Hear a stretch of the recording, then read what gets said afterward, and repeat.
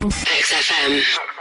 I'm looking forward, of course, to, I'm hoping it'll be Dennis Norden's Laughter File, Volume 7. Oh, 7? You're having a laugh. 27? It used to be It'll Be Alright on the Night, but I think they've changed the name to Dennis Norden's Laughter File to Fullness. It's great, though, isn't it? Because he comes... You're one of those people. This is something we call doorstop. Yeah. And it's sort of like, just what? Yeah. And it's, doesn't he just go into the Director This General? is one called Let Sleeping Logs Die. Yeah. It's just, oh, God. But what I don't understand is why no one has said to him, or why hasn't he watched that TV? Why hasn't he, at Christmas, right, he's gone home with the family, he's gone, come on everyone, let's watch my show, and he's watched it. It's and Laughter File 27 with Dennis Norton. That's me. The family must have been faking laughter, and why is he not turning and gone, why did no one tell me then? Crap. Why doesn't he go to Greg Dyke and go, or whatever it's on? Well, it's ITV, isn't it? Yeah. What is it? Oh, what was that then? ITV Task, it's Paymasters, I don't know, they change every week, don't they? But That's why we don't work with them. Just watched me on that Laughter File 27. It's rubbish, isn't it? And they go, yeah. They go, well, why didn't you tell us? Well, we thought it would kill you, to be quite honest. But why didn't you let my son take over or something? Well, Dennis, he's 84. How old am I then? Well, we don't know. We've had you carbon dated, but it's off the scale. But why'd you let me carry that stupid file? Are you reading this now, Dennis? Oh, I can't remember what I got to say. Well, don't read it. Just speak normally. 2 coffees, please, waiter. No, this is what we call talking to the Director General. Stop it! But I can't wait for that. Yeah, and there is two. Can I just say one? Who's in the audience of Dennis Norton? Who's gone? Joan, I got 2 tickets for a Laughter File. I can't believe I laughed. I've been on the internet. Because they're always they're cracking up, the people on that show. I've never laughed once. Maybe it was an audience that they filmed in 1973, where it was the first time they saw a goalkeeper get hit in the balls or something, or Jackie Charlton or something, or a dog fall off a slide. Well, it's either old people who just can't remember, they've already seen those clips 1,000 times before, or or it's, I was always thinking of the people what's that show, Beale used to do, You've Been Framed. You've Been Framed. I think now what's happening is, while Lisa Riley's doing all the scripted jokes, there's just someone stood behind her, maybe just showing a picture of her, like nude, or in a bikini, or just pointing and just making jokes at her expense. Exactly, That's why they're laughing. He's lovely Lisa Riley off Emmerdale, of course. Fatty Riley. No, don't say it's not fat, it might be gland, you don't know. It could be gland. No, just stop it. You can't say that. I don't know, I've gone a bit crazy, I've just gone a bit wild. What if she's listening to this and she gets an eating disorder or something, or, you know, becomes bulimic, because she's probably at home binging now. I know. She's leaving out the vomit and she can't get her fat fingers in her mouth. XFM. I do want to trial this new film quiz we've got, because it's, I mean, I'm excited. I think it's the best competition we've come up with, to be quite honest. I mean, Karl, you agree, don't you? It's alright, yeah. Yeah, it's a film-based quiz. Right. We'll play you a clip from a classic film. I can tell you the film we're going to play. It's The Sixth Sense. Right. And there'll be a question afterwards, and you can win The Sixth Sense. On DVD? Yeah, not the ability to sort of tell when someone's behind you, but just the film. You know. Do you believe in sort of like extrasensory sort of perception and stuff, Karl? Ghosts and that? Yeah. Yeah. Of course you do. Not ghosts, no, the fact that people maybe can sense, you know, beings. There was a woman in on the Christian's breakfast show, right? Yeah. Blind woman. Right. Clairvoyant. Is that her name? Forgot. But she was a bit useless. She's a bit useless. I'm always worried about what's going to come out of Karl's I'm worried mouth. what you mean. What? Do you know what I mean? She's a bit rubbish at being a clairvoyant. Yeah. Right. I mean, I think if you're not that good at something, don't go on the radio and do it. Karl, you better leave. So, what, sorry. Well, she was saying, So what was the relevance of her being blind? What was that for? What did you say? I just thought it was a bit weird. I think she was using that because the fact that she can't see living people, but she can contact the dead ones. Yeah. I'm so sorry, this is XFM 104.9. Once again, Karl's opinions do not necessarily reflect those of any human being. Any other person alive today. Sorry, Karl, so how did she demonstrate her clairvoyance, and why was it not very convincing? She was sat in the chair you're at, right? And people called up and said... I sensed that. Weird. They called up and they said, right, can you have a word with me, Gran? Yeah. And she goes, yeah, she's dead, isn't she? And it's like, yeah. She goes, ooh, and everyone's like, ooh, she knows her stuff. It was 50-50 to be fair. Yeah, and especially with a Gran, because the person sounded about 35, so the chances are they haven't got a Gran anymore. Yeah. And it was just unless it's the fellas from Busted, because they, in the year 3000, they've only got to a great-great-granddaughter. and that's 1,000 years. So presumably, you know, they can live a lot longer. Yeah. I just wasn't convinced anyway. I don't want to diss her because, you know, she came in and she did her stuff, and if people believe in it, I'm not going to put it down, but it just was a little bit You odd. believe in it. You just think she didn't have the real power, as opposed to it being rubbish. No, whatever. But yeah, I don't know what we were talking about there. So we've got the film thing going. I don't know what we were talking about. Film. XFM. Now time for one of our regular features. Monkey news. Do the jingle. Oh, chimpanzee that monkey news. Right, what we're doing here is just giving you a bit of monkey news that's gone on, right? Where a monkey's been involved in it. Good little story in that. Yeah. Are you familiar with the one that went into space? The first sort of thing they ever sent up there before man did it and all that. You see, this is what annoys me with it really. Armstrong gets all the glory, but do you know who went up there before him? A monkey. Yeah. Yeah. Dog went up first. But what was the monkey called? I don't know. No, sure, okay. So it's not the most informed news bulletin. The dog was called Laika. Was it? Yeah, they couldn't get it back there. They sent it up there, did a few tests and stuff, and they couldn't get it back. They weren't prepared to bring the capsule back yet. Brilliant. We could all do that. So is that a good mission?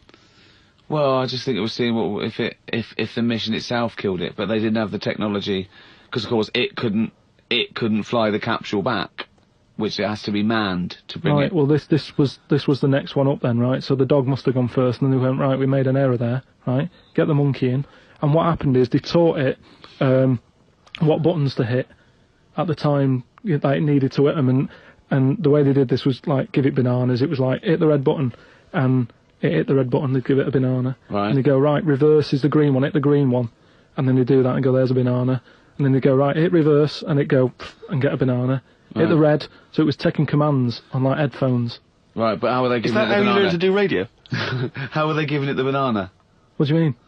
No, this is before it went. You wouldn't just go and put a monkey in it and go, there you go, get on with it. They'd sort of put him in one of them capsules that you get. Yeah. And they were on headphones. I don't believe this happened. Well, I'm telling you the story now. So the monkey I don't think they trained it to do anything. I think they sent it up there and he put electrodes coming out of it to see what it wasn't any of that. They did a thing like they do. Like they can with animals. If you give something, like a treat, you can teach it how to do it. It's just like a dog, isn't it? It's called Pavlovian conditioning. However, that was to see if it would salivate or go over to a particular corner, not if it could control a spacecraft. Next one up. It's the next one up. As far as the monkey's not sat there going, oh, I'm a bit under pressure here, it's a rocket. All that's knowing is, I'm getting a banana if I hit that button. That's all the monkey's thinking about. Right? They wouldn't put billions of space dollars. But how can they be sure that it's going to press the button at the right moment? Because it's got headphones on. They're telling it. It's not like you have now. It's not like willy-nilly. It's not just like pop it in there. Willy-nilly, who's that? What's to stop it from just hitting it any old time? Because it's a monkey and it's not a human. Because he's trained now. But anyway, he's trained. He's fully trained. Yeah. So what happened is anyway. Oh, this is absolute rubbish. They pop the monkey in there. Yeah. He's got his headphones on. They go in right. Hit the green one, and I think there's something there that a little banana comes out to keep the same. No, you're making this up. I'm not. It's the same. There's no way that they made a spacecraft that had a banana dispenser. Right, There's no way in this world that they made a spacecraft that could go into outer space, right? Manned by a monkey with a banana dispenser. So you're saying that it's easy to send something up to space, but you don't believe there's a little banana machine? Right, okay, so in your world, there's a monkey and it's been conditioned and there's a little monkey dispenser, monkey dispenser or a banana dispenser? Right, so it comes to the launch day, monkeys sat in there, everyone's ready, bananas are stocked up and all the rest of it. They go, right, hit the green button. Right, and the rocket goes off and what have you. No, they would not make the monkey launch the rocket. Karl, So- you are living in a cartoon world. So the rocket goes off, right? This is absolute bollocks. It's all going well. I mean, I don't know what you're going to... It's not going well. There's no way a monkey launched a rocket. There's no way a monkey launched a rocket, you idiot. It's all going on, so they go and hit the left button and it goes a little bit left. Left button! Right, Oh, so- well-known spacecraft command! This is Houston, hit the left button! Oh, brilliant! This is what happened in Apollo 13, hit the left button! So it, You are- it you goes are- left. Yeah, it goes left. So it goes left, and it's going away. Left! It I goes know. left! Yeah. No, the moon! So You're it going goes, right! It goes for the moon. Everything's going well. Right. They get up there, but it does whatever it does. It reverse. It comes back. Right. So then. You are, honestly, you are brain dead. So it's you are land- one of the most stupid people, that I would rather have the monkey drive listen. me home than you. So the thing is, so it lands back. Yeah. It does a good job and everything. It gets out. And this It's sick of bananas. This is where it turns a bit sad, because after it done that mission, right? Because it happened and it was all safe and everything. The next one would have been to send man. Right. So the monkey enjoyed it, and it was like, well, I want to do it again, right? But they were like, So how did they know that? How did they know it was... just the way it looked and what have you. It was like, Fuck off! Just the way it looked! So- You are a maniac. so the thing is though, right? So after it had done that, it was on such a high, right? Yeah. It could never get that high again. Turned to drugs. There was nothing that it could do. Went on tour, did it? It sort of ended up killing itself. Because it could never get that buzz that it Right, got. that was absolute bollocks. None of that is true, except they sent a monkey into space. And I'll check that out. Absolute drivel. So in your mind, it committed suicide. It went on a crazy bender, drinking drugs and women. And like then, it does happen. You and then hear it was about found it. in You a hear about motel it. room.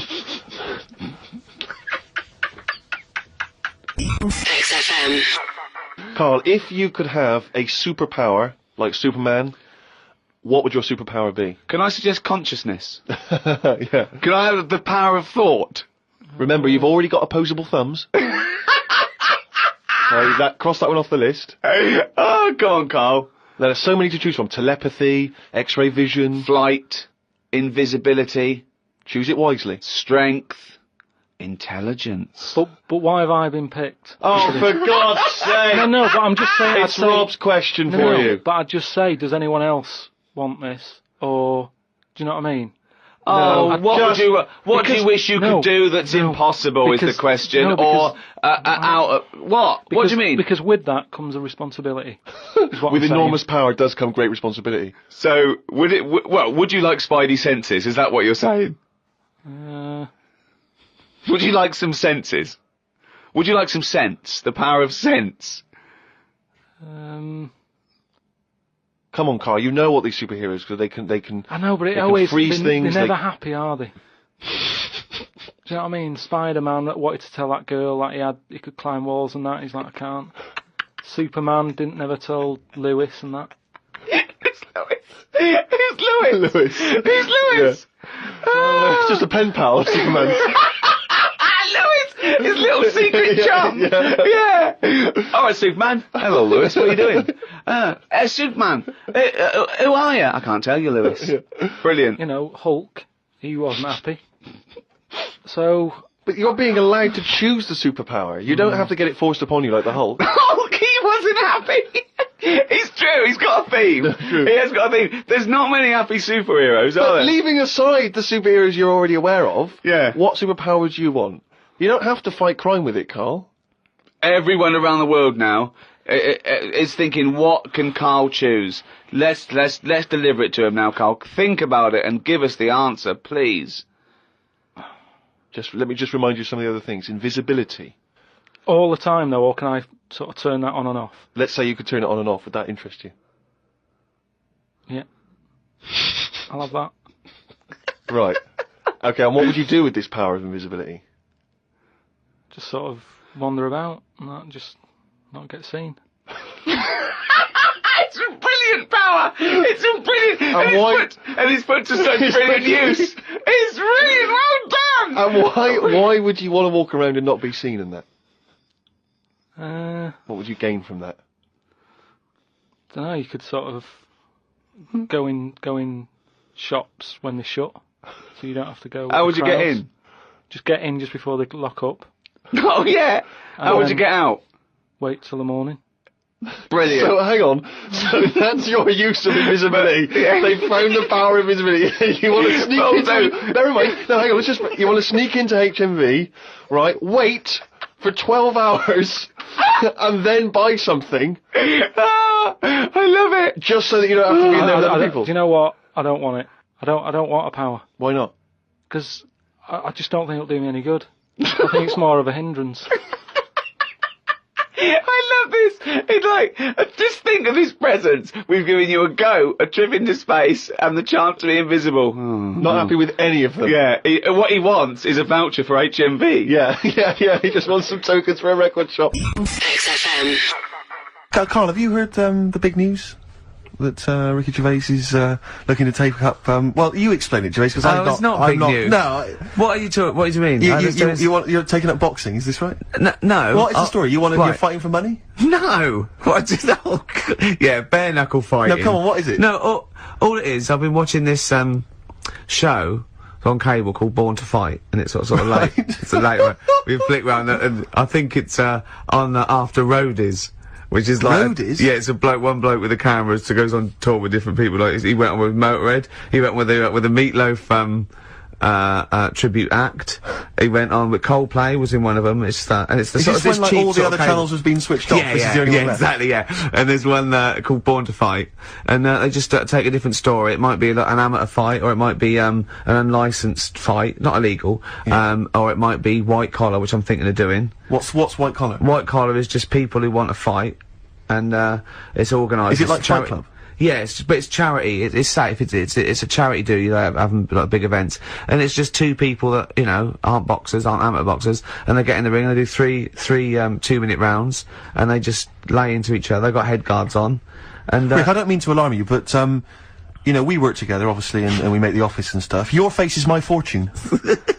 I can't have that must be a bit of a worry for you. It is. I'm not going to say. Well, your heart as well is also a concern. Yeah. And you're eating and stuff. But so, when I said I was going to get fit, you go, no, Gervais, you're only funny because you're fat. No, I agree. This is true, but I'm saying there's a difference between being fit. Yeah. And I would say, for instance, don't eat kind of cheese and bacon, on their own all day, or for breakfast. So what I'm saying is there's a difference between exercising and then having your face beaten in.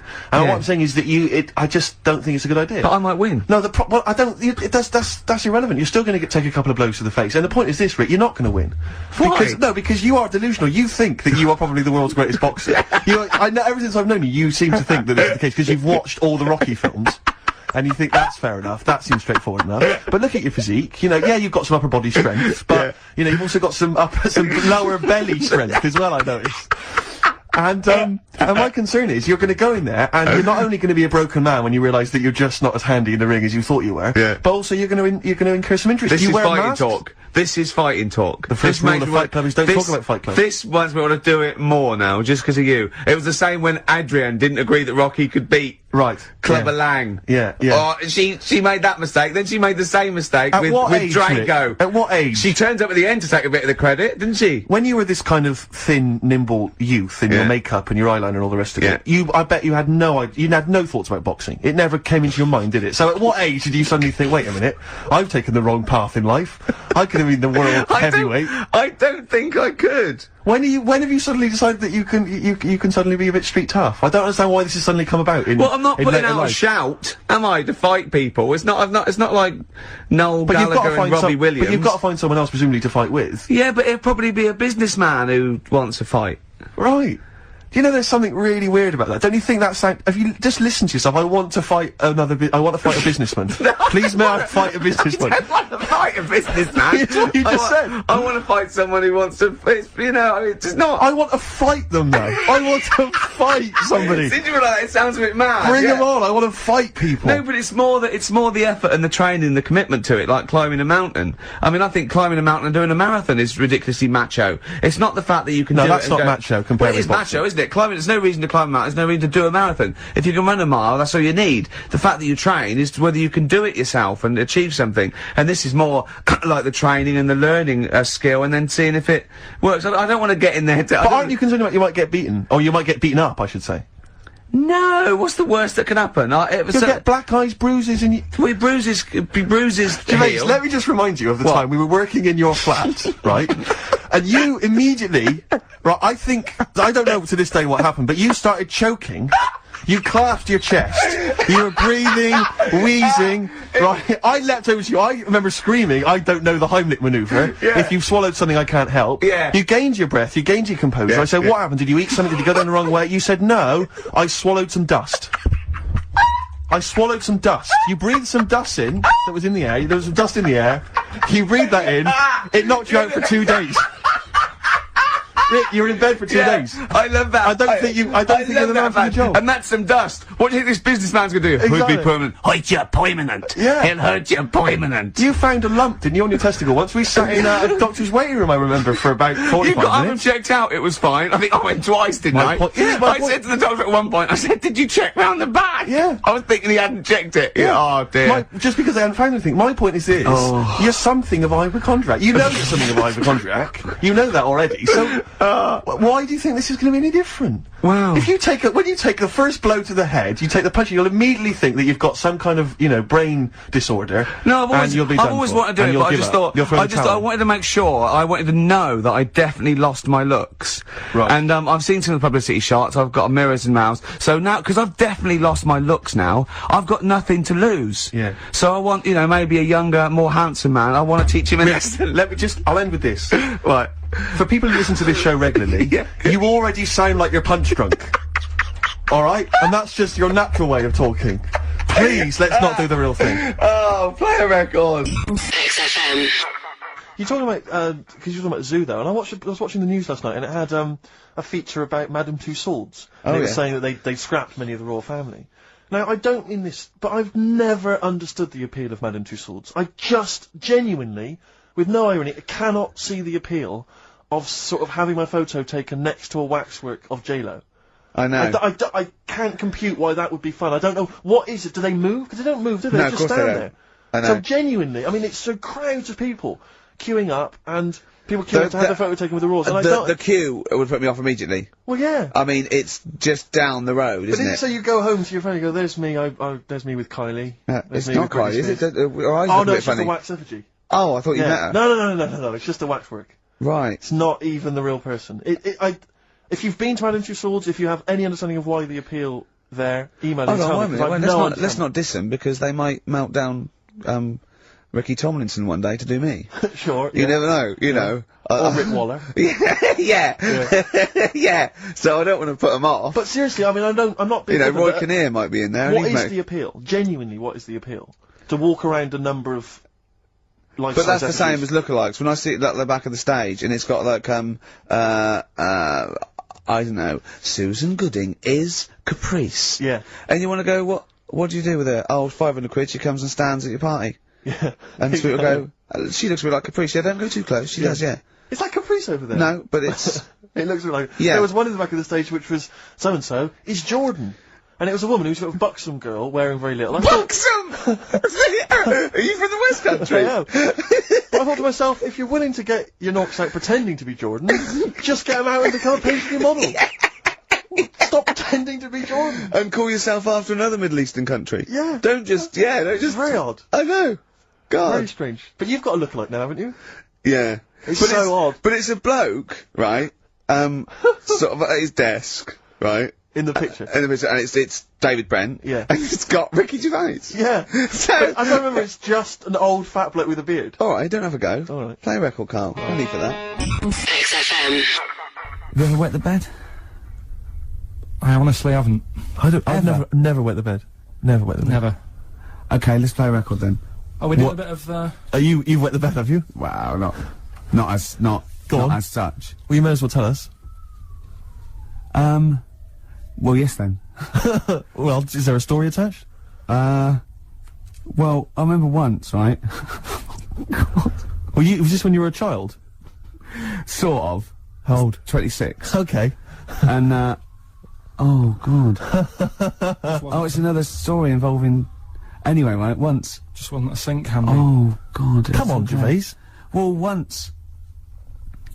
I went to, stay, went down to Brighton with, Jane for a party, her sister's party, and, we were staying at her parents' house, her parents were away, and, first of all, I got too drunk. I don't think I'd known him very long, might have been. And, I remember, it was a fancy dress party, and I didn't go to fancy dress, but I remember laying on the floor, trying to trip people over because I was so drunk. The sort of thing that's hilarious if you're drunk. Yeah, imagine Jane going, "No, that's my boyfriend. I'm so proud to all the family." And then we got a cab. I got a cab journey home to that I didn't remember, and apparently the cab driver going, "Is he all right?" Because I was going, "I'll be sick. I'll be sick." Jane, yeah, he's fine. Then I laid on the bathroom floor, and Jane timed it. It was 45 minutes. Me singing "Right by Your Side" by the Eurythmics. And then I went to bed, and apparently I got up in the middle of the night, walked round the bed, and just thought the bed was a toilet. And Jane said, "Ricky!"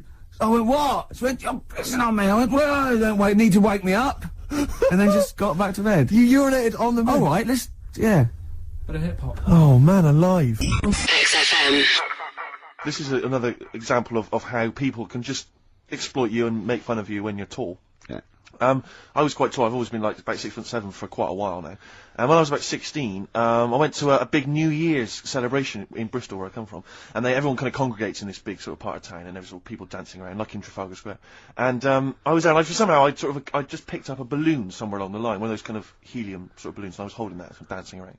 And these two girls came up to me, and I was thinking, yeah, okay, you know, it's New Year's Eve, brilliant, you know, that's my kind of party. Yeah. And they came out, and they went, "Hey." Once a year. And they said, "You gonna be here for long?" And I went, "Well, maybe." And they said, "It's just that we've arranged to meet back at you in about an hour." I went, "What do you mean?" I went, "Well, it's just because we can see you wherever you are. Don't worry, you can move around and stuff. We'll see you with the balloon. Just arranged to meet some friends." I love that. A landmark. So, like, As pilots use that. Oh, we're just coming in. When we see Steve Merchant, we'll be descending to Bristol Temple Mead. What's really funny is New Year's Eve, Trafalgar Square, you got a huge column, but they use Steve as like the meeting point. Steve's got a huge column. Brilliant, Rick. Well done. Award-winning comedy from Ricky Gervais. XFM. Like I say, the man with the frisbee. What happens if he had a mate who said, "It's rubbish that"? He wouldn't have done it.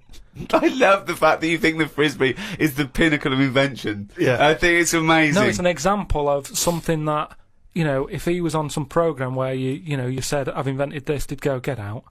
They wouldn't give him time of day to say, "Right, I've made this thing, it's out of plastic." You throw it about.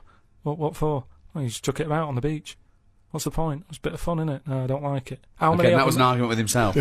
No, but do you know what I mean? It's a popular little thing, and I'm just saying it's easy to put ideas down. But you've never even come up with an idea as good as the frisbee, and that's saying something. I came up with a clippable mat that goes on a cup, and it's a good little thing. I haven't followed it through yet. A what? A clippable mat. What's a clippable mat? What does that involve? Clippable mat, like you stick on a cup, so you can put your cup down on a table without having to go, "Oh, where's that mat?" It's clipped to the cup all the time, and you put the cup down wherever you want because it's got a mat on it. I think I've seen that. But why does it have to be clipped to it? Why couldn't it just be built into the cup? Because, So it clips onto, you got to have special cups, it doesn't clip onto every cup? No, but just the same way that every sauce is different. You don't say, "Oh, I'm sick of this sauce," it doesn't fit a mug. You use the sauce of that, I mean, I don't use sauces. Just don't buy that sort of But isn't a saucer what you're talking about? Kind of, yeah, but it's clippable. But why is the clippability so important to you?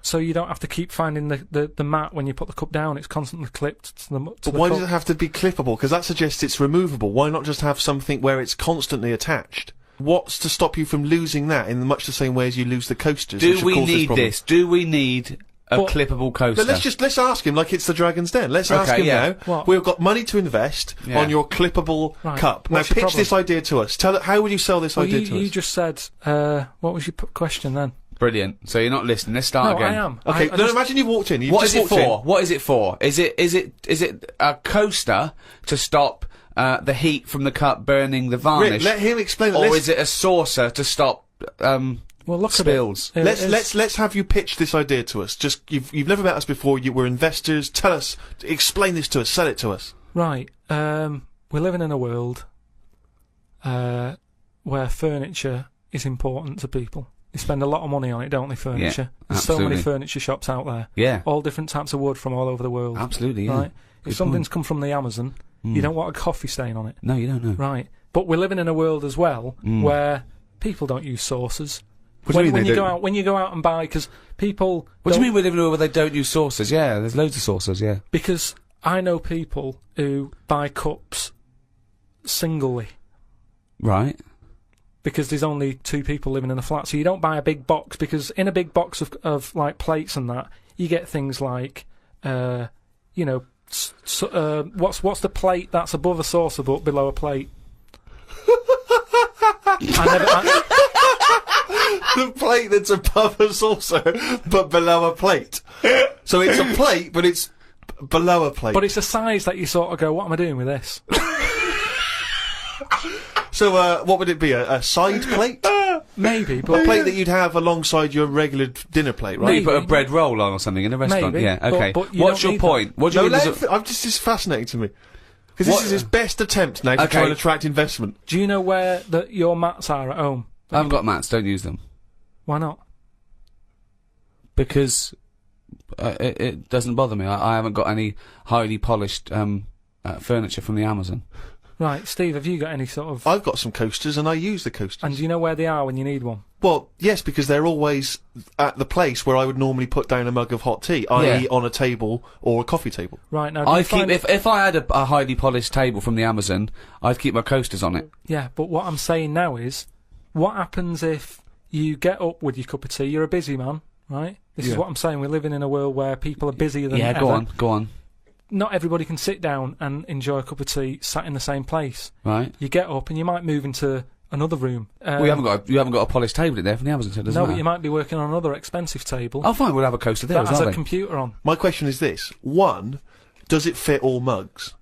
Or do I have to buy a special mug to have this special bit attached? We can work it whatever way you want. We can either look at the standard size mug and say, let's appeal to everyone, or we can get in touch with some mug company. How is it clipped? Just like little plastic clips that clip onto it. Yeah. And then you clip it off and you clean it. They're dishwasher proof, by the way. They don't need that at all. But why can't you just make a mug that has something built in the base of the mug to prevent it from making the mark? No, I don't need it's only that. the heat that makes the mark, isn't it, really? I just want to say now, that's a pointless idea, and I'm out. Right, but what about the idea that you've just suggested then, with the mug, with the saucer built in? Yeah. What about, will we do that together? But that's not your idea, that's my idea. Yeah, but without my idea, you wouldn't have had that. Well, but that's absurd. We're having a conversation, I've come up with an idea, now I've got the money. I've got the money, and I'm going to go off with that idea. Yeah, you haven't painted it anyway, and it's a rubbish idea, and you couldn't It's not rubbish, because I've just thought as well, that'll be good for putting biscuits on the side as well. Okay, and that means we can get rid of that plate that I don't know By what the to way, do with. now this is broadcast, you can never patent this idea because it's out in public domain. Rick, why don't we see if there's anyone out there who's willing to invest in this idea? Are you a mug manufacturer? Are you a mug designer? Are you someone who's got any interest whatsoever in this idea? Do you think it's a saleable idea? And more importantly, would it be not great to have a picture of Karl's face on the mat? Because it's perfectly round. Perfectly round. As well, and you'd scold him every time you, So there'd be a certain satisfaction in that. Yeah, well, if Peter Jones is listening, or that Ballantyne fella, or, what's his name? Any of the big investors on that show, or indeed any investors anywhere, podcast@rickygervais.com. Get in touch. Tell us how we can move forward with this brilliant new idea. Pathetic. XFM. You are so ungrateful. It's not that, it's just that, you know, when it's good when you're a kid, isn't it? Christmas is all about, like, your presents. What did you want when you were a kid? What's your best present you ever had? There's a few things. I mean, one that I always remember one Christmas, right? It was the year when computers first came out. Right. And there was one called the Sinclair Spectrum that I wanted, right? What year are we talking? 80? Must be 80, 83, 84, right, yeah. And, anyway, I think my mum and dad's got me one. It's under the tree in a big box. I'm thinking, yeah, that's about right. Yeah. About the size of a computer. Brilliant. Anyway, Christmas Day comes, I couldn't sleep and all that, excited like you are as a kid. Yeah. Get up, open it. It's not the one I wanted, right? Really? It's not the Spectrum, it was a ZX81. Okay. Right? So I thought, well, I've best not show that I'm disappointed in that. Even as a kid you have sort of, that thing of You saying, lost that, now you say, oh, it's not what I wanted, Suzanne, but go on. Yeah, but so I sort of, pretended I liked it and that. I thought, oh, just play some games on it, I'll just get on with it, right? Anyway, I try and load... Even as a kid he had the weight of the world. I know. His parents have saved up for it. Look at his frown lines. Look, he's frowned since he was about 4. Yeah. Look at those lines. Right. So, yeah, but this is why. You'll understand in a minute when I tell you the end of this story. Go on. So, I load up a computer game, which used to take about 10 minutes. Was it on cassette? Oh, yeah. Yeah, it sounds like a fax machine, doesn't it? Yeah. Right? Anyway, it wouldn't load. I was thinking, what's up with this? Is it broke? Right? And I kept trying it, and my dad sort of... my mum used to get up early to open the presents with me. My dad got up at about midday, he couldn't be bothered. Right? Anyway, he comes down, I'm so telling. This is the picture he paints is so heartbreaking. Like Alan Bennett or something. Or Dickens. Yeah, or some of those kind of 60s back, like Kathy Come Home, sort of, really distinct dramas. So anyway, so I'm there, right, frown growing and that. Yeah. Trying to read this book, thinking, why isn't it working? So my dad has a look, and he goes, oh, you're missing a bit. I said, what? He goes, you need a RAM pack, right? Which is a bit that you put in the back of it that gives it extra memory. Yeah. So I'm like, what do you need one of them. I'm like, what do you mean? It's Christmas Day, right? And we're talking about the days when, like, Tandy wasn't open. It wasn't open for days. Yeah. Do you know what I mean? It's like now, by lunchtime Christmas Day, everything's open again. Right? Then, you had to wait about 2 weeks. Everyone, like, had a big holiday and everything. Yeah. So I'm like, oh, God. I actually started to be sick, right, with frustration. Oh, no! What? How old were you? Do you know what? How old were you? Well, like I say, I don't know, it must have been about 8 or something. Oh. But that thing of like, what, it's Christmas Day and I can't play with it, and I had to wait for like 2 weeks and what have you, sat over the kitchen sink sort of going, stressing out. Hated it, it was a rubbish Christmas. Wow. I love the idea of you going, Stress, isn't it? What did your dad say? He just sort of said, look, calm down, we'll get you one when the shop's open. And it's like, yeah, but 2 weeks, isn't it? I have never heard anyone being sick from stress. Oh, poor little kid, just so stressed. XFM. Karl was too shy to obviously ever do this for real, but we thought that end the run of this with things that Karl hates. Yeah, we know the thing he likes. We know that. So Karl, okay. We should just point out that we've been inspired by the TV show Room 101. We didn't come up with this ourselves. Yeah, we did. This is Room 102.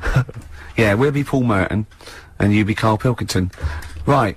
You could chance to banish to Room 101 all those things that you dislike. They're never to be seen again. Will you please welcome Karl Pilkington?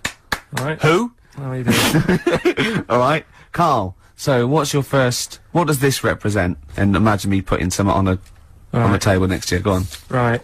Well, first of all, right, it's dead hard to come up with like 5 things that drive you up the wall. Okay. Right. It's not easy because there's so many things. Yeah.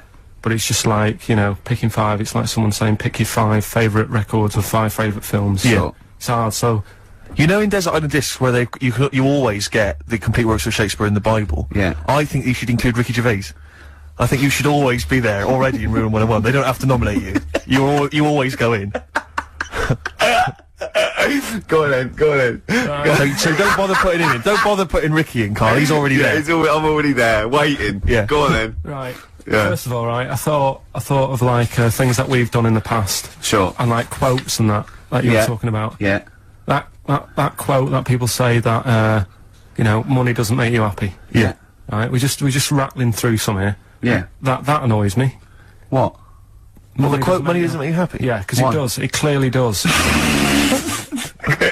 Right. Without it, life's pretty dull, isn't it? Yeah. Good. Right, so, okay. so that's like a little short thing, and you know, then that sort of makes you think about people with money. There was a programme on in the week, I don't know if you saw it, Steve, the one Posh Loaded. That was brilliant, wasn't it? That was a great show. So annoying. Oh, yeah. There was a girl on there, right, who's from a rich family and that, and, you know, it's not her fault she's from a rich family.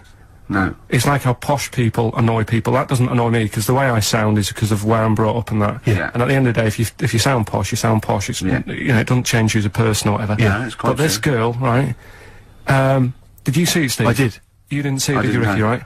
This girl goes shopping, she buys like 4 t-shirts and a crappy little handbag. Yeah. Spends about 1,300 quid. And she's just wasting it going, you know, the woman's saying, oh, you'll love these, you know, they're really in fashion. She said, oh, whatever, I'll probably only wear them once anyway. And it's just, that sort of thing annoys me. Yeah. You know, people with money, you know, who have grafted for it are good. But like, you know, people who just get money given to them from the rich parents trying to make the wall. There was another point, right, where she's in a shoe shop, right, and she's like got these big boots and stuff. But part of the problem is, right, she's quite odd looking and that, right? But she's got a lot of money, so she makes herself look half decent. Yeah. Problem is, she's got fat ankles. She's got what? Fat ankles. Right.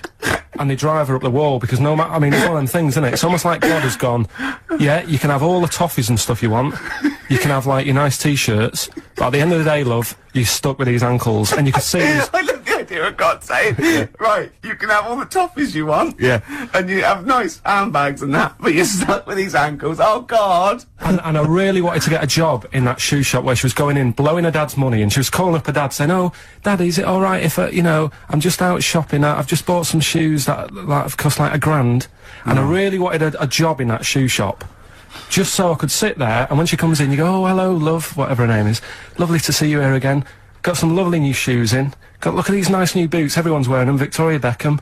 And, you know, all the it girls are wearing them. Yeah, try them on. Oh, you can't, because your ankles are so fat. You can't get into these. Never mind, here's some boots. She really annoyed me. And I'm not a nasty person. You're not. She brought it out of me. Carl, I'm worried, though, this idea of you getting a job in a shoe shop, I'm not sure you're qualified. I like all that's way round it. That some people go, oh, I'd like her to lose all her money or something. He'd like to actually bother go through getting the job in the shop. Yeah. And then just wait in there. You'd be too busy mucking around outside on some kind of trolley stuck in a little lake. Yeah. But interestingly, in that show, I was watching that show, and at one point, you mentioned that her fat heels or her fat ankles. Yeah. She said, I'd like to have various changes to my body, you know, plastic surgery. I'd like to do this to my face and da-da-da-da.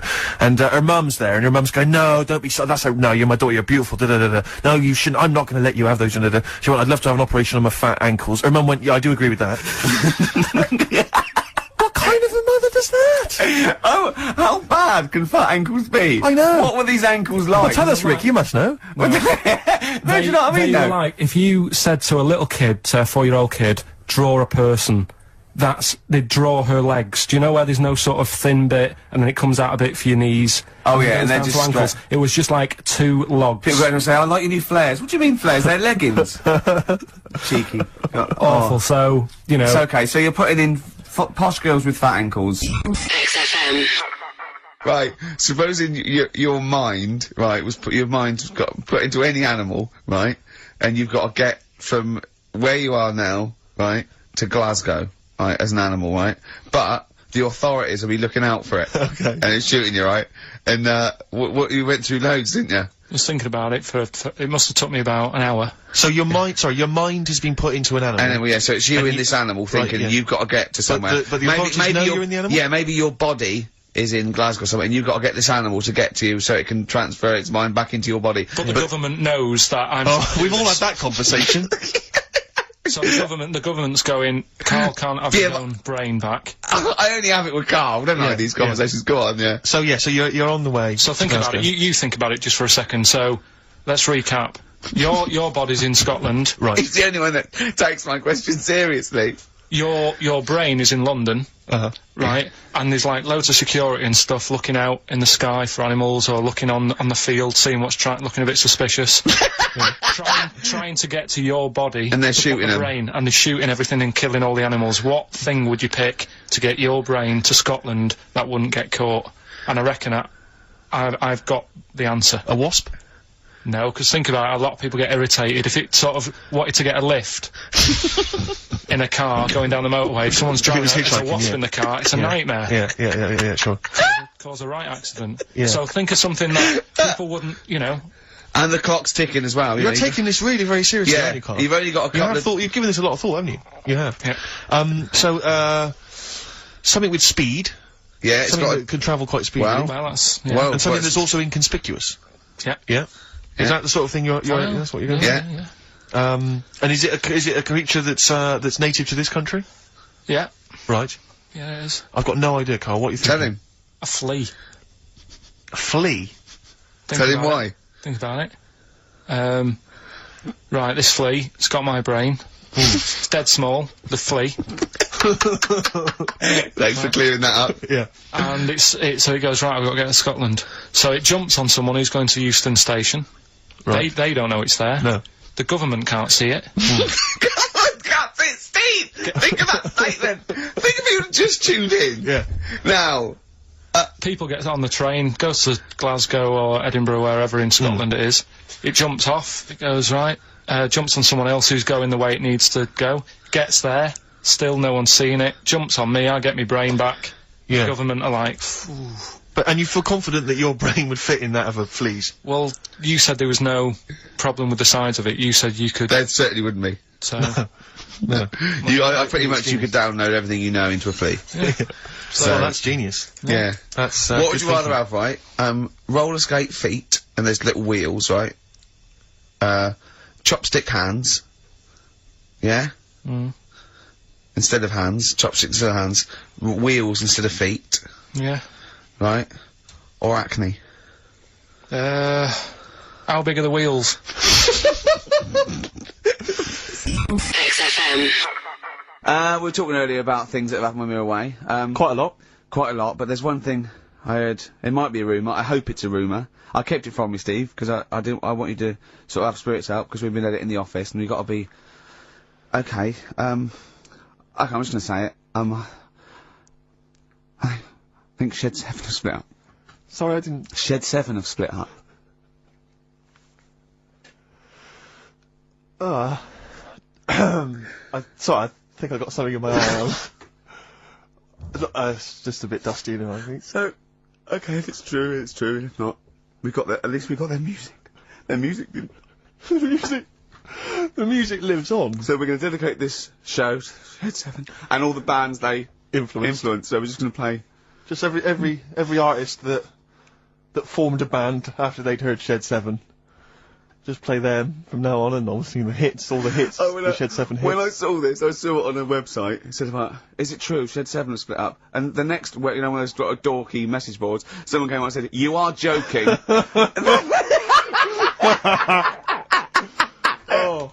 Oh dear, what else has I happened? just pray that it is just a rumour. It's just a rumour, yeah. Then get in touch. Just call in if it's true. Well, no, call in yourself. Well, Monday. if Shed's listening, Yeah. and he's not busy, he's got Mondays off now. Call in and say what was the split all about? XFM. I'm wondering if you're turning into my dad, because he bought my mum a bracelet. He won't mind me talking about this because he said you'll probably talk about this on the radio, and you're right, Dad. I am talking about it. He bought my mum a little gold bracelet. Lovely gift. You know, it was a lovely thing. And she opened it. She loved it, and everyone thought, what a great gift, lovely gift. He wouldn't stop talking about it. He wouldn't stop talking about the gift he bought. He kept on grabbing my mum's arm and showing it to people. Look at that. Look at the gleam on that. The gleam! See, look at the shine on that. Look at the gleam there. Look at that. Gleam! And do you know what he said? He said the great thing about that's pure gold. He went, it's an investment. That's an investment there. It's gold, you know, it's always worth something I gold. love that when people get a gift and it goes an investment. I love it. But what, not only does it sort of take away any of the romanticism of it, but it was the way he constantly was talking about how great a gift it was I'll that tell he you what, bought. I haven't heard the word gleam for It's 30 funny. years. Look at the gleam on that. The gleam! Look at that, look at the sparkle on that, and look at that, and it looks like rope. That's what he kept saying, it looks like rope. It looks like gold rope. And he just, and I know, I heard it, he disappeared, we were opening gifts, he went disappear, I could hear him in the kitchen going, thinking about that's pure gold, that, Elaine, that's pure gold. I might melt that down. Yeah. John, next door neighbour, John, look at that! Look at the shine on that! That's great! That's brilliant though! But it's just, it doesn't sort of undermine the gift a bit if you keep on droning on about how great it is. If people enjoy giving, that's nice, isn't it? And you got to, you know, what did your mum say? She loved She it. couldn't get a word in edgeways. That's a step up from a jar of coffee though, isn't it? It is a step up, yeah. That's good. XFM. Let's do a couple of openings. You do it. Well, you better say something. Okay. Well, I think you should say, welcome to Ricky Gervais show on, or whatever, podcast. I'm not on this, am I? Yeah. What am I doing here? Well, just saying hello. Hello? No! Let us do the introductions. We're doing 2 introductions in the 2 shows. Fuck me. XFM. I just think, you know, we want to lift off the show straight away into the stratosphere. Yeah. And the best way to do that, it seemed to me, was to resurrect a game we used to play when we first began the show in old XFM days. Do you remember the game? Do you remember the game Make Ricky Gervais Rub me hard. Rub you hard? No. No, that was only in the pilot. We never actually did that on live. Okay, right. No, it was the game Make Ricky Gervais Laugh. Oh, I remember, And we used to get people, Karl, you probably didn't hear it, we used to get people to sort of send in pictures and jokes and stuff, and if I could make Ricky laugh on air with those He won a particular toffee. things, then they won a gift of some kind. Yeah. Anyway, a lot of emails actually saying people love your laugh, Rick. So in a sense, we're giving the public what they want. They must be taking the mickey. But this is a picture I found in today's copy of The Sun, so if you're listening at home and you want to know what the picture looks like, rush out and buy a copy, only 40p. Yeah. And, Are we sponsored by The Sun? We do White Van Man. Exactly. It amused me straight away, this, because bear in mind, Right. it is one of the world's biggest rock stars. Okay. Just check out the face.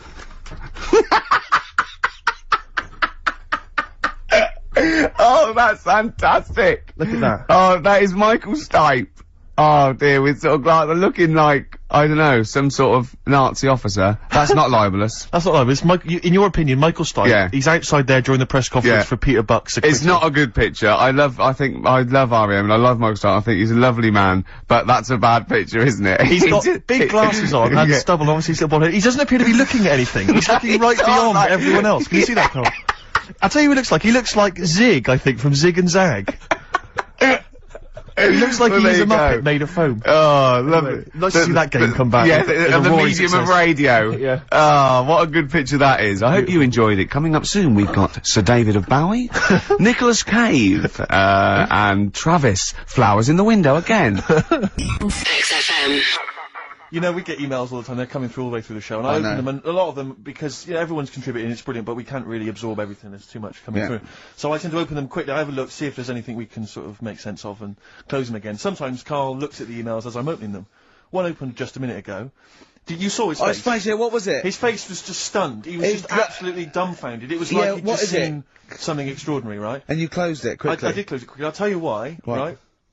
Always got to bear in mind how Karl's mind works. All he saw was the name of the band that this email was promoting. So all he saw, all Karl saw, and you can imagine how excited he was all he saw was Half Man, Half Biscuit.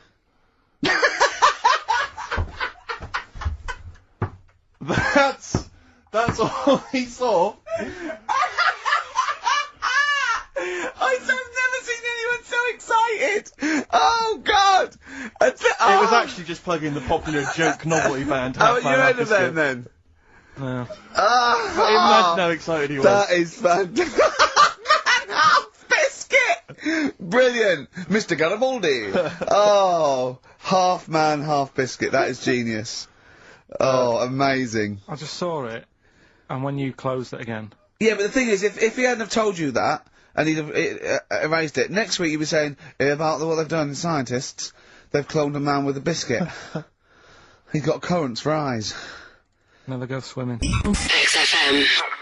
Can I just say something now, before we do Rockbusters? A lot of people sort of, they come up to me, they say, Steve, we like the show. When are you going to get rid of Rockbusters? It brings it down. I'm not joking. I'm not joking. There is lots of people. Come on, let Karl speak. Come off it. Come off it. What? I know people who say, you're never going to stop that, are you? So, one of us is lying again. Well, not really. You know, I'm talking about people who've listened to the show. You're talking about Suzanne.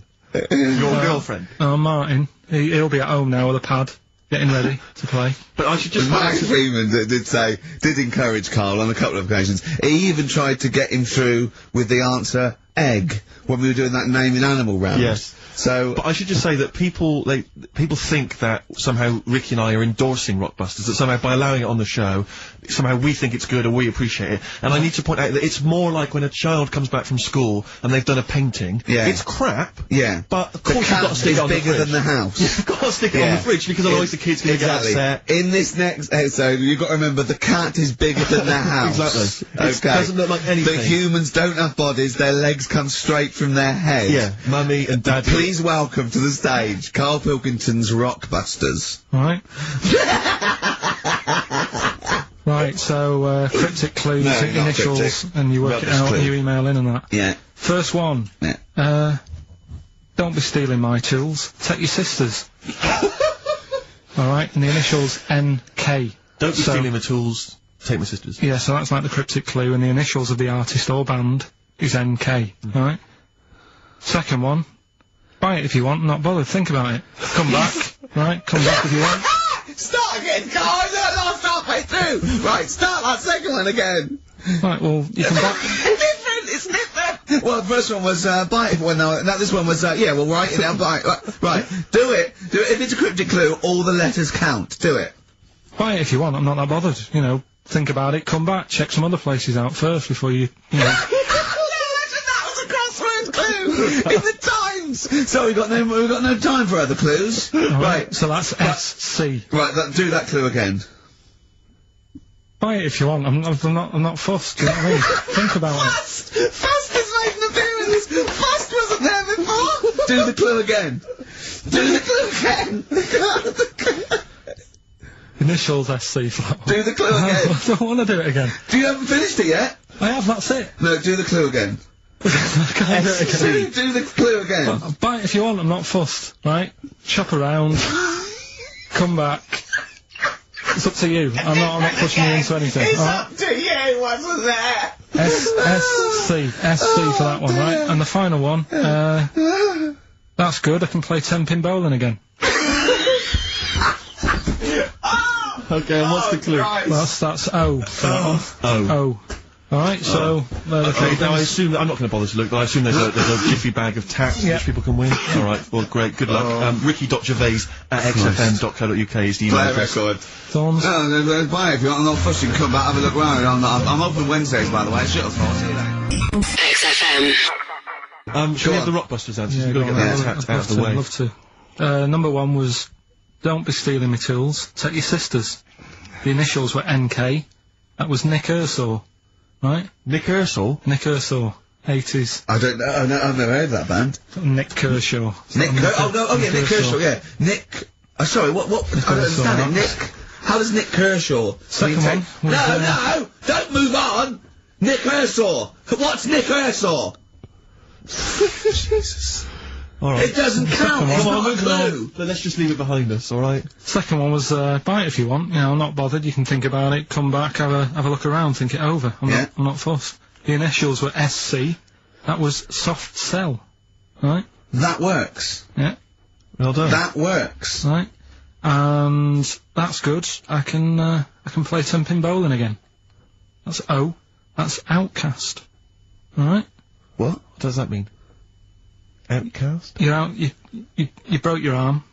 Right? Got the cast that's off ridiculous. That's ludicrous. I mean, that's ridiculous. You broke your arm, you were in a cast, you got rid of the cast, you're outcast. Did anyone get that? Yeah.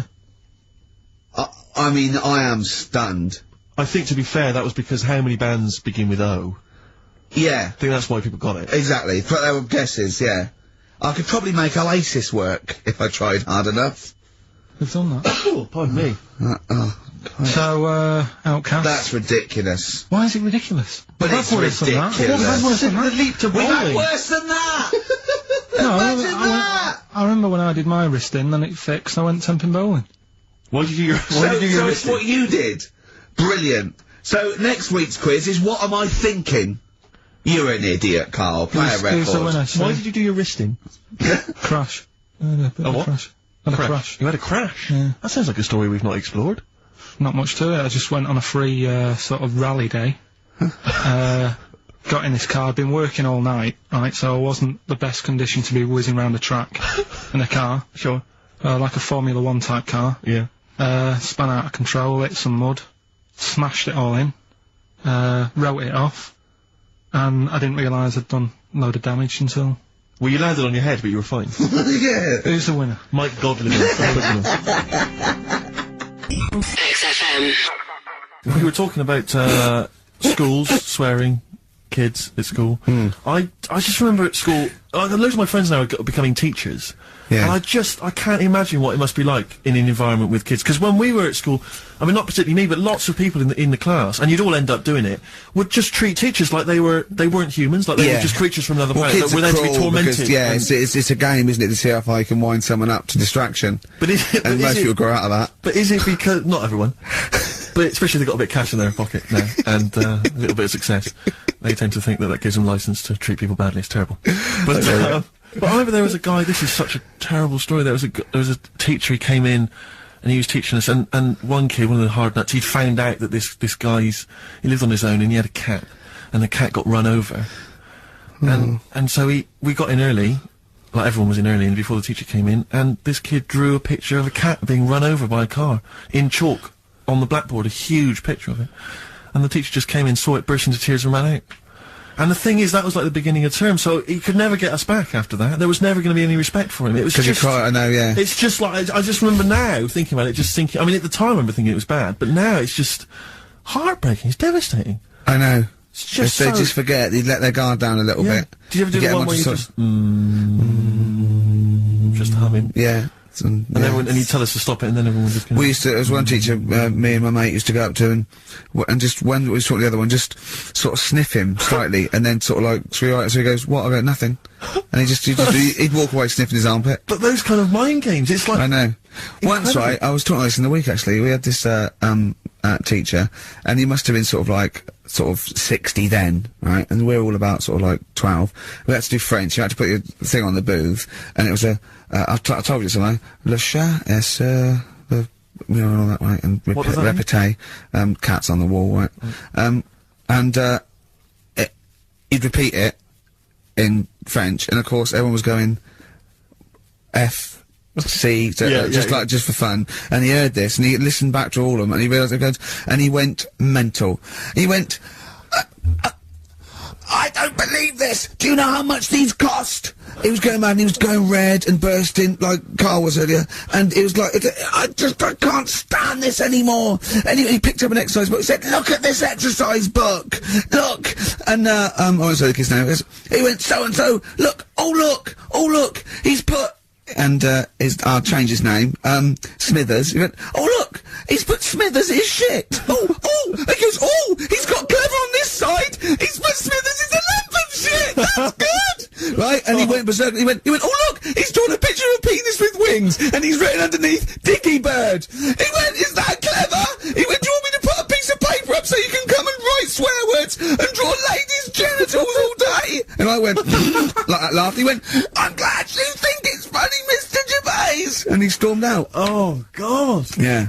And did he ever come back? No, but we put the bit of paper up for him and said, look what we've done, you sir. That's a fanny. Yeah. There's some knobs. Yeah. Was it biology? No, it was French. Oh, French, of course. Yeah. Oh, that's right. I just remember things like games like, there was some cupboards at the back of I think the maths class, and one kid just got in the cupboard before the teacher came, and then sat in there for like, 45 minutes, and just towards the end of the thing just came out. Brilliant. Just came out and just went, oh, and sat down. And just things like that, which just kind of, it's not, I don't know what it is, or I don't know what, it's just an utter lack of respect. I played a trick like that once in my first year at college. This is pathetic, right? We're on a hall of residence, right?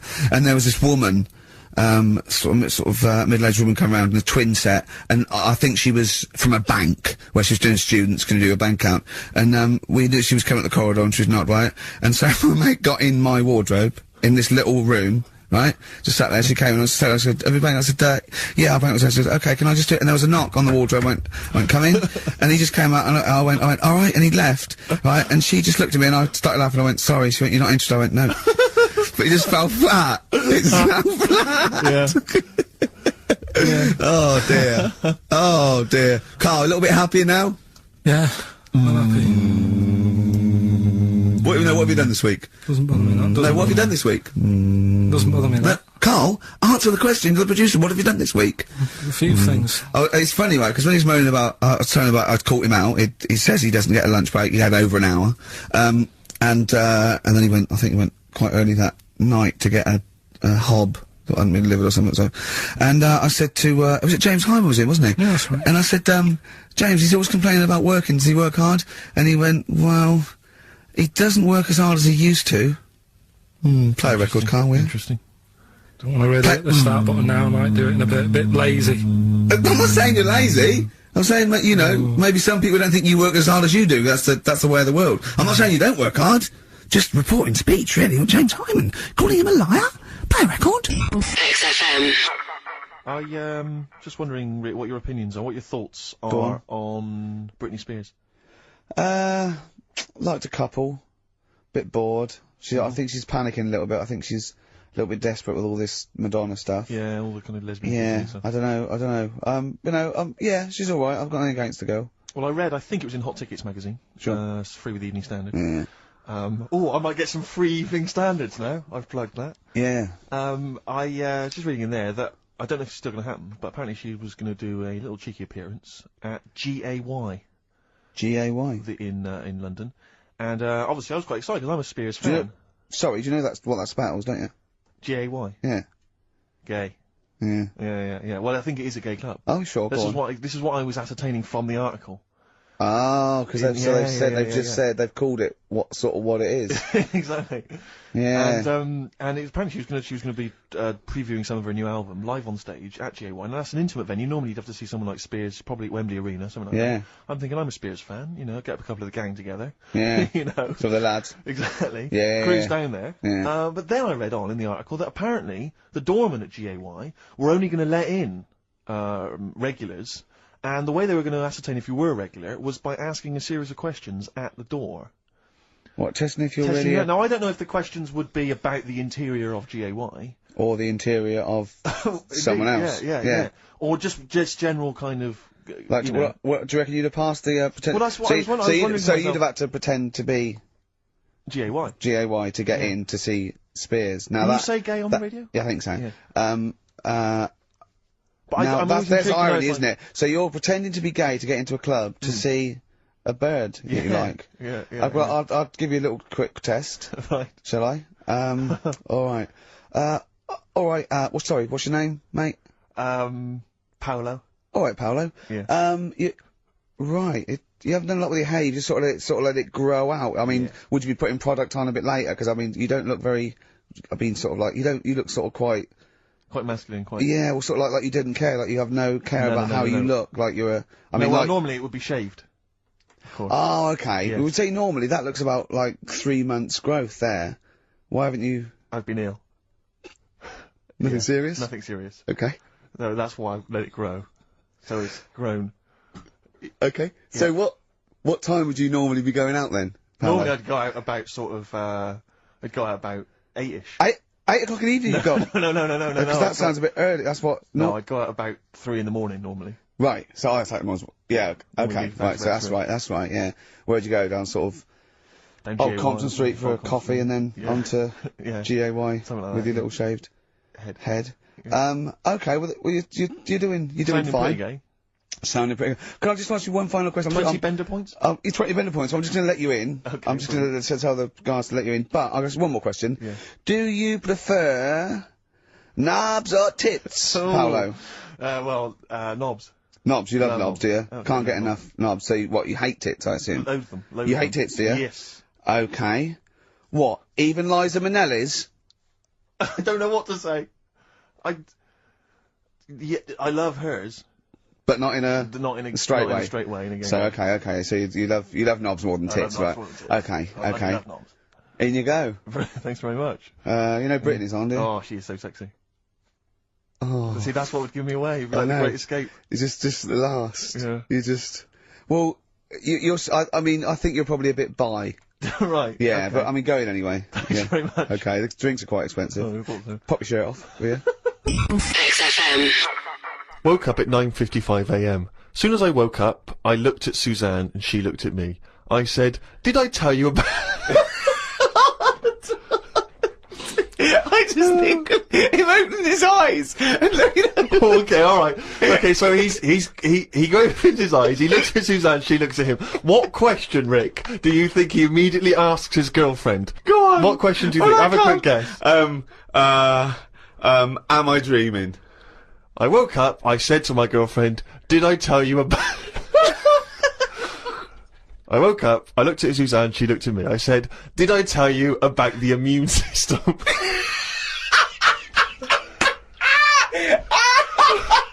Did I tell you about the immune system?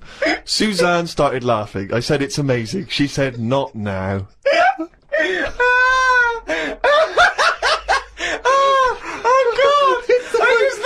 Springing into action, he zips up, his eyes are like... Did I tell you about the immune system? Oh, shut up, Karl. Put the kettle on. Oh, God! Oh, fucking hell! XFM. Talking about little gay fellas and that. Yeah. Northern Line, beach, underground tube thing. Not the boy band. Right. Yeah. Apparently, on a Saturday night, late, I don't know what that is. What time late is in the sort of gay community. as we've discussed before. Yeah. But apparently, the last carriage on the Northern Line, they all get in there. What do you mean they all get in there? They sort of take over the last carriage of the Northern Line on a Saturday night, Right. and it's like the gay carriage. Right. And what exactly do? They just travel about on the Northern Line? No, just have a chat and that, and like just Stick on the communards. How do you know? Someone told me. See, this, I mean, I'm glad you've informed me, because it wouldn't bother me, but I feel I should be told about these things, because I'm likely to stumble onto that carriage by mistake, and it's not that it'd be a problem, it's just I might feel a little uncomfortable if there's a lot of people in, you know, the black, the black leather gear and the moustaches, the hats. I mean, to be quite honest, they'd be annoyed. Of course. Because they'd be expecting something a little bit, you know. What do you mean? Well. They're good looking, most of them. Sure. No, they are good-looking fellas, though, aren't they? What do you mean? What do you mean? They're just a lot of the gay, you know, they look after themselves and that and look good. Keep themselves. Some of them work out, yeah. You see, this is the problem I have, because there's a lot of areas in London and elsewhere in the country where there's a sort of, you know, it's a gay thing, you know, it's a gay public toilet, or I don't mean it's gay public, it's not like a legal thing. You mean it's a cottage? But it's a cottage, whatever. I mean, I remember being, in Bristol once doing some... If you're confused when I said it's a cottage, that's a term for where gay people go in toilets to sort of meet and greet each other. Well, shake hands. I was at the public library in Bristol once doing some studies from a sixth form, and I think the toilet was closed in the library. I was dying for the toilet, and I popped out and there was a public toilet behind the library. I thought, I can't believe my luck. Dashed down there, it was about 6-ish in the evening, I was working late, I was studying hard. I went in there, and I swear to God, I saw two fellas. With the... Is that unusual? Or? Well, no, they were up to some hijinks. What they sort of like... Do you know the thing that struck me? What? One of them had bright red underpants. What do you mean? They were actually doing, you know, they were having some kind of, you know, they were having relations.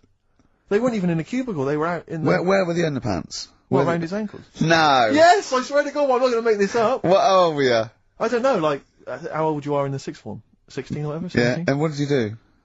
Well, I actually said... you just joined in? What else did you do? You might as well. I actually swore, I said, oh, F me. And then I went, oh, no, don't. No, I did, I swear to God. I did. I went, oh, F me. No, don't. Because I was panicked. And I ran out. And as I was walking out, a guy was coming in, I went, oh, hang on, mate. And then I thought, I better not tell him. I'll let him find out for himself. He might be going there to join in. He might have got a call. Come down. We're going crazy on each other's ass. Come down. It's conspiracy of Bristol. But what conspiracy. What annoyed me my was... lover. Want a bit of cart? What angered me, Rick, was the fact that I wasn't notified, that there was not... I didn't know there was no sign. And afterwards, I spoke to other people about it, and they said, oh, it's a famous gay haunt.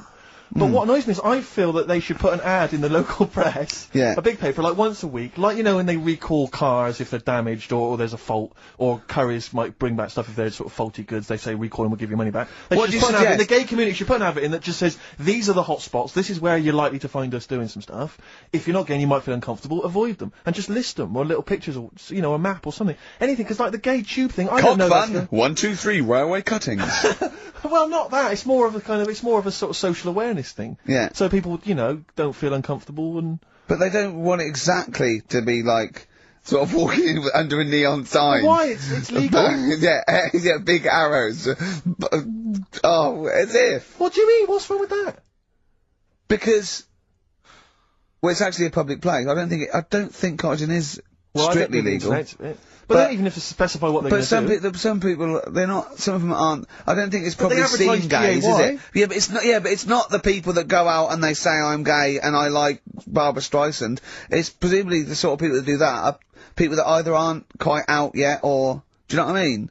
Or they're doing having a quick run away to their wife and kids. Yeah. I don't know, I don't know completely how it works, but I'm sure there probably isn't a place like, free bumming here tonight. No, there is kind of. What? Because I was walking home one night through Soho, right? Just because that's the way I have to go, not because you know what I mean?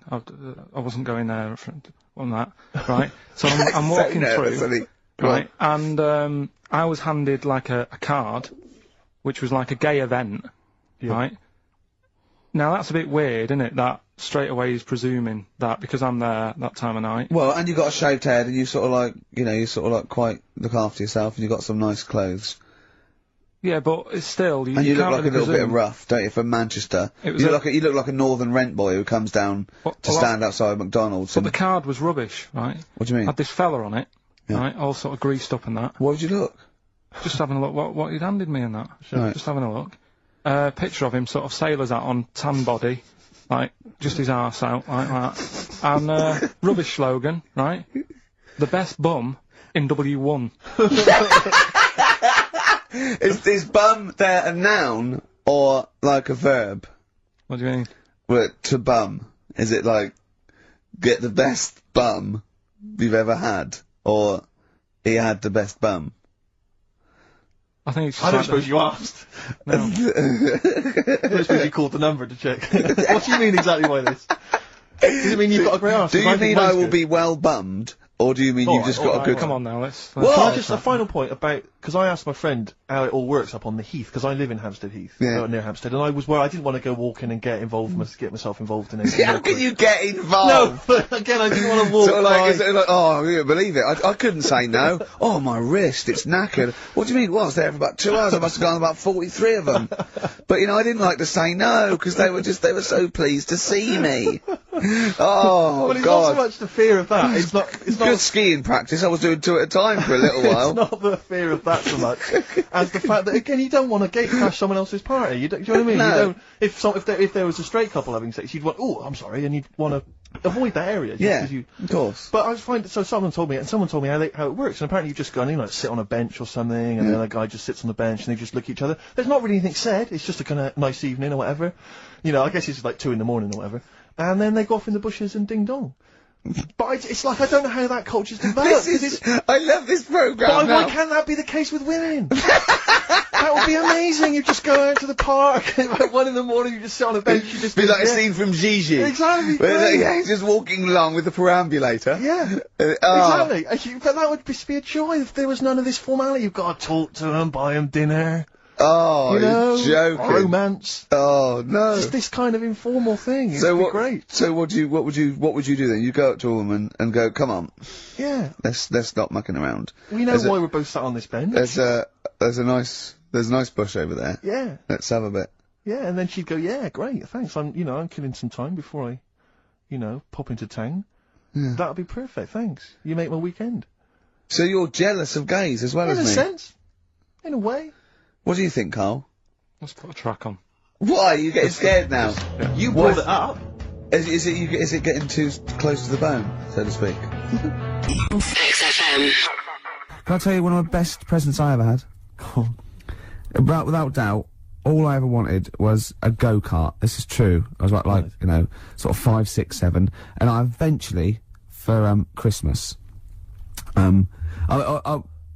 I wasn't sort of spoiled in the sense that I got pocket money, but I always got what I wanted at Christmas eventually, because working class mothers, they'd get it out the catalogue and pay for it for the rest of the year. So I always got. I'd really, as many presents as anyone else. And I got this go-kart. It was a little red go-kart, and it was a pedal one. And I'd run home from school, and I'd be in it, and I'd get down the garden for hours. I'd have to come in for my tea, and this was fantastic. And this went on for like weeks and weeks and went through the summer. The next time, it was just, it was fantastic go-kart. I'd show off. And then one day I came home, and I went, it was always at the back of the shed, sort of up against the shed. And I went in, I couldn't see it. And so I went to the back door, my mum was sort of like washing up with that, and I went, where's my go-kart? I thought it hasn't been nicked. She went, your dad swapped it. Your dad swapped it? Yeah. I went, he what? And I was going to be brave, and I went, he what? She went, he swapped it for a wheelbarrow. And I could see she didn't approve of this, and she was thinking, I'm going to tell him, and then I'm going to, have this out. And I went, right. She went, it's your wheelbarrow. And I went to the back of the shed, and there was this wheelbarrow.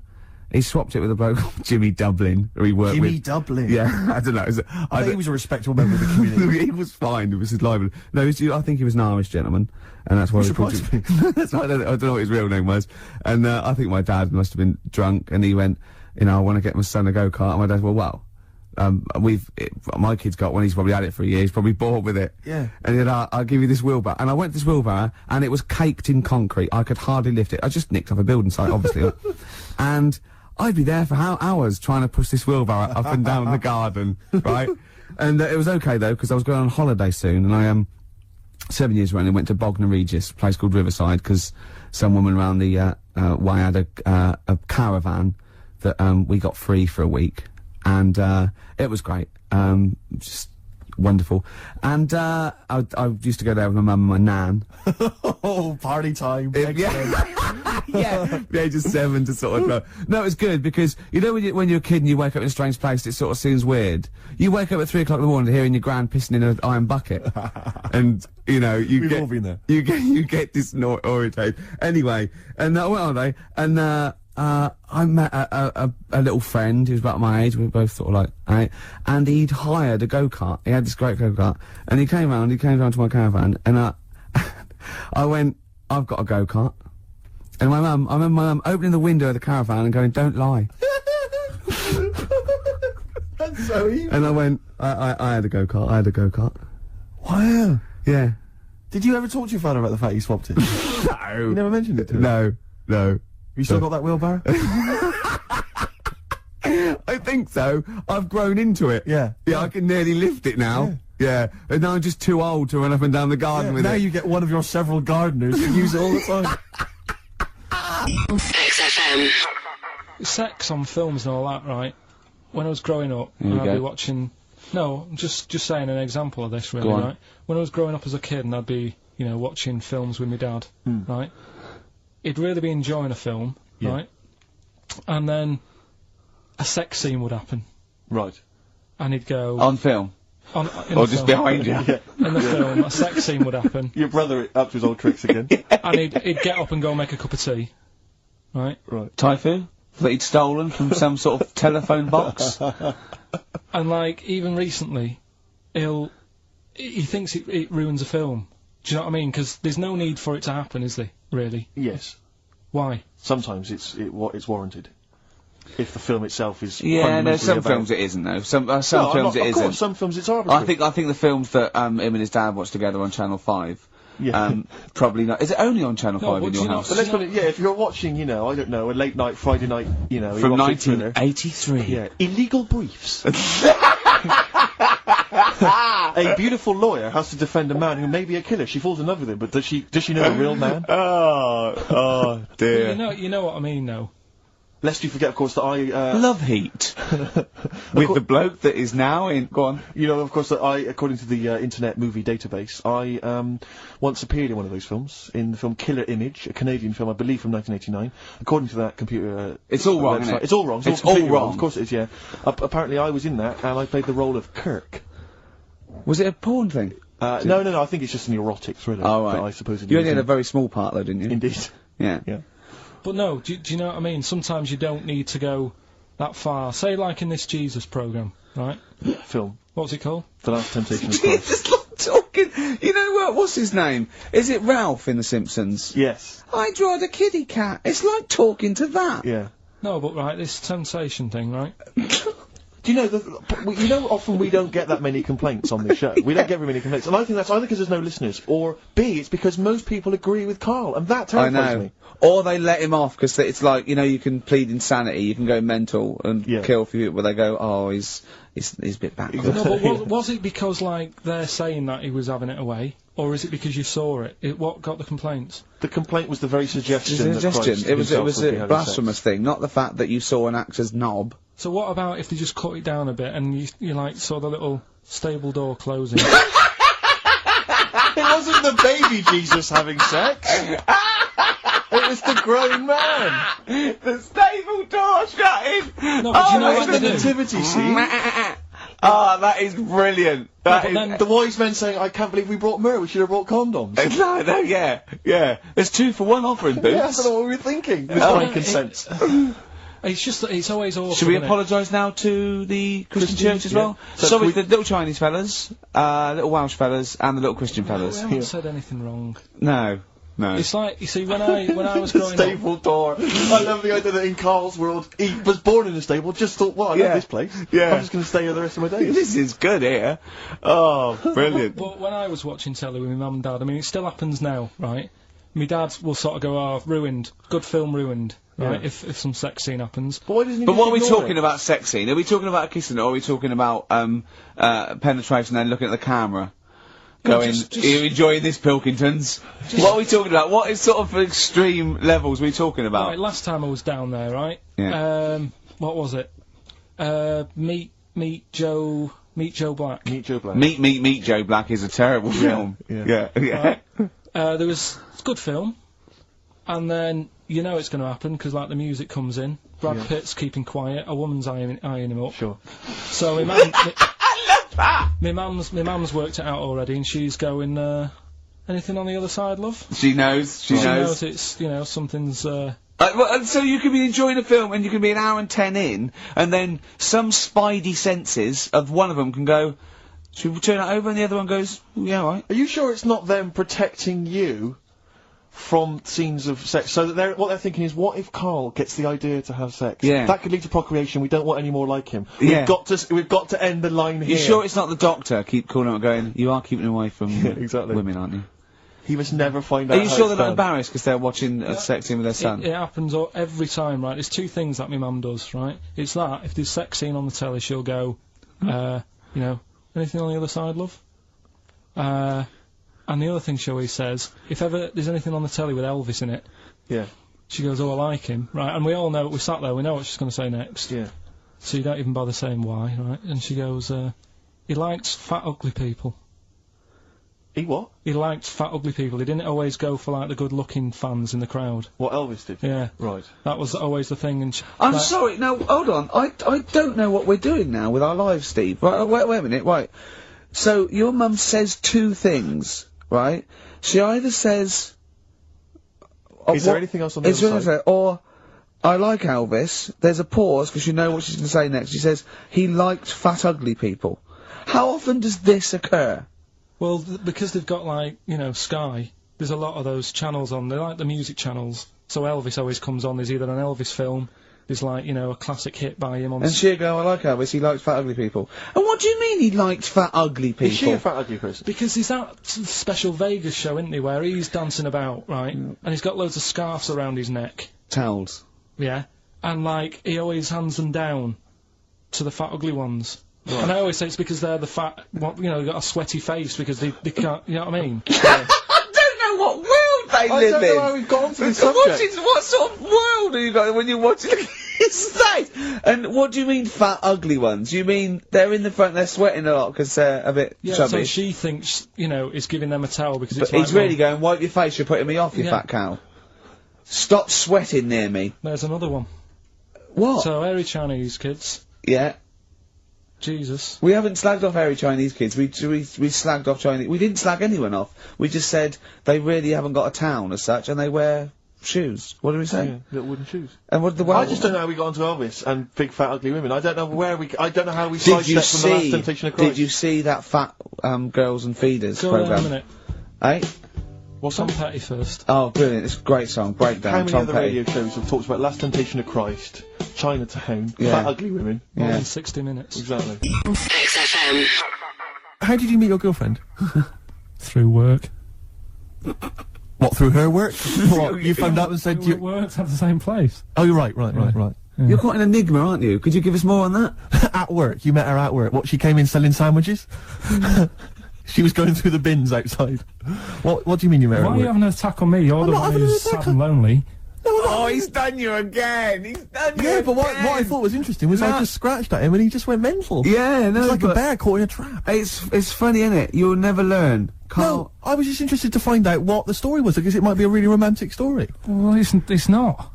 Alright, jeez. I love the fact he doesn't want to talk about his love affair. I was thinking about you in the week, and like, does it worry you? I mean, you sort of joke about it now, and we're talking about it in the office, like, oh, is Steve really touchy about the way he looks? And oh, what's this? Where's that come from? He's done it again. He's done you again. I was walking home the other night, and I was thinking about it. And do you worry that when you're old, you will be on your own? You did start it though, didn't you? Well, Karl, I'm glad you brought this up. because I mean, for me, a lightweight, frothy entertainment show on XFM on a Saturday afternoon is exactly the place where I want to discuss the desperate, lonely future that's inevitably coming my way. Oh, God. XFM. Just animal facts. I remembered one in the week. Go on. There was, do you know them two gay American men who have tigers? Well, they're not necessarily gay. They're not. No one actually knows if they are gay or not. They are. All right. Okay, Well, yeah. okay. Gilbert and George, is it? No, that's those artists. What are they called? Siegfried and Roy. But Yeah. anyway, Who may or may not be gay. Yeah. And if they are, so what? And if they are, so what? But if they're not, and they no, don't. I just said that so you knew what I was talking about. Sure. Okay, the two gay ones. Those Yeah, are go the on. Two possibly gay Tigers. guys. Yeah, let's not worry about libel law anymore then. Or yeah, if go you on. shave a tiger's head, Whoa. Right, okay. You've got to treat that sentence with a lot more reverence than you did. Think what you're saying. If you shave a tiger's head. not just its head, its whole body. If Oh, sorry. Sorry, yeah. So I thought you were getting weird. Go on then. Yeah, if you shave a tiger, yeah, go on. it's still stripy underneath. The Yeah. skin's. Is it like rock? It goes all the Like way all the way through. through? Yeah. Yeah, that's amazing. Where did you hear that one? I remembered that. Like, I was Was watching. that a drunk just shouting it in the street? I shaved a tiger and it's still stripy. Get out of here. Yeah. I must make a note of that, thinks Karl. Yeah, that's an interesting fact. Well, you know a polar bear? Polar bear's skin is actually black, and its fur is transparent, not white, and it gives the illusion. So it gets all the radiation possible from the sun, but it's still camouflaged. I didn't understand that, Rick. Sorry, you lost me. If its skin's black, A polar and bear's its skin is and black. its fur is translucent, And its fur is translucent. so why is it white when we see Well, it just because the light hits it, and the sun reflects off yeah, and it makes it look white. Yeah, if you look at each individual hair, it's actually translucent. So at Each night hair. it would be black. Well, everything is. Is it? Yeah. Oh, not bright stuff, Rick. You've embarrassed yourself. Play a record.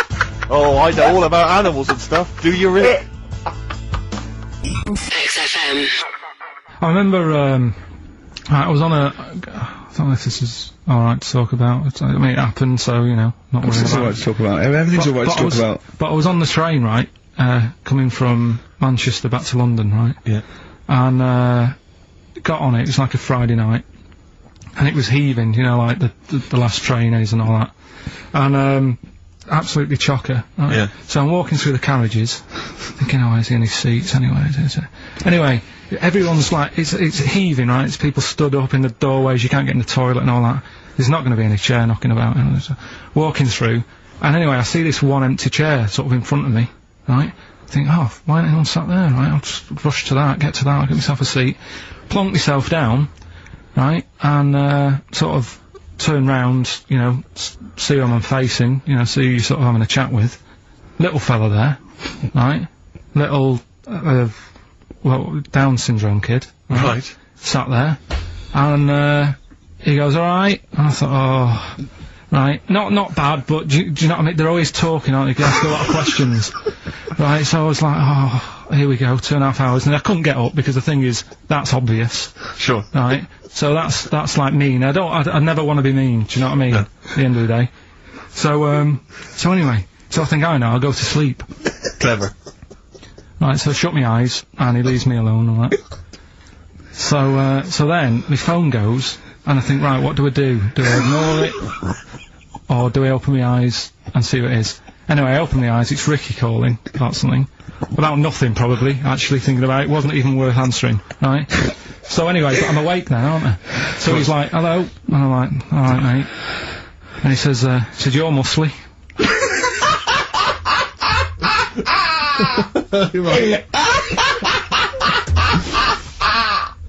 Oh God! And I said, yeah. And he goes, you know, why? So I said, no, just stand. It's, again, stressing me out, because I'm thinking, why am I muscly? I don't go to the gym. And, you know, I mean, I'm not muscly, I'm in good shape and that. Well. So then, he wants an arm wrestle. On a crammed train from Manchester, so I've got another hour and a half of this. Oh, well, if you talked back, he'd soon have got up and left. If you just started asking him questions, he'd have got up and left with the drivel you come out with. So anyway, do you know when you're under pressure, you're thinking, well, he's said that I'm muscly, right, so do I do it or not? And there's people watching, you know, not joining in, not sort of having a laugh and that with me, just like watching but pretending they're not. Oh, and I'm God. at one of those table seats, and he kept saying, come on, I want to arm wrestle. So, and he was getting loud, and I thought, oh, I best just have an arm wrestle. What do you mean? What do you mean? I best just have an arm wrestle. What do you mean? Get it over and done with. I had to. If he's going to keep asking, I had another hour and a half on the train. Oh God. So anyway. Oh my God! I'm thinking who won.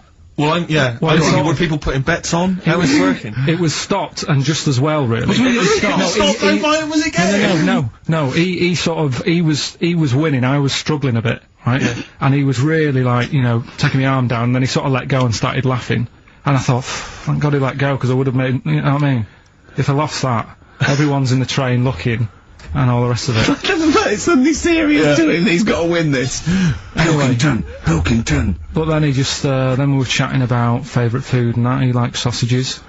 And I said, you know, he said, do you like sausages? I said, yeah, they're alright, I like a bit of Chinese and that as well. And he was saying, oh, I can't have Chinese, not allowed Chinese. Why? Dunno, he just said, just not allowed to have it. But yeah, I had a good long chat about stuff and that, but... So you enjoyed it in the end? In the end, it was alright, yeah, it's just... What do you okay. No, but it's that thing, innit?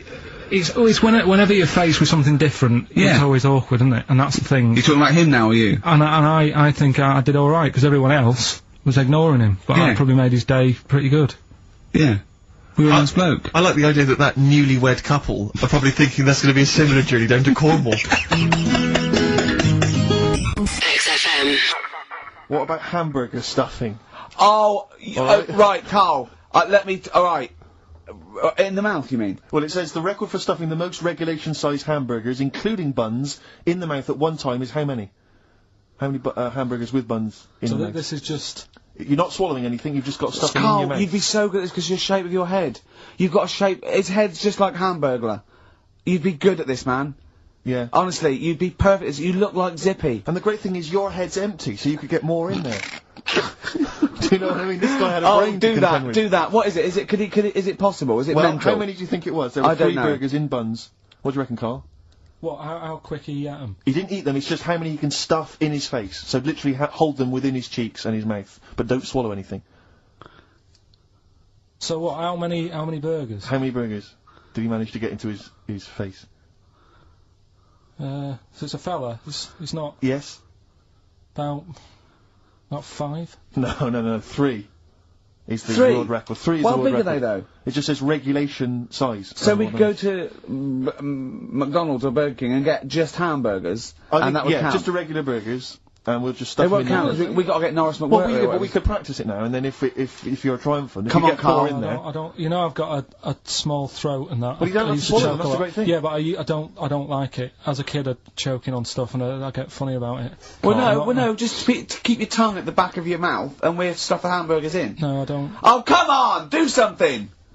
Karl, that is Dynamite Radio. Well, here, Steve will go and get the hamburgers. Have I got to pay for them? No, Karl, give us the money. Paying for them. Oh, I've come just on! spent 25 quid in total on a video on a Guinness Book of Records. That's costing me another 4 quid. I'm not doing it. Oh, come on, give us the money. You're coming back. Andrew, oh, come on! I'm not doing it. Come on, do it. It's an interesting thing. Come on. You could be in the Guinness Book of Records, Karl. No, leave it. See if we can. Oh, please. Phone in if you want Karl to eat burgers. You don't have to swallow them. You can spit it all out. You can be sick on my leg after. Oh, come on. No, because I don't like the stretching thing either. Don't stretch it. It will stretch. I'll be like the little bloody dog on the Winston Churchill ad. Don't swear. Well, I'm just saying though. I know, but we apologise to the Radio Authority. Karl is not only swearing, but he's refusing to do things we come up with. But the Radio Authority will be happy with me stuffing 3 burgers in my face. God, I'm not doing it. Yeah, we will. No, leave it. I'll give you the money. Can we do songs of phrase or something? No, let's no, right, play record. Play record. You're gonna do it, Karl, or you're fired. No, actually, he wants that. No, you're gonna do it. Do it. Please do it. It'd be great. Honestly, please do it. What about Chicken McNuggets? Meet halfway. No, there's no record for Chicken McNuggets. Well. Mental. XFM. Steve. Hello. Can you hear me? Yes, can you hear me? Yeah. Where are you? I'm in one of the capital's many burger joints. I'm just about to go up now and order some burgers. Where are you? Where are you in? I'm in McDonald's in Leicester Square. Oh, right, okay. Yeah. What are you getting? Just get Yep. Get Hello too there. many. I need to order 5 regular hamburgers, please. If that's all right. Sorry. 5 hamburgers. Yes. You're probably wondering why I'm ordering only 5 hamburgers, aren't you? And let me tell you why. My friend is going to try and break the world record for putting burgers into his fat, stupid face. What do you make of that? Exciting? Yes. Do you wish him good luck? Yes. What's your name? Kyle. Tyre? Oh, thank you very much, Tyre. I'll try and get Tyre to wish you good luck in a minute, Carl. The Five should be enough. The world record is what? 3? 3, yeah. Okay, good. I don't know what. Oh, here we go. How much is that? 3.45. 3.45 for 5 hamburgers. It's good, isn't it? It's good value. It is really, isn't it? Really, yeah. I mean, if there's anyone from hamburgers, from McDonald's listening, they probably want to give us some free stuff. I would have thought. I would have thought, Rick. Would you just wish my friend good luck before you're just on the end of the line there? Just say good luck, Carl. Good luck. Alright then. There you are. That's the people from McDonald's wishing you good luck. Carl, I'll be back shortly with the burgers. Brilliant. XFM. Steve Merchant with 5 little hamburgers. Got 5 burgers here, yep. And, so I don't know, how should we begin, Carl? Do you want to just look at the size of these burgers? Look, they can see it on webcam, can't they? They can see us stuffing these burgers into your mouth. Mm. And by the way, I'm filming this, Steve. Look, Brilliant. Look, I've got a camcorder. Yeah. We'll put this on unseen footage on a DVD or something. Or maybe on the website. On the Oh, Carl, what if you break the record? Okay, Carl, I'm coming round now to just monitor this and adjudicate. What's the web? If people want to see this on the webcam, what is it? xfm.co.uk. Right, okay. Hold on. Oh, can I, Steve, I'm can not I do being that? funny, I'm not being funny, right, but I think I have got, like, a bit of a wheat thing. You've got a bit of a what? A wheat allergy Oh, thing. don't give me that! No, seriously, my head's... I've been eating a lot of shredded wheat recently. And my head's got a bit bigger. Carl, I don't think you can let us down now, mate. So you just got to put that first No, one in. I can't put that, like that, in my mouth on its... I've got to break it up. I've got to break it up. You can't break it up. It doesn't say you can't on the rule thing. It does. It doesn't. I can't look. I physically can't. Try it. I can't look. I'd have to be Jay Goody to get here. Seriously, look. Oh. Try it.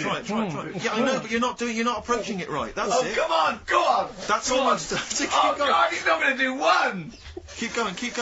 That's good work. Keep going. How did I get a 3 in? Keep pushing. Ease it in. Pushing. Ease it Keep in. pushing. Get one in at least. Ease it Get in. one in at least. Get one in. Ease it in. Get one in. Push it. That's one. Let's go with another one. Let's go one. Night swimming.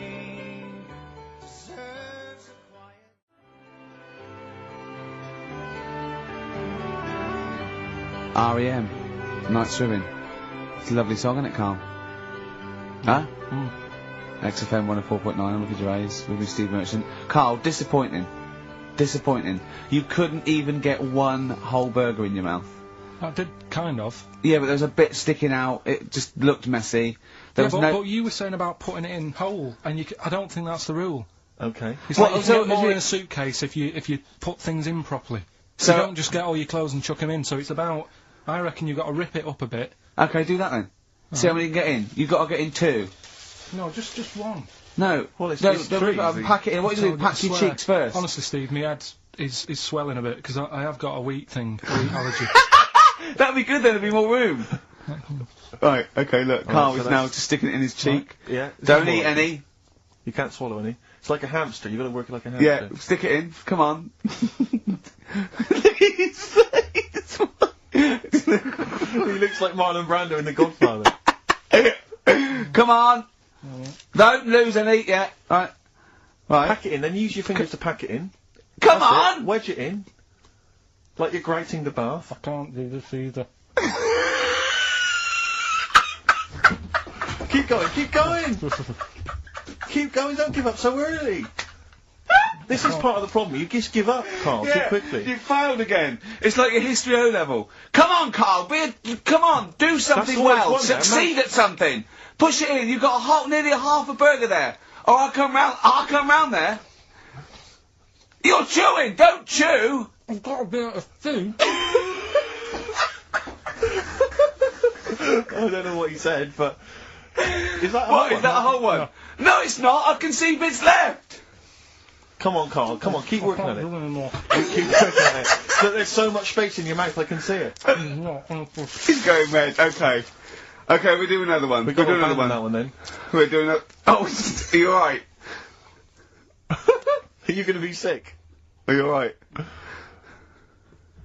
Alright. Oh god, should we play a record? He's making my eyes water now. Oh. Okay, I'll find a different one for you. Find them one What point. about most grapes eaten in 3 minutes? I'll go. Do you want to do that? Grapes are Most easy, aren't grapes they? eaten- That's easy. Grapes. Come on, grapes are Carl. easy. White Stripe, Seven Nation Army that jumped twice. I apologise for that. You're the producer, Carl. Yeah. It jumped twice.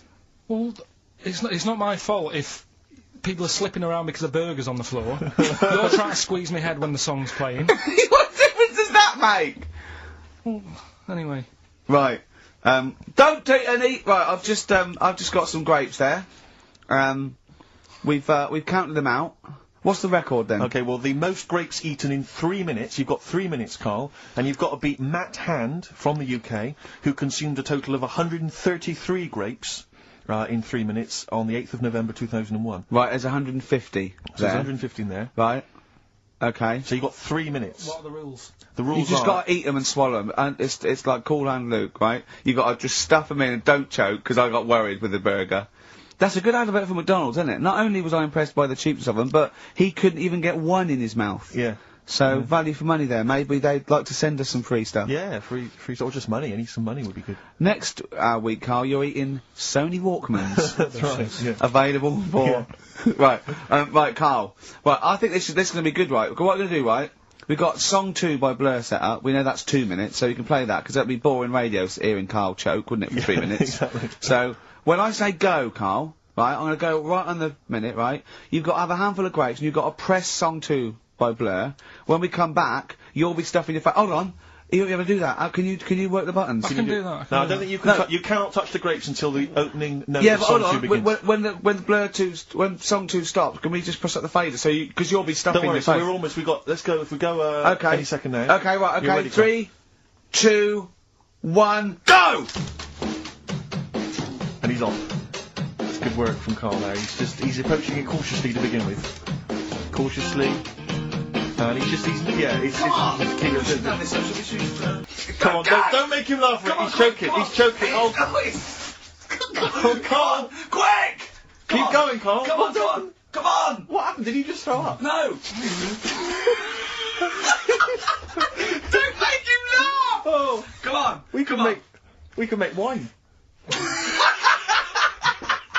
Come on, Carl. You're doing so well, Carl. mate. I want to go. Come on. Only.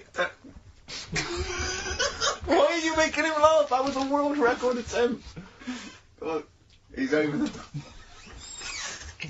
Keep going. Come on! You got 25 seconds. Come on. Oh, I think that was a shame actually, because you were doing well, but something went wrong. I know, and I think those are bigger grapes than the ones I've seen before. They're quite big grapes. Look at his face. He looks so despondent. Come on, Carl. 8 seconds. Just a few more. 5. Come on. What's the matter? 2. 2, 1. It's all over, Carl. It's all over. We better count how many you did. Just to, you can get good at this. We can get good at this over the weeks. I think that was a fairly pitiful attempt, actually. I really thought you had a... It's interesting, actually. These are harder records than you might think. Yeah, I know.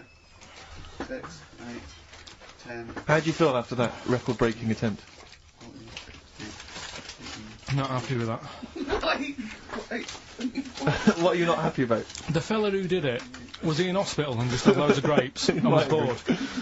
I'm sure he wasn't producing a radio programme, that's for sure. Well, to be fair, neither are you. What was tricky about it? What did you find hard?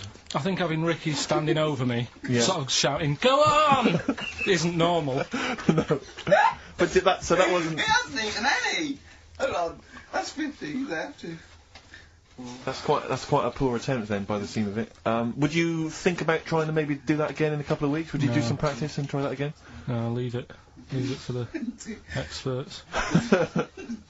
And I noticed a tricky point, maybe sort of when you had about 50 seconds to go, you seemed to be spewing things into the bin. What was that? Again, mainly Ricky standing over me, sort of. 88. He's got 88 left. Okay, so what's the mental arithmetic there? Because we put how many in? Was it 150 in the thing, wasn't it? What did I say? What did I say I had left? Well, I'm not doing it again, 88. so... He had 88 left. So 62. God, you're only at 62. What's the matter with you, Carl? There's people start you at 62. That is rubbish. That's disappointment. Let's leave So that. you failed on 2 world record attempts there. 62, and the record's that is rubbish. What were you doing? XFM. And when I was out last Sunday, right, at Johnny's birthday party, Yeah. Steve was there. Yeah. Got talking about stuff, and a debate that we didn't really finish cropped up. It blew your mind, didn't it? Amazing. Oh, I know about this. Steve told me. This is the infinite amount of monkeys. Or a monkey with a typewriter an infinite amount of time would eventually come up with the works of Shakespeare. Yeah. There was no debate. It's a philosophical, mathematical problem. There's no debate. It's true. It wouldn't happen. No, listen, Karl, listen. Infinity sorts it all out for you, right? An infinite amount of monkeys at a typewriter, right? They do everything. They type everything. Infinity just sorts it all out for you. There's no getting to it and they're going, oh well, let's have a look what they've done. This one's come close. It did Romeo and Juliet. It would do it all. It would type everything ever possible, conceivable. Yeah, but it's a mathematical Well, infinity. we've heard your side of the argument, Rick. And I'll be honest with you, it's a persuasive one. But let's hear Karl, because he heard about this in a pub last week. Yeah, so what's your he's got problem? some strong What's your ideas problem himself. with it? What's your problem with it? well, first of all, right, you're saying it's a load of monkeys. It's not just one monkey. It That depends. can live forever. No, wait. It's either a chimpanzee with a typewriter with an infinite amount of time. He would eventually, by definition, mathematically, type everything ever possible. Okay, or it's an infinite amount of chimps with typewriters, and one of them will type it first time. But already that's not right. You either need to have What do you one mean? monkey. What you mean? Let's hear his Employment point. laws. You What do you mean can't- it's not right? Let's hear him out, please. Okay. If it's one monkey Yeah. with a typewriter that's got loads of ink in it and that, right? At least it knows what it's done in the past. It's not. Keep going. Cry. If you've got a load of monkeys, it's like if you have too many. What's that saying about too many chefs? Too many spoil- chimps spoil the soup. Right. Well, it's the same thing. It's like, well, I didn't tell you to put salt in it. I was going to put salt in it, and it messes it up. Whereas if it's just one, they know what's gone on. So what I'm saying is, just leave him go. I can't be bothered. I want Steve. to hear. I want to hear the rest. This blows my mind. He doesn't know what this does to me. It's a mathematical problem. I want to hear the rest. well, it's just I just don't think it will happen. What do you mean you don't think it'll happen? Infinity works it out for you by definition. Well, what's stopping them typing the same thing again? They would. In fact, the problem should be if you had an infinite amount of time that it would type that works for Shakespeare an infinite amount of times and everything else an infinite amount of times. But you know, that's not as. But not Shakespeare. Oh! Shut up, you idiot! Rick, do you know what he said to me? I said to him, I explained it to him. I said, you've got an infinite number of monkeys, infinite number of typewriters. They will type the complete works of Shakespeare. He said, have they read Shakespeare? You're an idiot! Play a I record, said, 'cause no, I'm not having this they're not conversation. doing it from I'm not memory. having it, because it really, really winds me up. But you're saying they'll do it with no spelling errors. Well, they do it an infinite amount of times.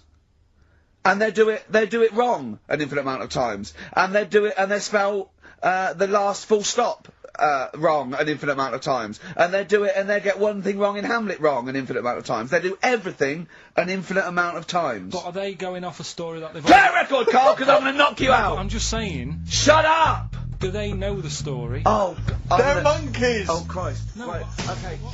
XFM. As ever, Rick, there's always someone who steps in to defend Karl. Okay, what is the defence? What is the defence? Here's an email from Scott Coomer. He says, Karl is actually right. I've got an A-level in statistics and probability. It doesn't matter how long they have and how many monkeys you have. You cannot guarantee they would type the complete works of Shakespeare. Infinity makes it probable they would get it right, but not definite. Yeah. Well, yeah. Yeah, that's what I was saying. No, you weren't saying, Karl. You don't understand it. Infinity sort of sorts it out. That if they do anything, they nearly do everything, won't they? No, I mean they'll give it a good shot. No, that's not the point. But the I'd point be is surprised if they did one page right. Right, listen. It's not to do with consciousness. It's not to do with them aiming. They are just bashing away It's at like the keyboard. it's like they're used to show that there isn't consciousness. They chose the chimpanzee because it can type, presumably, hit the keyboard. It's because they hadn't come across you at the time. Yeah. It's to take out thought out of it. It's to take out reason and trying, right? It's just random. They're saying that if you typed enough things, if the computer was left without typing everything, if you left it for an infinite amount of time, and they chose Shakespeare because there is meaning behind it, and it's difficult to get it exactly right, to show you that infinity would come up with it's not just Shakespeare, it's every novel. It's everything. Fairly eloquent there from Gervais. A quick riposte, please, from Karl Pilkington. No, I'm just saying, what I don't understand, if it hasn't read it, then how does it know where it's gone? Oh! Listen, right, okay, listen, right, I can't... Can I just... Look, can I just explain to people, right? Some people have said, oh, why are you cruel to Karl? He drives me mental with things like that. XFM. What I thought I'd start doing is, start a diary. Okay, why? Just 'cause I sort of had a bit of time on my hands and that. Just thought, write it down, write stuff down. And do you hope that this one day will become one of the great literary documents like Samuel Pepys' diary? I haven't heard of that. Is it any good? You've never heard of Samuel Pepys' diary? No, the most famous diary, other than probably Anne Frank's. I've heard of Anne Frank's and that, and I thought if she's sat in a loft, knocking stuff up, not much going on in her life at that point, yet she was still writing it down. Yeah, whereas Thought, you've well, been I'm to on Gran holiday. Canaria, yeah. I thought, so there is stuff going on that I can chat about. Start a diary. Sure. You started a diary? Yeah. And what are you going to do? Did you keep it up every day? Yeah, just, Oh, can I read it, please? Well, a diary's meant to be sort of... Please, can I read some out on this podcast? Karl. Some of it, though, is only relevant to me. It's sort of please, give me it. Oh my god. I mean, this isn't... I haven't just... Look how big it is! It's one of those desk diaries. It's huge. It's about a foot long, and it's oh, that is amazing. Imagine if Anne Frank had been like that, as she got out, right, everyone would have heard it clank down on the desk. Yeah, but my writing's quite big, isn't it? Oh, look, give us that. Do you know about joined up writing? Have you heard about There's that? no point. Amazing. Sometimes you can't read it, can you? So it's Right, best okay. to look at ancient times. Oh my god, it starts on the first day. This is wonderful. Going on holiday to Gran Canaria today.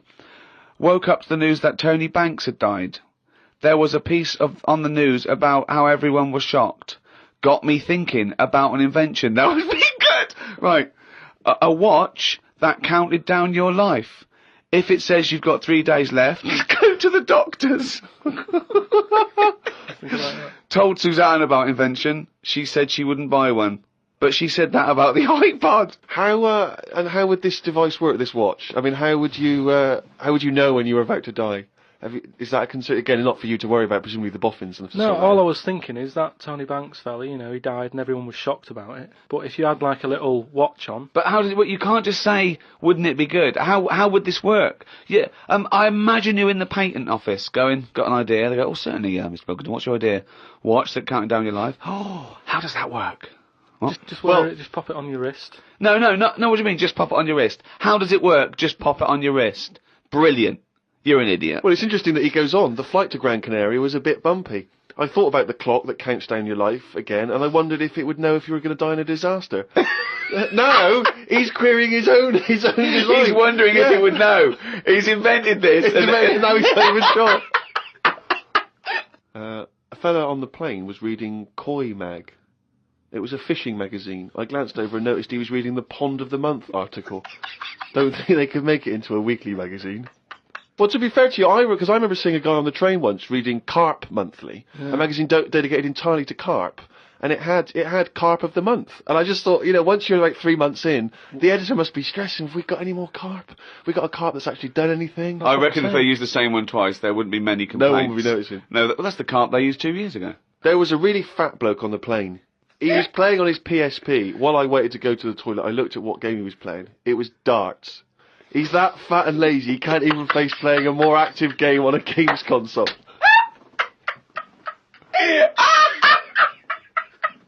Me and Suzanne got off the coach along with a couple of old people. One of them was in a wheelchair. I don't think it was wise of them to come to a volcanic island with a wheelchair.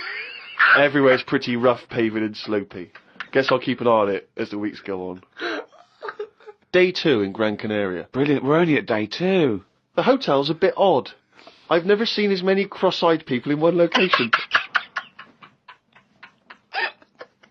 That's enough, isn't it? That's amazing! Well, you may as well let me read on a bit more. No, this is amazing. Well, look, come back to This it is a later, brilliant diary. This might be the best diary ever written. Oh. While sat listening to the Kinks on my iPod, I wondered if everybody thinks in their accent. I know I do. What's this? What are you talking about? Just that, you know, when I've been sat there lying on the lounger, right, and I was thinking about stuff. How do you know you think in your accent?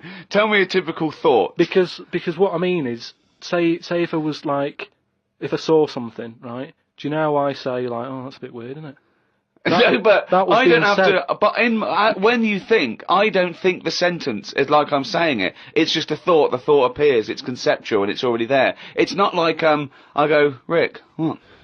Just looking at that fellow over there, were you? Yeah, I was. Yeah. I was thinking it looks a bit weird. Oh, so was I. I don't think out whole sentences. Whereas you have Carl, stop listening to the Kinks for a minute. Look over there. More cross-eyed people. No, well that's Is that how your mind works? In a way, yeah. And Brilliant. that's when because I That thought explains a lot. It's great that he has to think about whole sentences. because I thought that's weird, isn't it? Like I didn't think that's weird, isn't it? And I thought I actually think in my accent. And then I thought, does Stephen Hawking, does he when he's doing his maths and that? Is he? I don't know where he's from, so I don't know what his accent would be like. I think he's from Kent or Cambridge or Oxford. Or Right. something. So you think he might think in his voice, in that voice, computerised box thing. voice? Just wondered. Had lunch inside today due to shite weather. Sat next to an old fella. Old men's ears and noses carry on growing as they get older. Suzanne noticed his fingers were fat too. Maybe they continue to grow. Suzanne didn't laugh when I said her arse had the same problem. Day 3, cloudy start to the day. Had pie and chips in a cafe. Had a bit of an argument with Suzanne because I thought it was daft that we were paying for food when we were on an all-inclusive holiday. Changed my mind when I saw they sold pie though. The cafe was called Tattoos. The fellow who owned it didn't have any tattoos. But we never saw his wife.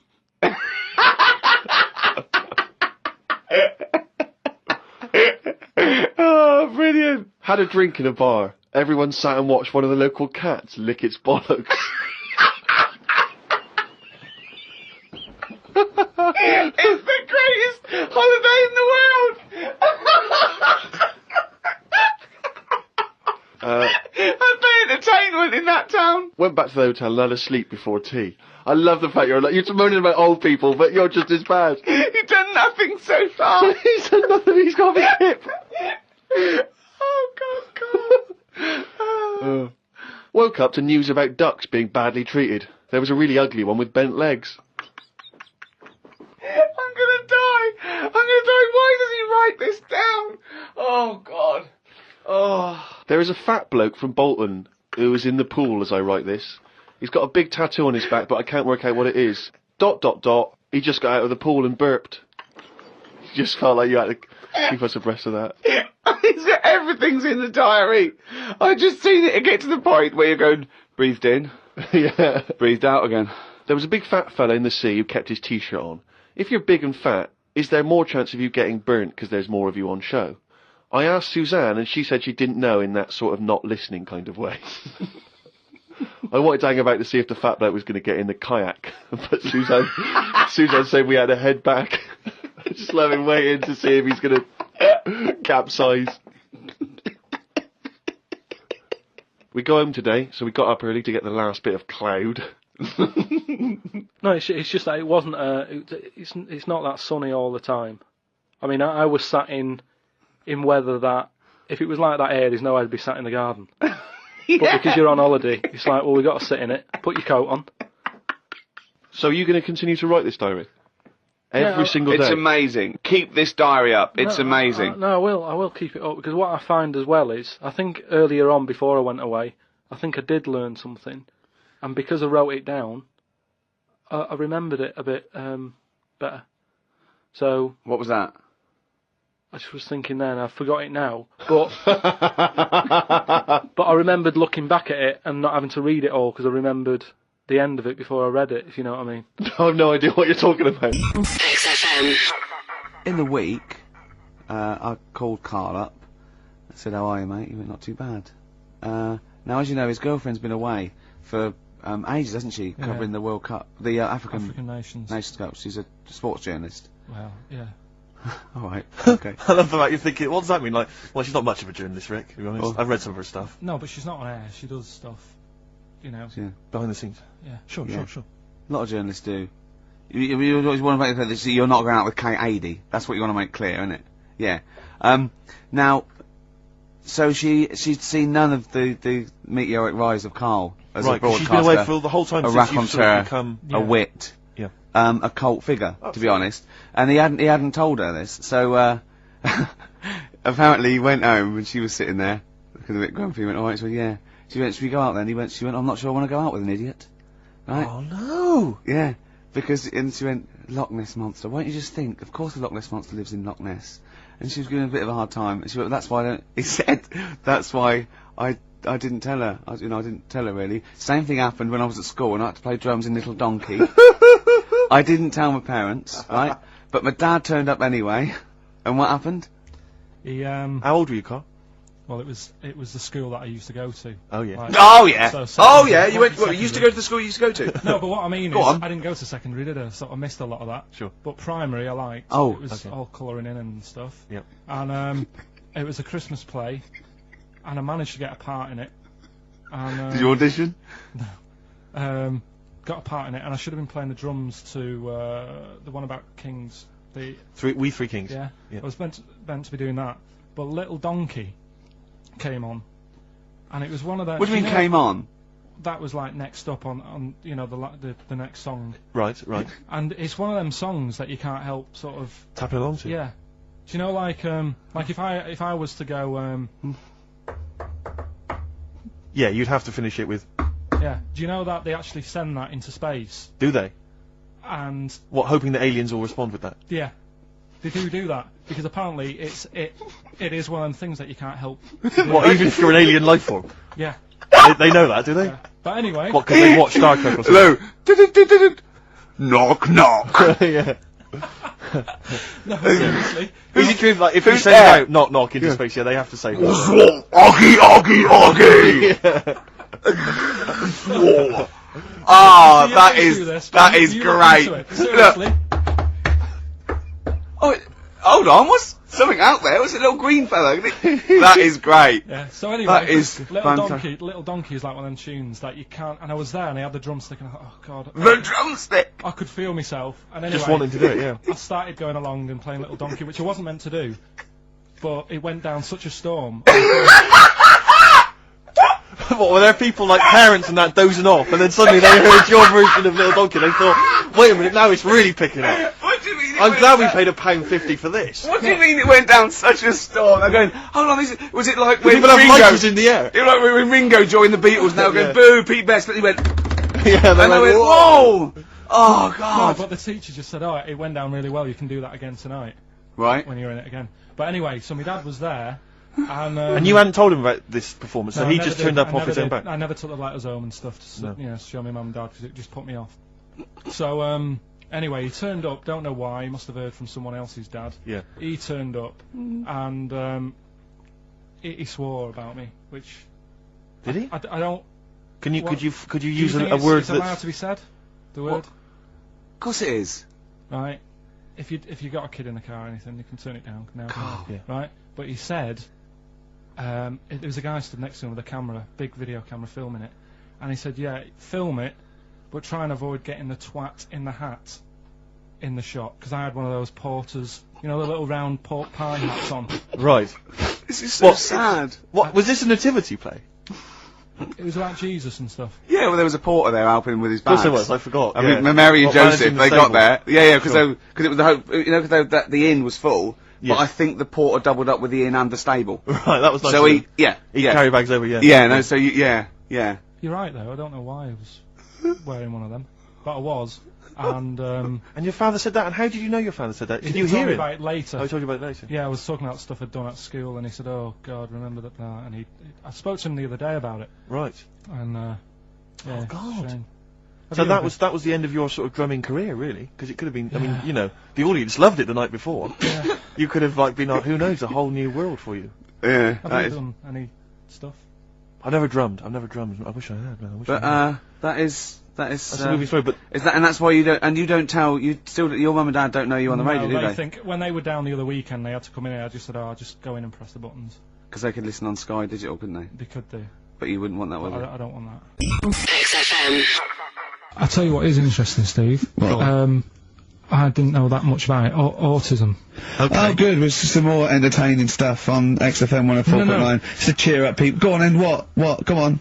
No, right. Have you heard about it, Steve? What Autism. It scares me to death when he comes up, when he touches on a serious subject. We've been talking about wheeling a dead pope round, the Chinese don't age well, and ginger people are hated, and now we're going to touch on a really, I mean, No, I said- my heart's in my throat. Go on, Karl, then. Tell me your insights to autism. Right, well, there was this, again, Channel 4 coming up with some good stuff at the moment, right? It might have been Channel 5. But what's the name? It was... It's the attention span that I like! It's these people who, they've got like this autism thing going on. Yeah. And, they sort of take in a lot of information, they get sort of they get so into it that they know everything about that subject and what have you, right? And there was this lad who, he knew everything, right, about EastEnders. Right. He sort of, the cameraman was saying to him, so, you know, why EastEnders and that? And he said, I don't know, I just like it. And he said, I remember when I first watched it was a Thursday, it was 5 to 8, Pauline Fowler walked in, she had a pink jumper on, she said, alright, love. And he remembers everything from that moment on. Yeah. Right, and everything. Which is great, but then, the way the programme was making out, it was almost like they were saying it's a disability. Right. When in a way, it's more like a superpower. Sure. Like Rain Man. But if you can take It's Rain Man. No, I'm he not. has special autistic powers. Oh God! We must send for Rain Man. I don't know what to do. So he would be a great contestant on Mastermind. So autistic Mastermind, he'd be Well, what I'm dynamite. saying is, don't be watching EastEnders though. Sort of, why didn't they give him an encyclopedia and say, get into that? Sure. That'll be useful. Yeah. Keep him away from EastEnders. Wasting his time there. But I don't think it is a disability. No. Yeah, there are other things, and they're not. It's also autism is a matter of degrees. From what I know, and I'm sorry to have to do this, but I feel that I have to at least be the voice of reason, as ill-educated as I am on the subject. But I think there's degrees of autism. I think some are higher performance than others. There's other issues with it. It's not they're just got good memories. They don't go around doing tricks for people because they can remember stuff. There are other issues with it. Do you know what I mean? Well, I mean, they seemed a bit... You watched the programme, what did you learn? That he knows when Pauline Fowler came in? Yeah, I mean, there was other bits where they couldn't control her emotions and stuff. Oh, that other little bit, yeah. But the main bit of it was he can soak up information and stuff, and I'm just saying, it didn't seem really bad. Do you know what I mean? There's disabilities where people say that's a bad disability. It's like how people say about, This is brilliant. This is just like this is amazing to be in a room with this man. It's incredible. You just wind him up and listen to what comes out. And I'm going to sit back now. I'm not going to defend you or explain anything. Just go on and tell me about the other disabilities that are worse. No, what I mean is how people can sometimes easily get mixed up. How people are scared of like a cyclop. When at the end of the day, he's got a disability. A bloke with Who's scared of a cyclop? No, it's apart just from Jason and his Argonauts. Where's this cyclop that you're scared of? No, I'm just saying in history and in books and that. No, not in history. History happened. Yeah. But what are you thinking of? You're mixing history with Greek mythology and Roman mythology and every other type of mythology. What do you mean there wasn't really a giant cyclop that went round picking up ships and throwing them around? That's not history, Karl. Do you think Batman's history? No, but it was ages ago, wasn't it, when we were sort of No, I'm not saying it didn't happen ages ago, I'm saying it didn't happen. Well, he might have done. I mean, what's so ridiculous about a fellow with one eye? In the middle of his head, and he's big and scary and lives in a cave. Why is he scary? Because he's got, if he had 8 eyes, I'd be scared of him. At the end of the day, he's got a disability. Oh, we'll talk about it in a bit. XFM. But one of the things that they told us was that Planet of the Apes was filmed in Lanzarote. Right, okay. Right. That makes sense. A bit of it. Well, does it? Does it make sense? Well, what do you Alright, mean, well, maybe does it was, maybe it wasn't. Okay, anyway. No, I mean, If they wanted to show sort of an Aaron, sort of barren, sort of post-apocalyptic sort of subject, choose where you went on holiday. Yeah. Obviously. Yeah, but when we were there, he took us to this sort of beach, and I said, is this where they did it? And he was like, yeah. I said, what, right there, yeah. And I watched it, and I couldn't see where I was. Yeah, you know that if you watch a film from 1968 and you've been to the same place, you're not going to feature. They're not going to see you in the back walking along the beach. It's a new one, new Planet of the Apes. Oh, the recent Planet of the Apes. Yeah, that's what they said. Yeah. Right. Right. So I thought I'd sort of. Now that sounds a little bit more far-fetched. I would have thought that was probably a lot in Hollywood. Yeah. Well, anyway, is this the current Planet of the Apes or the old one you've done? Current Planet of the Apes. This is the recent one. Alright, there'll be a question at the end of it, so listen on that. Is this entertaining to anyone, this? I mean, just take the last 4 minutes of conversation. But seriously, Rick, who cares? I don't. Do you? No. I don't. DVD's selling well. Exactly, what do I care? Right, go on then. Alright, so, Planet of the Apes, question at the end of it, listen and win some stuff. Alright? Hey, where am I? What is this place? Hang on a minute, I'll have a look.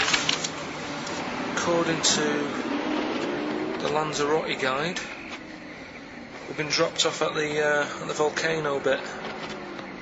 Apparently there's 36 volcanoes here to be seen. I hope you don't mind my saying, but this is a waste of time. I know what you mean. Don't know why they need 36 volcanoes. Just keep one. Fill the rest in. Like a car park or something. Excuse me, guide. Why's the bus drops us off here? What's so special about this place? Well, according to our holy writings, that is where creation began. Where the Almighty breathed life in the time before time. Well, it's amazing that, isn't it? All this has been stood here for years and years. What about the coffee shop there? Is that old, is it? Well, nothing. You're out to rip us off. I bet it's about £4 for a coffee there. Always ripping people off. That's what annoys me with these trips. You get us in the middle of nowhere, we die in a thirst. I'm not able to do without. The reason I've come here, I believe this is where they did Planet of the Apes, innit? Love monkeys. Especially the ones in Planet of the Apes, because they talk and that. Talking monkeys can't exist. You're joking, aren't you? Of course they can. Getting up to all sorts of stuff. I read about a monkey the other day who worked on the railway. Right? There was another one about a chimp that did a bank job and went off to Spain to sort of... Shut up! Right. What is that?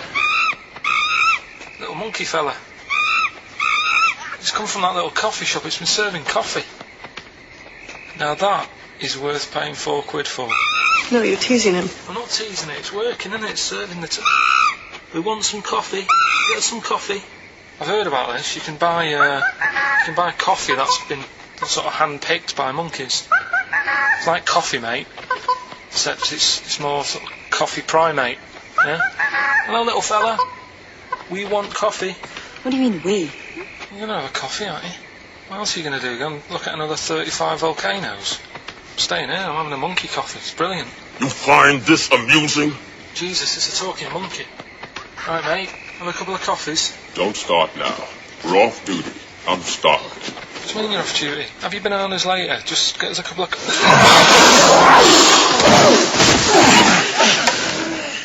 Alright. I understand that you're tired and you've probably been on your hands all day. Just forget the coffee. You go and get some lunch. After you've got some coach, you lazy ass. You damn human!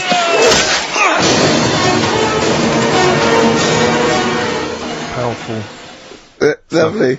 Excellent. So, what's the question? If you've been listening to the whole show, how many volcanoes do I think's on the island of Lanzarote? Okay. Yeah. I might have it wrong, what I've been saying, but it's roughly around that. Yeah, so what have you been saying? Yeah. Yeah. XFM. I'll tell you something, I've been meaning to ask you this for a while, because I know you're a very well-informed man. You Yeah, are very political and sort of liberal and that. Yeah. How does Chinese work? With the language? I can't figure it out. No one knows. I can't figure it out. No one knows. It's not like any other language. No, it's not. It's not.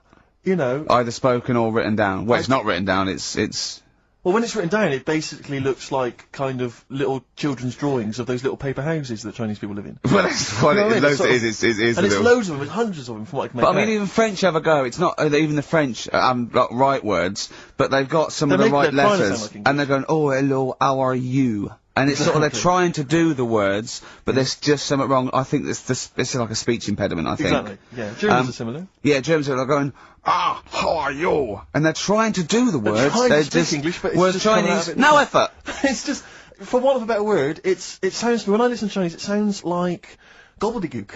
That is a dialect. I that's can't- I think that's the main dialect. That Mandarin and orangutan. But I mean, that. I can't, but seriously, I mean, I can't figure it out. I've got no grasp of how, because it doesn't seem to relate to anything I've Wait, ever there's not heard. real words because there are sentences. Like, you know, we have a word, if we said, a gentleman sits by the stream of fish. I've said it often. Yeah, we use all the different words to each one of those words, so we've got a word for each of them. Yeah, They yeah. haven't, they've just got, I think it's like a triangle with a line through it. Right. So, Right, which right, can right. get confusing, because, you know, Yeah, so the quick brown fox jumps over the lazy dog. that's just, that's what, I think that's like a little paper house with a feather on top. Right. But if we 'Cause got, personally, this is what I would love to do. I want to use the fact that we're on the radio to answer these questions possibly. yeah, I tell would me what love- other cultures. I would love to speak to a Chinese person. Yeah. A Chinaman. Well, or a Chinaman woman. A Chinaman woman, I thought it's Yeah. fine. But I'd just like to speak to someone, ideally perhaps, you know, a professor of Chinese. Or someone who works in a chip shop, but someone who was actually born in Chinaland. Someone born in China. Someone born in Chinaland, a Chinaman or a Chinaman woman, just to talk us through exactly what they're going on about. Exactly, and it's just because I'm very ill-informed. I've only really seen, Chinese people in kung fu movies. You know, so Chinatown? Chinatown, walking through Chinatown. As we've said before. Not really a town. Not really a town. More of a novelty street. More of a novelty street, a slippery novelty street. Exactly, yeah. So, Because I remember watching Kung Fu a lot. They always used to speak, they always speak very slowly, don't they? they do. They're very kind of mysterious. Yeah. Inscrutable. They never really they are unscrutable. You cannot screw a You Chinaman. cannot screw a Chinaman or a Chinaman They are woman. unscrutable, they are non-scrutable. Yeah. If yeah. I was to go out in the street now and try and scroot a Chinaman... You'd have no chance. I would not, because they are inscrutable. You could not screw a Chinaman for love nor money. They are anti-scrutable. Yeah, yeah. I could possibly scroot a Chinese woman. Well, I That don't might think, sli- I they're don't think pretty you'd have any inscrutable. luck. You've had no But luck. anyway, if you are a Chinaman or a Chinaman woman who can just tell us basically how it works, how would you teach us the basics of Chinese if we were going to go to China and we wanted to interact? Where would we start? What would be the first words we would say? How would we say them? How would we write them? Please help. This is going to run and run. What's the number, Carl? 08700 800 1234. See, proper normal talking there from Karl Pilkington. XFM. But while I was at my parents' house, they often, you know, they keep clippings of things. You know, if we've been mentioned in the papers, they like to keep a record of them and stuff because I like to show it to my grandparents, you know, and keep fully abreast of things.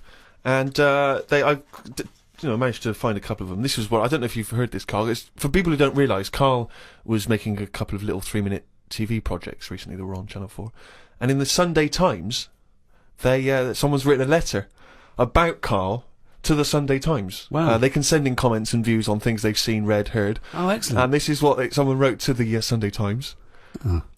Who is Karl Pilkington? And why have I just wasted 5 minutes of my life listening to some of his cretinous thoughts on Channel 4? He asked, why are there so many dinosaurs on display in museums? Quotes, couldn't they just choose the best one and just show that? He summed it all up by deciding that we know too much. Somebody clearly doesn't know enough to know that this is a complete waste of airtime, showing no wit, intellect or creativity. That's from Wendy Robinson in Berkshire. You can't have your critics. You know what I mean? You've got to have your critics. Of course you have. If everybody liked what you did, then you're not doing the right thing. She wasted 5 minutes, and they were 3-minute wonders, so it must have felt... Yeah. 2/3 as long again. But think how angry she must have been to have bothered writing this letter to the Sunday Times. Well, that's good. I mean, though. you It's made her really do must something. have... It's all about getting people thinking. That's what I always say to you. As long as I'm getting people thinking about what I've said, she remembered what I said. But what views did you put out in these short films which you feel people perhaps should be talking about, discussing, digesting, thinking about?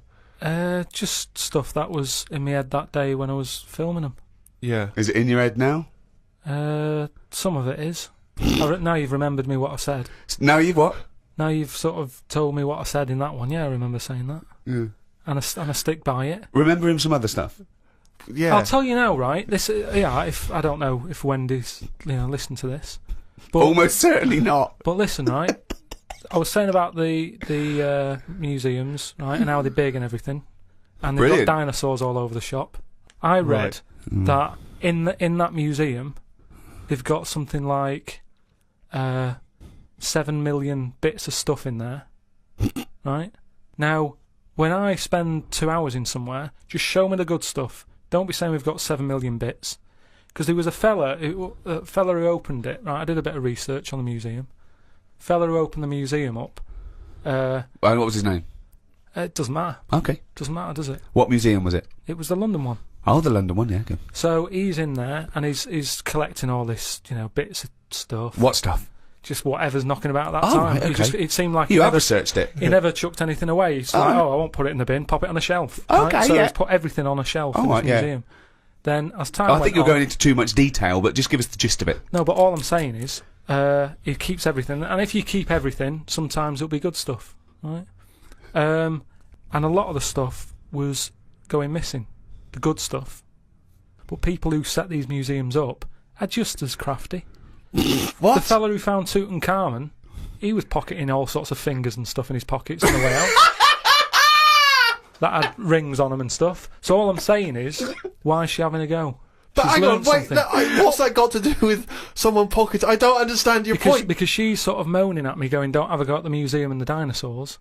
But No, she's having a go at your fatuous point. Yeah, your absolutely uneducated, stupid point that you got TV time to talk absolute shit. If I could That's not paraphrase my fault, Wendy. is it? That's not my fault. If someone says they want me to do a little programme and you can do what I want, I went and did what I did.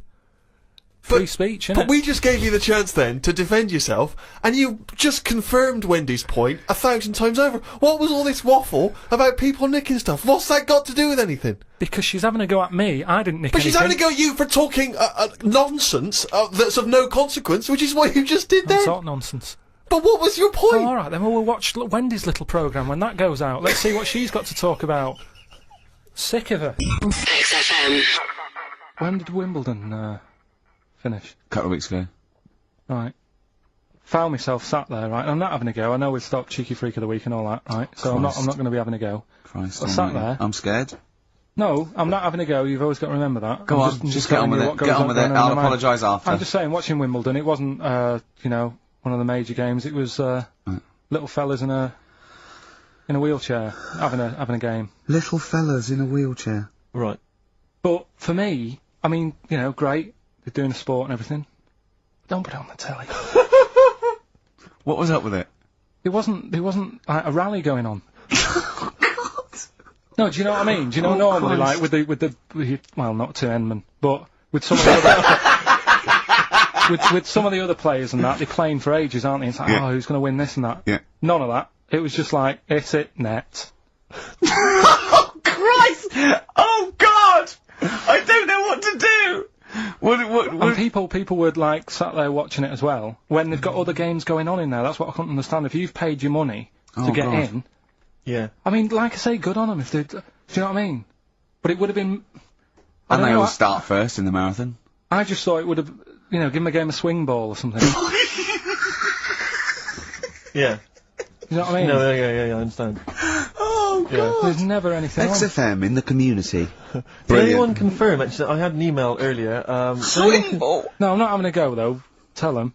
This is what I'm like, aren't I? Sorry, this is recording you as well. What do you mean I'm not having a go? Tell them. Do you think you just said that to me? Do you think you haven't got a microphone? You just said to London, keep wheelchair sport off the telly because they can't get a rally going.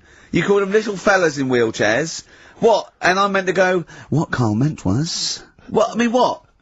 They can hear you as well. Yeah, I know, it's just that they might think that I'm having a go, and I don't want them to. That's why I stopped Cheeky Freak of the Week, because some people got the wrong end of the stick. Right. And what have you. So That it was funny that a woman was born with deformed legs. They might think you were taking the mick.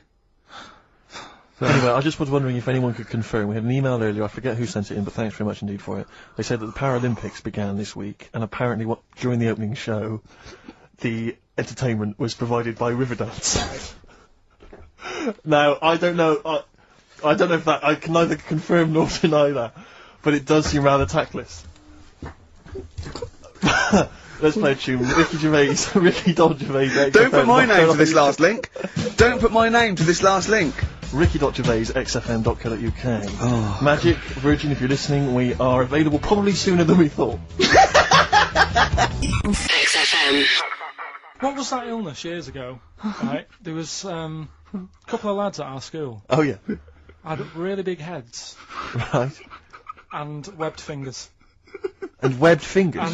And... Sorry, wait. Was that... Hold on, did you find him in a pond? Did they used to be little tadpoles? No, Carl, you're not confusing your past with an old episode of Doctor Who, are you? What were they called, these two? I didn't mix with them. Right. It was just like... Of course not. There was a... Nobody thought anything of it at school. Cause No, it was like, sure. You used to it.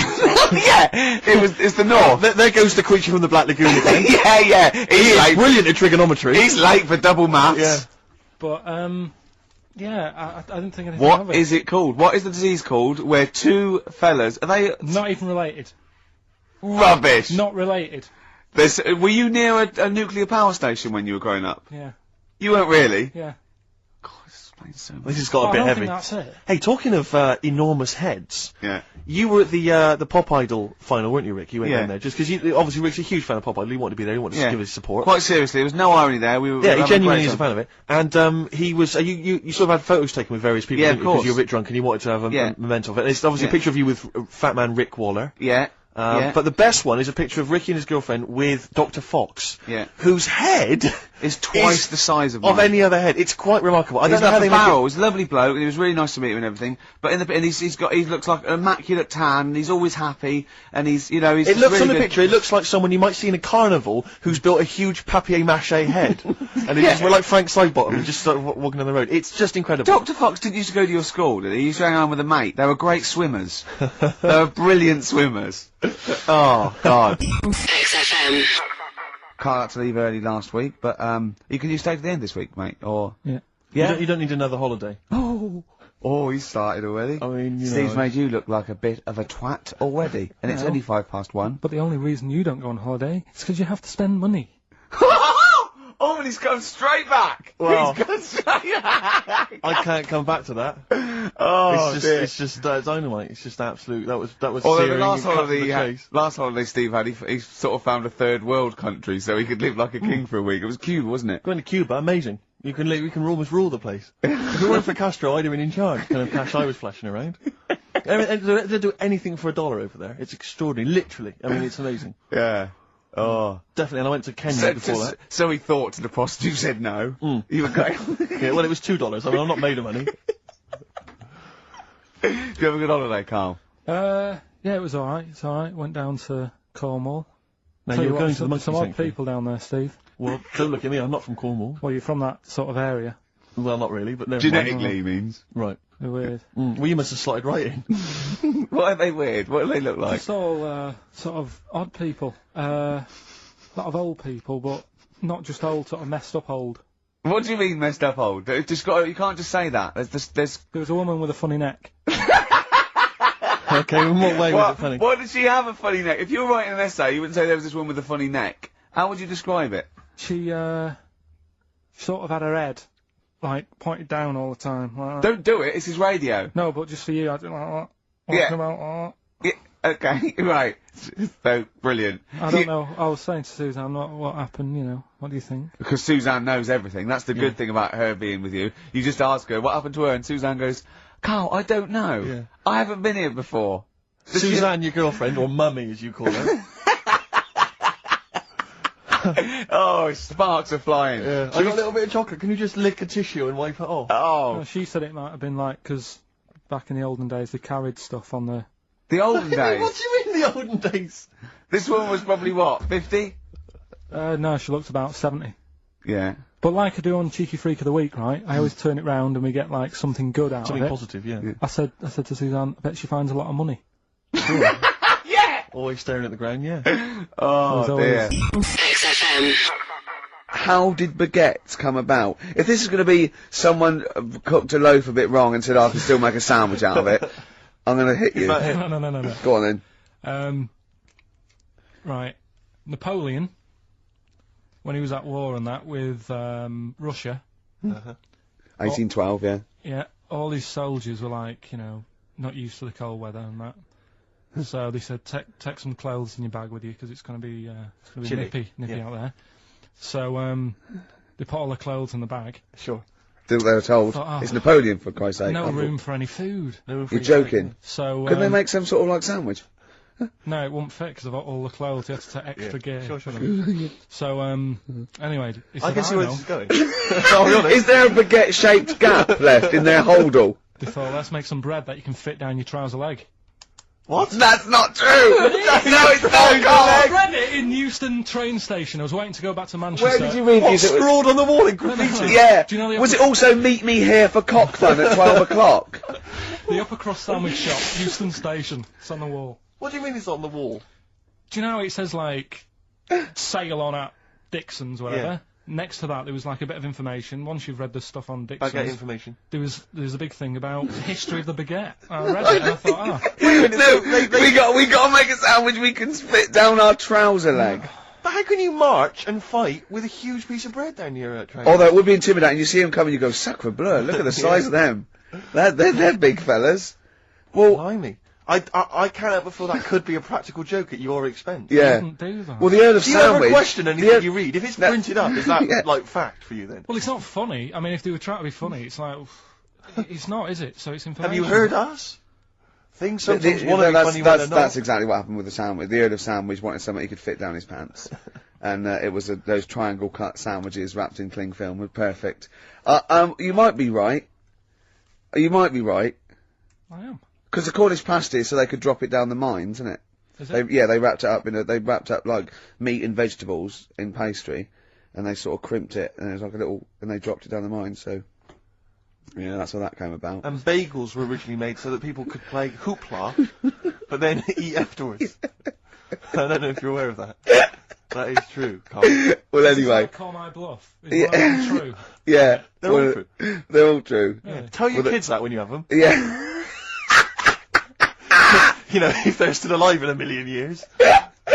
Well, it might be true. Can someone confirm that baguette fact that it was so Napoleon could stick it down his trousers? Not him, his soldiers. His men. Yeah. Fascinating information. Fascinating bread information, Karl. XFM. Well, we've had lots of emails. People, obviously, we inflamed and provoked Well, about actually, I have to say, the Rick- Cornish pasty. I've got a couple of amendments to that. The crusty bit, you know, is actually as a handle, because obviously the miners had dirty hands, and they'd eat all the stuff in the pasty, and they'd be left with this sort of crust, and they could throw that away.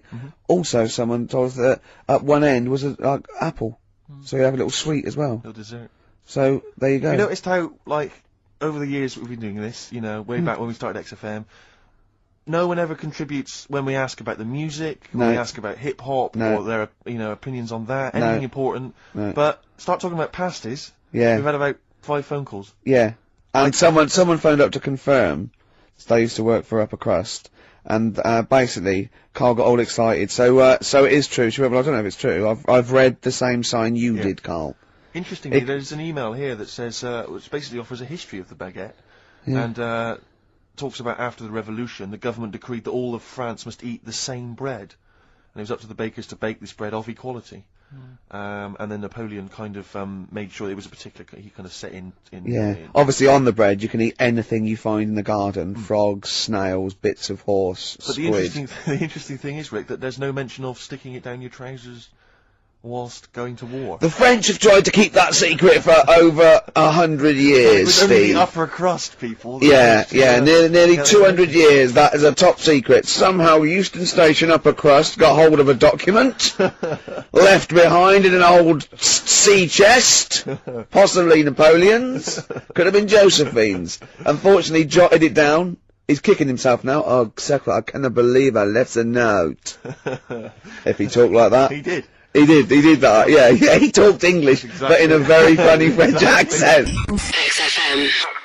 Because your diary doesn't just mention, I mean, okay, yes, it does, it fails to mention any disasters in London because we haven't had any, but it doesn't mention any, it doesn't mention any world events, it doesn't mention wars in Iraq, But I don't terrorism, need it doesn't to mention now. anything. But that's all being wrote about anyway. If you're saying there's a museum that's keeping everything, There's loads of other books for that. Who's looking at the fella whose skulls fell off? What? We see. It's interesting, isn't it? What do you mean the fellow whose skulls fell off? Well, that's what happened the other week, so I wrote about it. What? A fella's skull has fell off. What do you mean his skull has fell off? It's something to do with circulation. But what do you mean his skull fell Well, off? it's in the diary. We But might how look can at a the diary. skull fall off? Because it's surrounded by tissue and it's got a brain. How can just his skull? How can it detach itself from all the stuff surrounding He it? mislaid all his dreams. But all I'm saying is that's not getting a look in. No, because it's not significant or probably true. Good point, Steve. I don't. All know right. Well, what's let me anything just. based on. I'll just consult the diary quickly and find the moment with the man whose skull fell off. Oh, here we are. Yeah.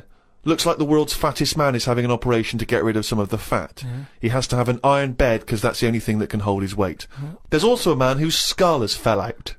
He's in hospital somewhere. I hate that. It would make me panic. The hospital is busy with people coming in to look at their head. What are you talking about there? That tells us nothing. Right, it's impossible for a skull to fall out. How are scholars in 10,000 years going to be... What are they going to decipher from that? They can sort of. There's not enough incident detail. But how did his skull fall out? Circulation problems. But answer the question. How did his skull fall out? Fall out of what? He was at home, and I don't know if he was combing his hair or something, but it come off. What did? His skull. What do you mean, his skull? Do you know what the skull is? It's a part of the head. Well, no, it's the structure of the head. It's the bone. Do you mean the top of the skull? This is only useful if you have all the salient facts. Then it would be of interest to us. We could. Well, I couldn't take that on. I'm busy. I'm not going to start looking into stuff in depth. Just get the details. God. You're such an idiot. XFM. Question from Kevin. He says, Karl, other than the famous boxing match that you've often talked about, I know that took up about 20 minutes of your time, have you ever been in any other kind of fight? I don't suppose a slanging match. I think they're talking of ever been in a physical fight. Once that I can remember. It was over a woman. Well, a girl. I was at school. Yeah. And it was because, like, it's hassle, innit? Right, relationships when you're younger. How old were you? About 7. It was over a woman. Go on then. Yeah, go on. And there was this girl knocking about who, you know, she was quite good looking, everybody liked. And my mate, he really liked her. And I didn't sort of ask her out on that, but she just sort of took a shine to me and stuff, right? And didn't really go out with her properly. It's at that age where going out with someone is just like sort of going, all right, in the morning, do you know what I mean? You just sort of nod your head. Yeah. And that. Anyway, there was some sort of school disco. And they were playing Spin the Bottle or something, right? And I sort of wandered over to see what was going on. And I stood on this girl's dress and put a hole in it. And she started crying. I was like, oh, I can't be dealing with this, right? You know, what's up with you? It's old, what's up with you? And everyone's going, Karl, what are you doing? That's meant to be your girlfriend and that. You should be sort of saying, oh, I'm sorry, and giving her a hug and all that, and saying it'll be alright, we'll sort the dress out. I said, oh, I can't be dealing with this. Right. So she's crying her eyes out. I said, it's over, right? Oh, it's over, you saying, right, in the morning. Yeah. No more of that. Yeah, there's no more. Right. In the morning. So I go to the toilet, right? And this lad who fancies her comes in and goes, you're out of order, you know. I'm saying, what are you on about? Sorry, there's 2 7-year-olds. Yeah, you're out of order. Keep out. Yeah. Cut it out. Show her a bit of bloody respect. Sorry, were you wearing trilbies? Yeah. He put his cigarette out in the sink, and he just said, leave it. Get out of my face. So I just sort of said, look, why are you getting involved and all that? Yeah. 2 7-year-olds. Yeah. Why are you getting involved?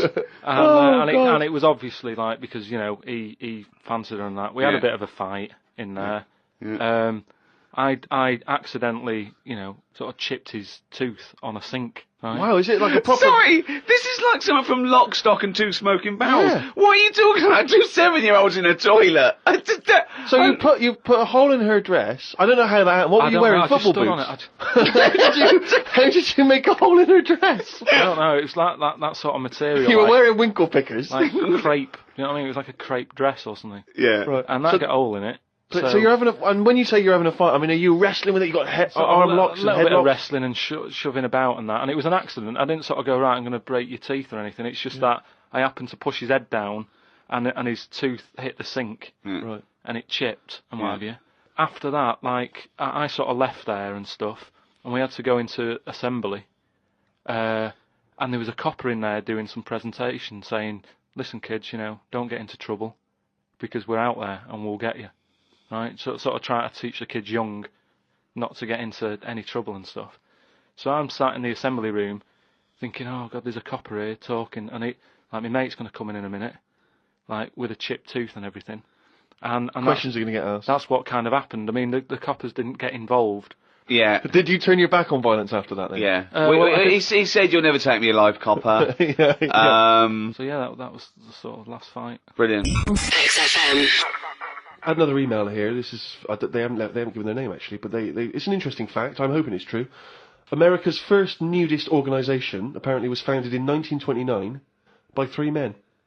Now, what intrigued me when I read that is the fact that it's clearly 3 blokes just trying to meet some nude women. They're all 52, balding. Exactly. With little, sort of gold-rimmed glasses. Yeah. Yeah. And they're just wandering around, and it's all quite saggy down there, and they're just knocking on doors saying, "We just set up an organisation. It's perfectly above board, completely legitimate. It's a nudist organisation. You got any women in there that want to come and join us? We've got any female members at the moment. Got any women in there interested in, you know, volleyball or trampoline? I can't be doing with it, me. You hate nudists, don't you? Nudists. I don't understand what it's all about at the end of the day. And here's something, right? Do you know, like, when you're a bloke nudist, right?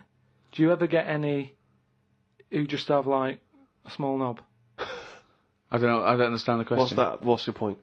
Well, you know, are there any blokes who are knocking about who just have a normal-sized knob, or maybe a bit smaller than normal, who are happy wandering about showing off what they haven't got, if you know what I mean? I don't think nudists are just doing it because they're so proud of their knob. No, but there's got to be a little bit of that in it, isn't there? Why? Say like, you know, Jonathan Ross, right? He's nipped to see you now and again and what have you. He's what? He sort of nipped in to see you now and again. He's always happy getting his knob out because he's known to have this big knob, right? What do you mean he's known? Why is Jonathan Ross known to have this big knob? No, he just talks about it a lot, doesn't he? He's always saying about, oh, you know, bet you'd like this, wouldn't you? And all But that's like me.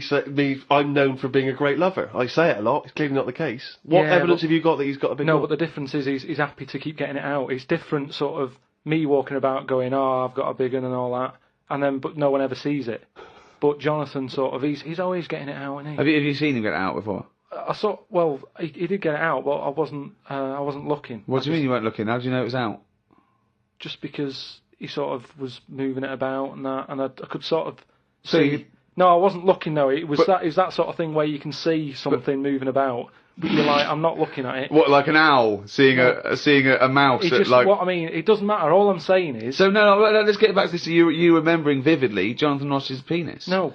Yes. I don't mean that. Why were you looking at his penis? I wasn't looking though. Well, it was clearly not meant to be looked at. I'm just saying, most blokes who, you know, nudists, they must be pretty confident in themselves to, you know, getting it out. And I wasn't looking. It's just that. I mean, I looked once. Okay. What was it like?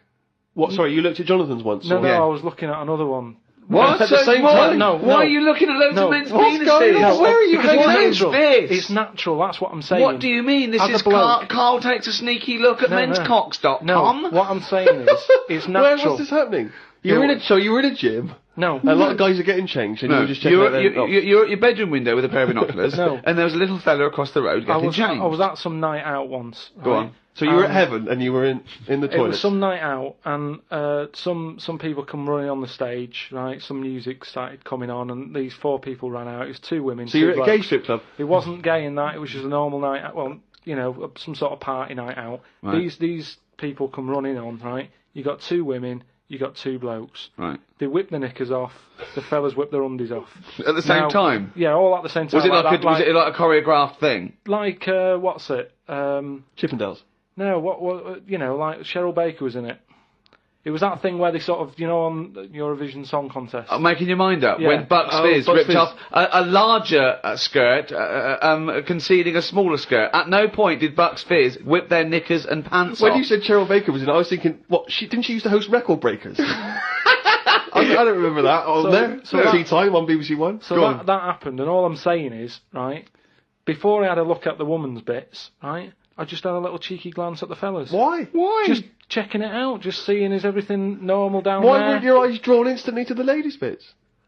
No, don't believe me, I had a look at that. All I'm saying But you went to the guys first. Look, I didn't know how long pants were going to be left off for. So you didn't want to miss your opportunity, is what you're saying? You saw a window of opportunity to see some men's bits and you thought, I better take it. No, because this may never happen again. No, so what happened? So there's two women, two men, right? I don't know what sort of event this is where you're looking at anyone get their knickers and pants off. I don't know why you're looking at all. So you go, right, there's knickers and pants off, right. Let's check out the knob and testicles first. You're telling me you've never, like, when you've been in a gym or anything, you've not just sort of turned your head, had a look and gone, alright, yeah, that's alright. Yeah. Sorry, let's just get this question right. Have we ever been in a gym and just taken a sneaky glance at a man's genitals? Is that your question to us? Right, for me, it's the same as when you see someone who's a bit odd, two heads or whatever. Well, I'll be honest, if I was in a gym and a bloke came in with two heads, I'd look. I'd get a sneaky glance in the mirror, I'd go... Sorry, but you'd look at his genitals or his two heads? His two heads! Or would you you'd look at the heads and then think, I wonder if he's got two cocks, and just...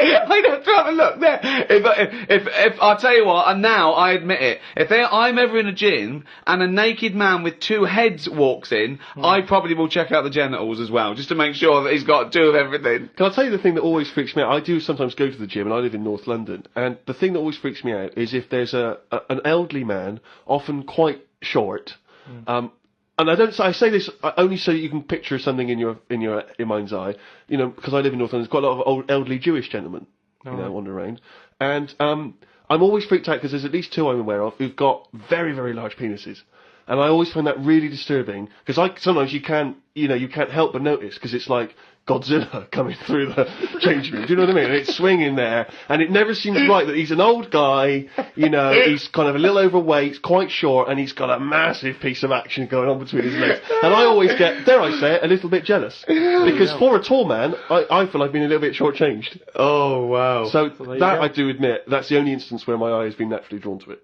Do you know what annoys me in gyms?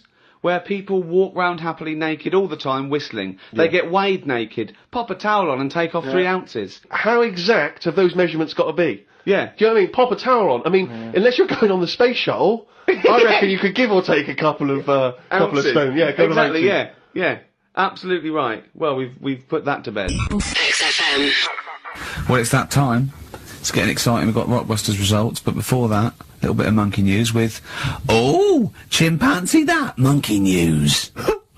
Karl Pilkington. Brilliant. I haven't read that for a couple of weeks. Go on then. Alright, so, is that this little monkey? Oh, yeah. He lives in Morocco. Right, I'll just warn you now, you're on thin ice from last time, okay? So, make sure, is this real?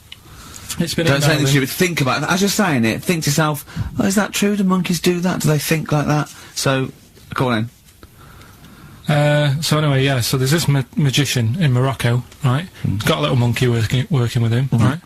The way it used to work, magician used to do his thing on stage, do a little bit of magic, people loved it.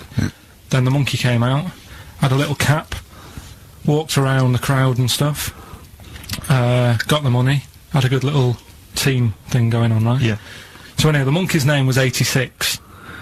Right. Because back then there was so many monkeys, it was like, oh, what names, do you know what I mean, what names do you use, what do you do? So they just named them, right? So this little monkey... What, he had 86 other monkeys? What? No, it's just that because a lot of monkeys were sort of working back then, helping magicians out, you know, doing bits and pieces, busking, what have you. Just Well, go in Rick, there. you know how there's so But why many... would there be a confusion with that? If he only had one monkey, where's the confusion? People would go, I'm not going to go and see that, I want to see 86, he's the better monkey. Do you know what I mean? What does it matter? I don't know what you mean. Well, why do they need... where was the confusion? With people going to the circus and going, what monkey are you going to go see tonight? I don't know. It wasn't a billing, was it, with a monkey? But Rick, it's just the same with humans. You know, there's so many humans now that we can't give them names anymore. Yeah, they all have to have numbers. Exactly, yeah, there's so many humans, you know, with 5 billion people, we can't give them names, it's impossible. But, you know, with a few monkeys anyway, number working... 122, go on. So, anyway, there he is. 86. 86. With his hat. With his hat, walking around getting the money. Yeah. Anyway, the magician sort of, you know, thinking about moving on. Because in Morocco, he'd sort of done all the tourist traps. Sure. So he had a word with the monkey, said, how about we, See? No, let him continue. Think. Let him continue. He didn't have a word with the monkey. Let him continue. So what do you think about going over to Spain? Yes. Sure. So, the monkey was in agreement?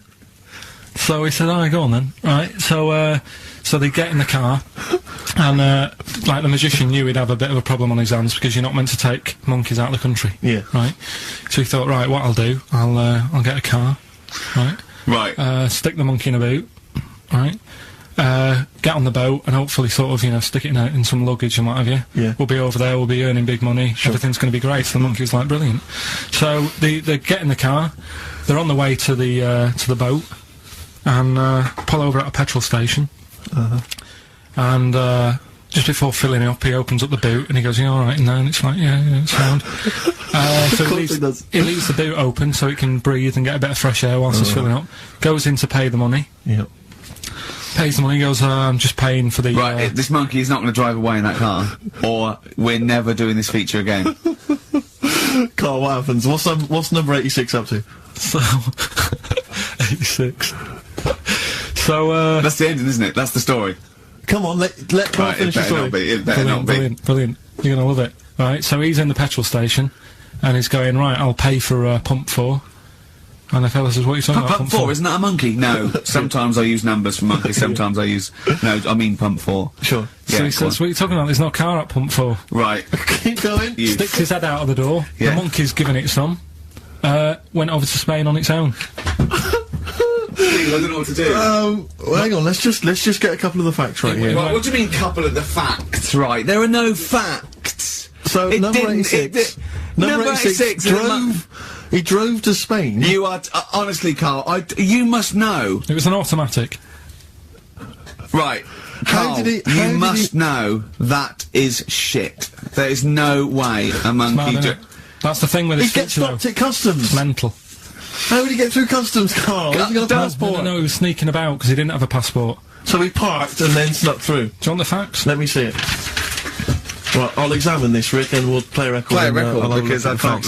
That's nearly as bad as the armed robbery. XFM. They're just too convenient urban myths. Everyone you can tell an urban myth's not true, because it's always, this happened to a mate of mine, and when you say what happened then, they go, don't know, that was it. Was it? Was that it? Was it? Someone boiled a brain and that was it. There was no more story. Well, were there any dates, locations, times? I think it was in Belgium. There's that one that a bloke, right, was gonna get a phone call at 4 o'clock to find out if his business was, you know, okay, right? And if he didn't get the phone call, he knew he was broke, destitute. So dead on 4 o'clock, the phone didn't ring, so he went up to the roof of his office and he jumped off to commit suicide. And as he was passing his window, the phone was ringing. Oh no. Carl, it didn't happen. Didn't happen. Think it through. Think it through. Who told that story? Who told that story? As he hit the pavement at 120 miles an hour. He's the only person who could have known that series of incidents. Also, why didn't he wait? dead. As his life's at stake, why didn't he wait till 5 past? I'm gonna give it 5 minutes, just in case. In case the lines are busy. Yeah.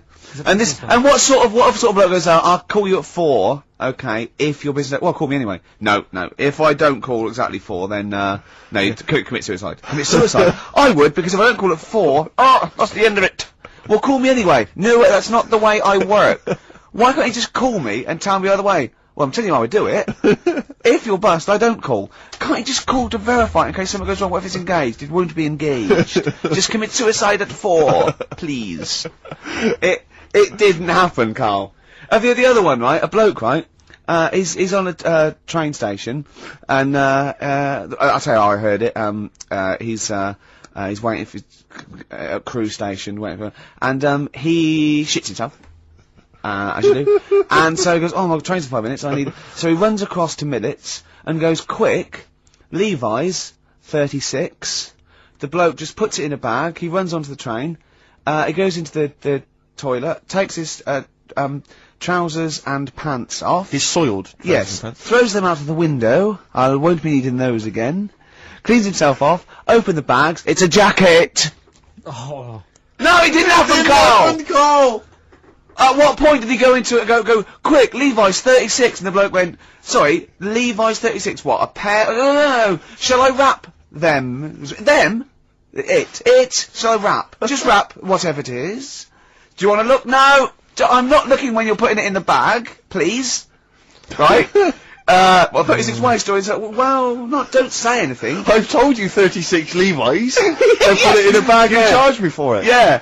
I don't want to discuss it further. Yeah. There was one, Here we go. there was one about a woman whose husband died, and she had him cremated. Yeah. And made like a little egg timer out of him. And she said, I did that, so it can still help around the kitchen. Well, that might be true. That might be a joke. That's quite sweet. That might be true. That is true story, again. It was all No, not related- again, because the ones I just told weren't. Nor is the boiling the brains in a bag curry microwave head story true. Yeah. They're too convenient. XFM. But I've been reading a lot about, you know, I like spiders and stuff, just reading about them. And there's one, right? It's got big legs. Yeah. Doesn't use them. It goes around floating in the air on a bit of webbage. Like He just took a gamble then, didn't he? He took a gamble, he thought, do you know what, I'm going to go with webbage. Don't know if it's a word, not sure, but I could just say web, and I'm going to go with webbage, I'm going to risk it. And it didn't pay off, did it? Webbage! Webbage! But that's how it gets about, it's in the air like a kite. Yeah. And it's just floating about. I've seen one, yeah. So, that's what I'm saying about weirdness. The way all that goes on, and this is what I can't get my head round. You have got your head round. But do they get ill then? He's just, for those listening at home, he has just bumped his head against the microphone. Trying to mate with it because it's perfectly round, this microphone.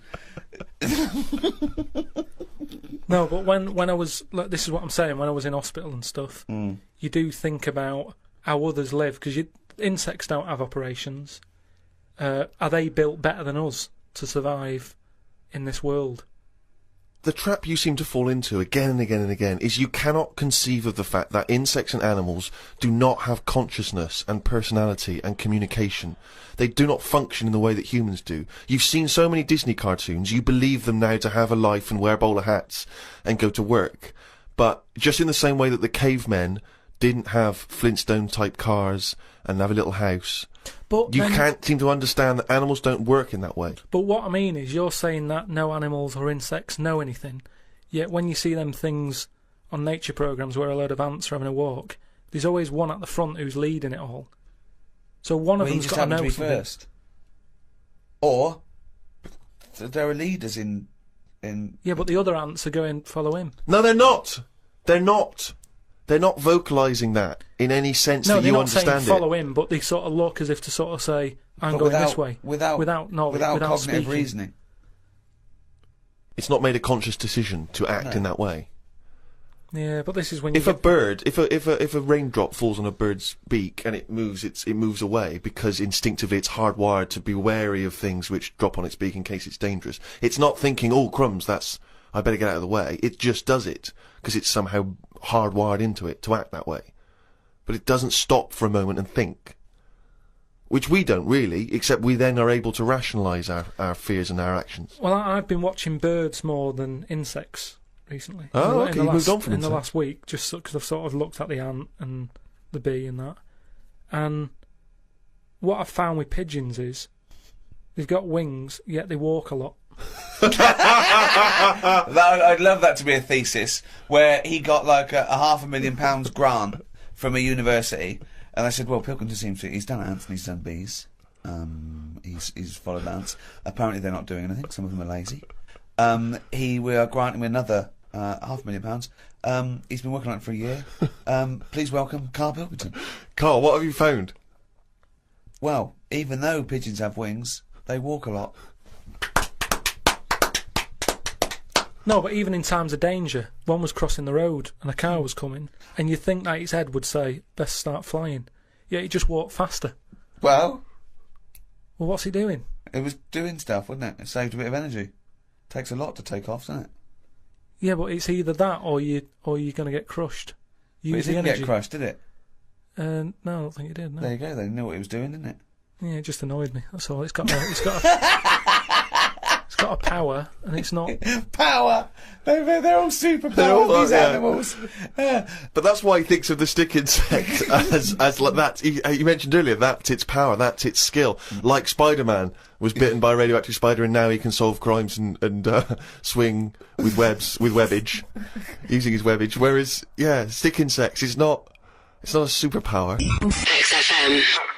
But we did the Pirates of Penzance when I was in an amateur dramatic society in Bristol, the Bristol Operatic Society, Light Operatic Society. I don't know why I was involved, because I can't sing. My audition, I thought, this is how desperate they were for blokes. I swear to God, right, I can't sing, you know. Well, you? Yeah, alright, calm down.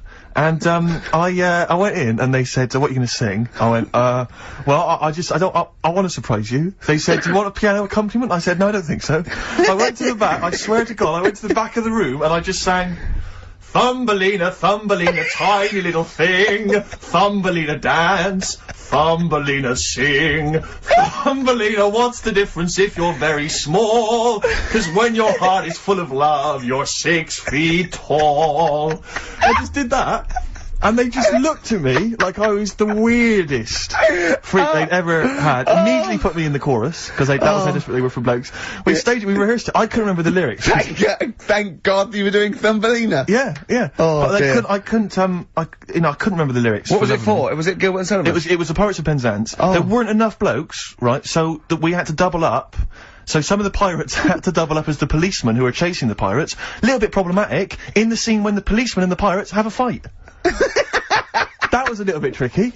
And the worst things, there's this sequence where, like, the daughters of the Major General all kind of like, oh, beautiful, something like, you know, oh, beautiful little girls are we, la la la la la la la. And the women they must have all been over 40. I mean, real kind of toothless crones creeping around in their 90s. Is it the sort of women that buy one of those sort of porcelain dolls from the TV and go, look, I've had a baby. It's not a real baby. It is a real baby. I'm gonna stab you. Yeah. One of those. Exactly. It's the sort of women that you'd see maybe on TV's Bargain Hunt. You know, the kind of contestants you get on there. Those women who sort of, they're in Amdram and they think they've clung on to their looks, but they'd have never made it in the guy who was playing there's a guy who's supposed to be an 18-year-old prince, an 18-year-old pirate, the Pirate King. He must have been 40 if he was a day. He also directed the show though, so he got to prance around in these thigh-high boots. Ludicrous. It was so embarrassing. It was shameful, really. I'd love to go to Amdram. Amdram is a whole other world. It's such an incredible place. Because there's so much backbiting and envy and... Really? Oh, it's incredible. It's worse than the real world of theatre and TV. It's unbelievable. Because the same old people get to do it every year because they can hold a note. Can we go along? You would absolutely adore it, Gervais. XFM. So anyway, as I say, my mother saves various clippings and things which may be of interest. This was recently in the Daily Mail, in one of those kind of gossip columns. Ricky Gervais's cringe-worthy dance routine as managerial buffoon David Brent was undoubtedly the highlight of BBC comedy The Office. Perhaps credit for the scene should not go to Gervais, however, but his lanky co-writer Stephen Merchant. For I hear that 6'7" Merchant has been attracting a great deal of female attention at the so-and-so pub in North London, until he took to the dance floor with Brent-esque results. Says my mole, most of the feminine throng looked away in embarrassment. Putting it kindly, he was rather ungainly, like a giant albatross hopping on stilts. Right, now then. I'll take issue with this, because firstly... You wouldn't be attracting female attention in the first place. Rick, if I had been, I'd have phoned the Mail myself. Point A. right, I seem to remember distinctly I was talking to one of my mates the whole night, and we were discussing about the fact we were too shy to talk to girls. So wrong there.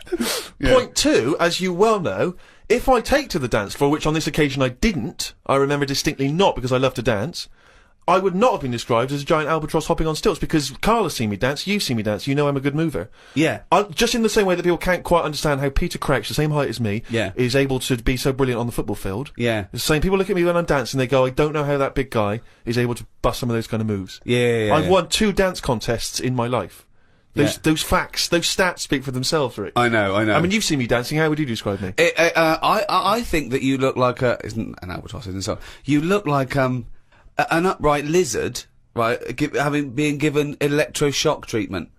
And I think that's a lot fairer, isn't it, than the albatross nonsense?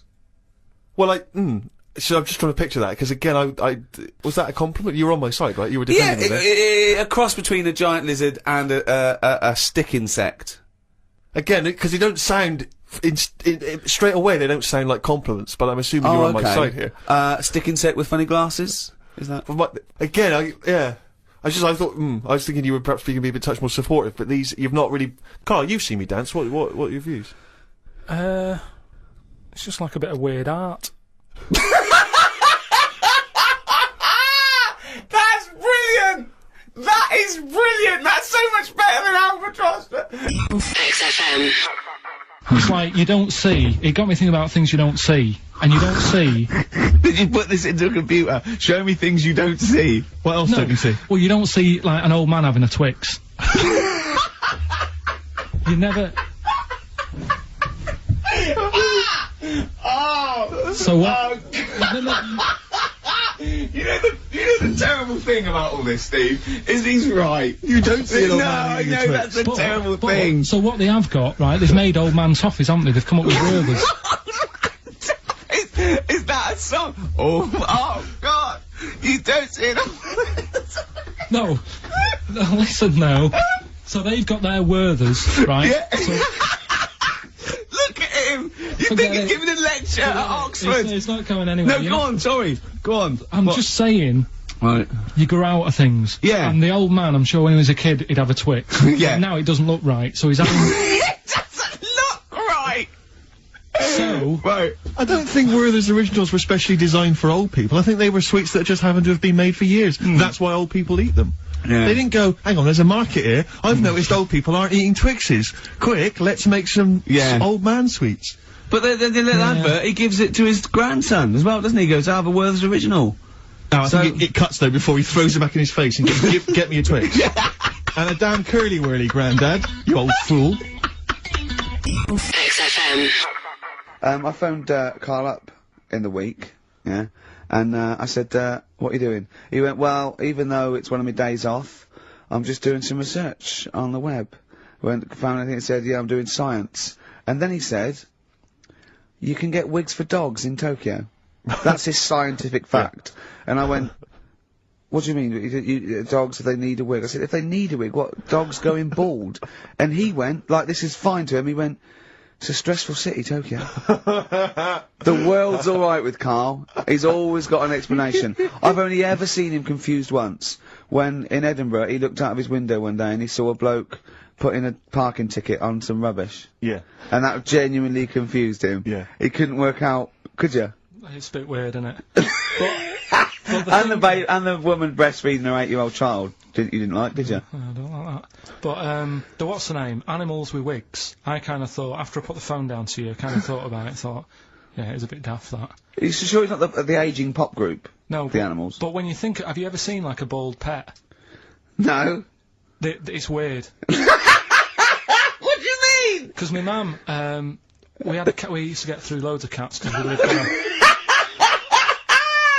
Oh God, it's starting early today, isn't it? What do you mean? It's only 10 past 1. What are you doing? No, running a restaurant? We lived on... Oh God, what do you mean? No, we lived on like a main road. Oh yeah. Right? So we used to get through a lot of them. My dad kept saying, you know, stop wasting money, you know, it's not Stop good. wasting money, not wasting cats. Right, so, anyway, we had this cat that was ill all the time. And It's just bag of nerves, probably. Yeah, malingerer. Yeah, I'm terrified. I'm going to which house? Rome. Oh God, bloody hell. Rome. Don't let me go to the Pilkington. and it, for some reason, it kept being sick all the time. Right? Yeah, that is nerves. That's definitely nerves. So my mum kind of thought, oh, I've had enough of this, and she shaved it. What? Whoa! Whoa! Whoa. Now, I know you're not vets in your family, but what correlation did your mum think there was between you being sick and shaving it? Because it kept being sick, and it was a pain to wash, because it kept getting So caught she up. wanted a dry wipe cat. So... Why didn't you just varnish it? What? It's weird, So now he's cold and sick? No, but not all of it. She left sort of the back half, but sort of from its waist, sort of... I love that! Shave it because it's sick on itself! And That is it was the genius. weirdest looking thing. I mean, normally I like cats. I'm always like giving yours a stroke on the head and that. Yeah. As soon as she did that, it was like, oh, Yeah. can't touch it. And then So now it's sick, cold, and hated. Yeah. Carl. It must have, I mean, the other cats must have been taking the mick out of it constantly. It's just making things worse. Did it get, I'm hoping that it got run over and was put out of its misery. no, I think it got all right, that one. Or is that the? Yeah, it did get run over. It did. Oh, God. XFM. Right, what we going for then? Hanging the bacon, airy Chinese kid, alien gives man a beard. I think Alien gives man a beard. I'd like We're to all do excited that. about it. Right, there's this fella, I think it happened in America, and he saw a bright light in the sky. And, Carl, if you're bored. and he stood there. This is a true story, is it? Yeah. He stood there, Yes, of course it isn't, Steve. and he saw this bright light, and it came closer and closer, and it was a UFO, right? Yep. And he looked at it, and it disappeared, right? And he gets back in his car, He looks in the mirror. and he looks in the mirror. Yep. He's only got a beard. He has. You sure it wasn't someone else who got in the car? And he was still standing out there? No, right? What? And it turned out, Yeah. he got home and said to his wife or his girlfriend, it's a bit weird. So I just got out of the car to look at a bright light, and I got back in the car and grew a beard, and she said, never mind your beard, where have you been for 3 days? And what had happened is... He passed out because he was pissed. No. The UFO had taken him for 3 days. Yeah. But he'd only thought that he'd only looked at it and it went away. Yeah. But what had happened is, he yeah. took him, and Yeah. he grew a beard because he hasn't had a shave. Right, okay. I mean, was Will Smith or Tommy Lee Jones anything to do with this at all? Did you see this on a video maybe and thought it was an educational film? No, it's from a book that some kind person sent in to me. Here. Can I just ask again, just again, I'm just throwing this right back at you. Do you think there's any other possible answer here? Right, a man is absent for 3 days from home. He's the grown a length beard. of time that it could take to grow a beard, lest we forget. What if he hadn't actually seen a bright light in the sky? What if he he'd was been lying? What if drunk? he was lying? He'd got knocked unconscious. He'd had a car crash. Just any number lying. of other No, things. just lying. Or he was just lying. Yeah, he'd been on a bender, getting pissed for 3 Yeah, days and that with was his his mates. excuse to his wife. And they went, what are you gonna tell your wife? Well, wait a minute. Wait a minute. She's not going to believe I was out with you, lads. Just say you're only away for a minute. No, I wasn't away from it because of the beard. Oh yeah, look, it looks like you've been out for 3 days. Well, we have. That's Exactly. right. Okay, we've got to cover that then. Alien abduction. Great one. Okay, let's try that. Do you see? That's a little scenario there that could have been played out. So, when you say educating Ricky, what have I learnt from this? Never listen to you again. That's all I've learnt so far. Never listen to you. Yeah, we'll add a little bit more in here, right? To Well, spice this no, up. what do you mean add a little bit more? We'll add a bit more to this what I'm educating you about. Go on. Right? There's only a law in America that says if you touch a UFO, you're going to get done. Now, why would they make a rule? I don't know that. Do you know, like, all their rules have a code? Carl, I genuinely do not know what you're talking about. Right. Do you know, like, how here they might have... Do you know I what? have no idea. Right. Okay. Do you know, like, over Rick, here... I'm listening to Capital on these headphones. I got Foxy on from yesterday. XFM. Okay, what's the next one? What's the educating Well, Ricky? I don't know, see, like I say, I was looking around and there's stuff that is interesting, right? I was looking on the web. But there's no point. Well, it's just that I found one about, What's the point? about a lad who, 8 years old, but he's still breastfed. Now, I don't know if you can get anything out of that. Is that what his mum said?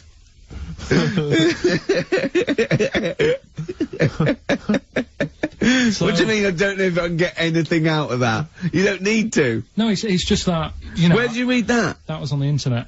Oh, well, yeah. You're always unspecific when you mention it. It's just it was on the internet. Well, I'm trying to think what I put in. I think I put in Y to see if I'd confuse a computer.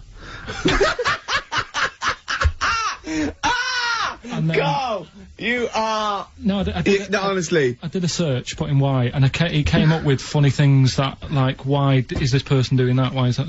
And it had a picture of this 8-year-old lad, sort of, you know, on his mum's nipple. And, it was saying, you know, is this healthy? You sure that wasn't asking you that question? What? I put in Y just to confuse the computer. Like, the computer going, what do you mean? Yeah. Stop it! Yeah. Oh, look, last week, I was walking, home with him, and I went, he was saying something stupid, and I went, I've got a competition for next week. Let's do a phone-in, and it's called Karl Pilkington, Genius or Fool. Yeah. Right? And he went, no. I went, why not? He went, well, it'd be confusing, because they say there's no difference between genius and being a fool. You do though, don't you? No, but it's rubbish, and people say there's a fine line between madness and genius, and, you know, it's a ridiculous soundbite. They don't say there's a fine line between a genius and an idiot. Well, the people who do are idiots. Yeah. So what would you do there, though, just to sort of wrap that little thing up? What would you do? That lad loves his mum's milk. What are you asking me to come up with? No, I'm just... A title for the story? No, it's just what would you do? Right. What do you mean, what would I do? Well, it's causing a bit of a problem in the area, right? What area? In America, I think it was. Oh, America are a problem, are they? George Bush is worried about this kid who's breastfeeding at 8. Imagine it like this, right? Right. No, so, Carl, what are you asking me? About this spurious story you saw on the internet? I saw it on the internet. There's an 8-year-old lad, he likes his mum's milk. Yeah. And it's saying, is this right? Should it? No, it's not. On? But what do you want Ricky to do about it? It's not his responsibility. Yeah. No, but the little town that he lives in, they're all causing an uproar, right? Going, this isn't right. You know, I can't let my kid play out in case he's in the garden with his mum getting a bit hungry, right? So, oh God, what should they do? Because his mum's saying, well, he likes it. Yeah. And he, you know, so what do you do? I don't know the laws. No, but I'm not asking you to sort out the laws. I'm just saying, if you lived in that neighbourhood, what would you say? If you went up to him and said, look, everyone's getting a bit fed up with this, look. I'd say, what would I do? What do you mean, what would I do? What are you asking me? Right, it doesn't matter. No, what are you asking me? What are you asking me and Steve and the public? I'm just saying, say if you live next door to this woman. Yeah. Right? The kid's hungry, 8 years old. He's out playing on his bike and he goes, Mum, I'm getting a bit peckish, and he goes, alright, son. She whops one out. And he starts having his milk, right? You live next door, you're putting your washing out, and you see this going on. You're getting a bit sick of it, because it's gone on for months. 8 years, I see. Why is it your business? Why are you such a nosy neighbour that you're concerned? What would you do, Carl? Let's turn it back on him. What would you do? What's your solution? What would you do? Well, I thought I'd say, right, why are you doing this? And she'd say, because he likes it. And I go, alright then, put it in a bowl first. XFM. Let's cue up the jingle. Hang on. Alright. Perfect. Oh, chimpanzee that monkey news! Right. Let's have a look. This one's from some woman, right? Yeah. And she was taking part in the London to Brighton bike ride, right? Lovely day, weather's good and everything. What year? She's, just a couple of months ago. She's done all the training, right? Done all the training and stuff. Got a brand new bike for it, got a little puncher outfit and stuff, all set for the day, right? It's a nice day, she sets off, they all start pedalling and that on the way to Brighton, right? So she knows the route and that, got her little headphones on, cycling along. suddenly... Right, okay, I'm sorry now. If a cyclist overtakes her, and it's going really fast and it's sort of hunched over, but it's got, like, lots of cycling gear on and a helmet and goggles and they can't tell what it is, but they just know it's like a little hairy, fella, who hasn't bothered shaving his legs, which is weird, isn't it? Because cyclists usually shave their legs, and this bloke had really hairy legs. But, and it won. They gave it the medal. It won 3 years running. They gave it the key to the city. It had its own game show. And then someone said, hold on, though, this fella's sort of hunched over and he's only 3'5" and his arms are longer than his body. It's a chimp! If it goes anywhere near that, we're never doing it again. More monkey news next week? She's cycling along. So anyway, she's cycling along, right? And, this tricycle... I couldn't predict that!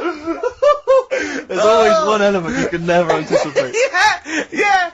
Got a kiddie's tricycle with a little kid on it. Little hairy kid with a helmet. Okay, just go on then. Well, a tricycle comes... Whizzing past, yeah. him. Strong legs, don't they, chimps? So she's thinking that's... But didn't get a chance to see the Oh, yeah, couldn't quite see the cyclist!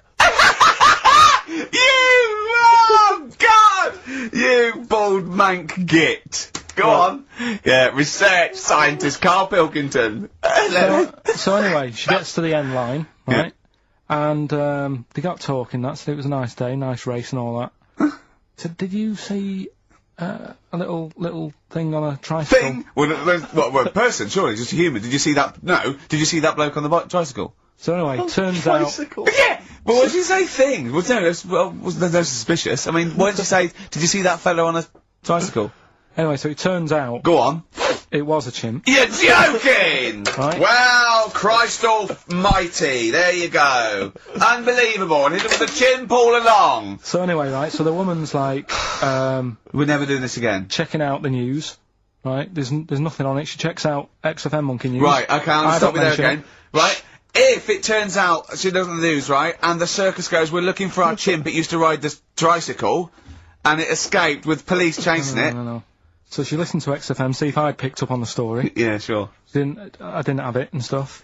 So she got in touch with the organisers of the London to Brighton bike ride, said, look, saw a little hairy fella. Why did she care? Because she wanted to know, she thought it was a bit odd. Well, turns out it was a chimp. They weren't happy about it. Of course not. Because now the owner of the chimp wants to enter it into the Tour de France.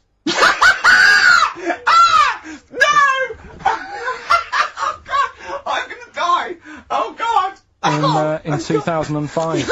Now, a couple of questions. I trust you'll be able to answer these. Oh, God! Steve, help me out. How did it get hold of the tricycle? I don't know. Okay. Okay, no, that's fine. That's not an important point. Like, that's important. What's the matter with you, Steve? He doesn't know that. How did it know to... well, firstly, how did it know which way to cycle, but more importantly, how did it know there was a major bike ride? Just following the crowd, Steve. What's the matter with you? The owner of it had trained it and stuff. No, he hadn't! It had already done the run beforehand, before the big day. No, it hadn't.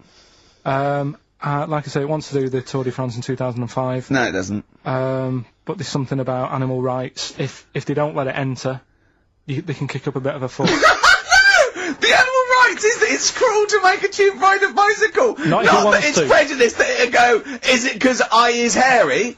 You idiot! Right. So... Wow, that is the worst one yet.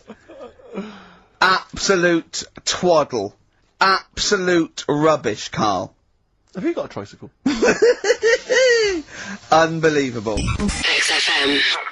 Just looking through some of the news stories that Karl did make it into Karl's news roundup. Yeah. This one you might be interested in. Headline: Woman says partner ran off to become vampire. Yeah. And it says a young mother says her partner has dumped her to become a vampire. Rebecca Roberts from Somerset says Matthew Barrett fell for a blood-worshipping woman in a US cult. The 23-year-old mother says he began shaving all his body hair, dressed in black, and used Rebecca's lipstick to redden his eyes. Rebecca caught him performing weird blood rituals in front of his computer at night, cutting himself to prove commitment. She said, I thought it was just a hobby.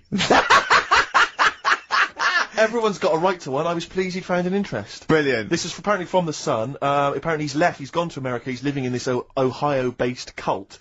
But it's the last bit where she's been asked whether or not, if he came back, would she take him back? Sure. And this is where I wonder if the journalist, you know how journalists are supposed to just report the news, be objective. Yeah. I wonder if maybe the journalist here has maybe had some interference. Made the quote better for them than, go on. Because it says, I never thought this would take over his life. Now, if he came back, I'd say fangs, but no fangs. Oh dear! I can't believe. Imagine you're the woman, Rick. Okay. And I've come round. You're the journalist. I'm the journalist, and I've come in and I've said, okay, I read about this. All I have to do is not say that thing. You've come. I understand you're obviously quite upset. Yeah, gutted. If he came back, would you take him back? Definitely not. Right. Really, What would you say to him then if he came back? Just get lost. Right, but I'm really pissed off with you. Would you perhaps say something a bit more pithy? Not in this situation, no. You're upset? He cuts himself, he drinks blood, he's left me. Sod off. I'm not interested, mate. Because I'll tell you what. Go on. I mean, I like what you said there, but I wonder if we could condense that a bit more. If he came back, would you say... Go away. Would you say something, would you ever say something like, thanks, but no thanks? No, because it makes it flippant, because I'm really angry. I know you're annoyed. And I'm upset, so I wouldn't say... I certainly wouldn't say thanks. I might say no thanks. But what if you sort of said it, like, aggressively, like you were giving him the finger? Thanks, but no thanks. Like, you didn't really mean sort it. of sarcastically? Sarcastically. Would you possibly say I might say thanks, but no thanks, and that'll be it. And that's and I'd leave it there. I'd never change that. Sure. I'd never change those words. Can I ask you a question? Go on. Do you like puns?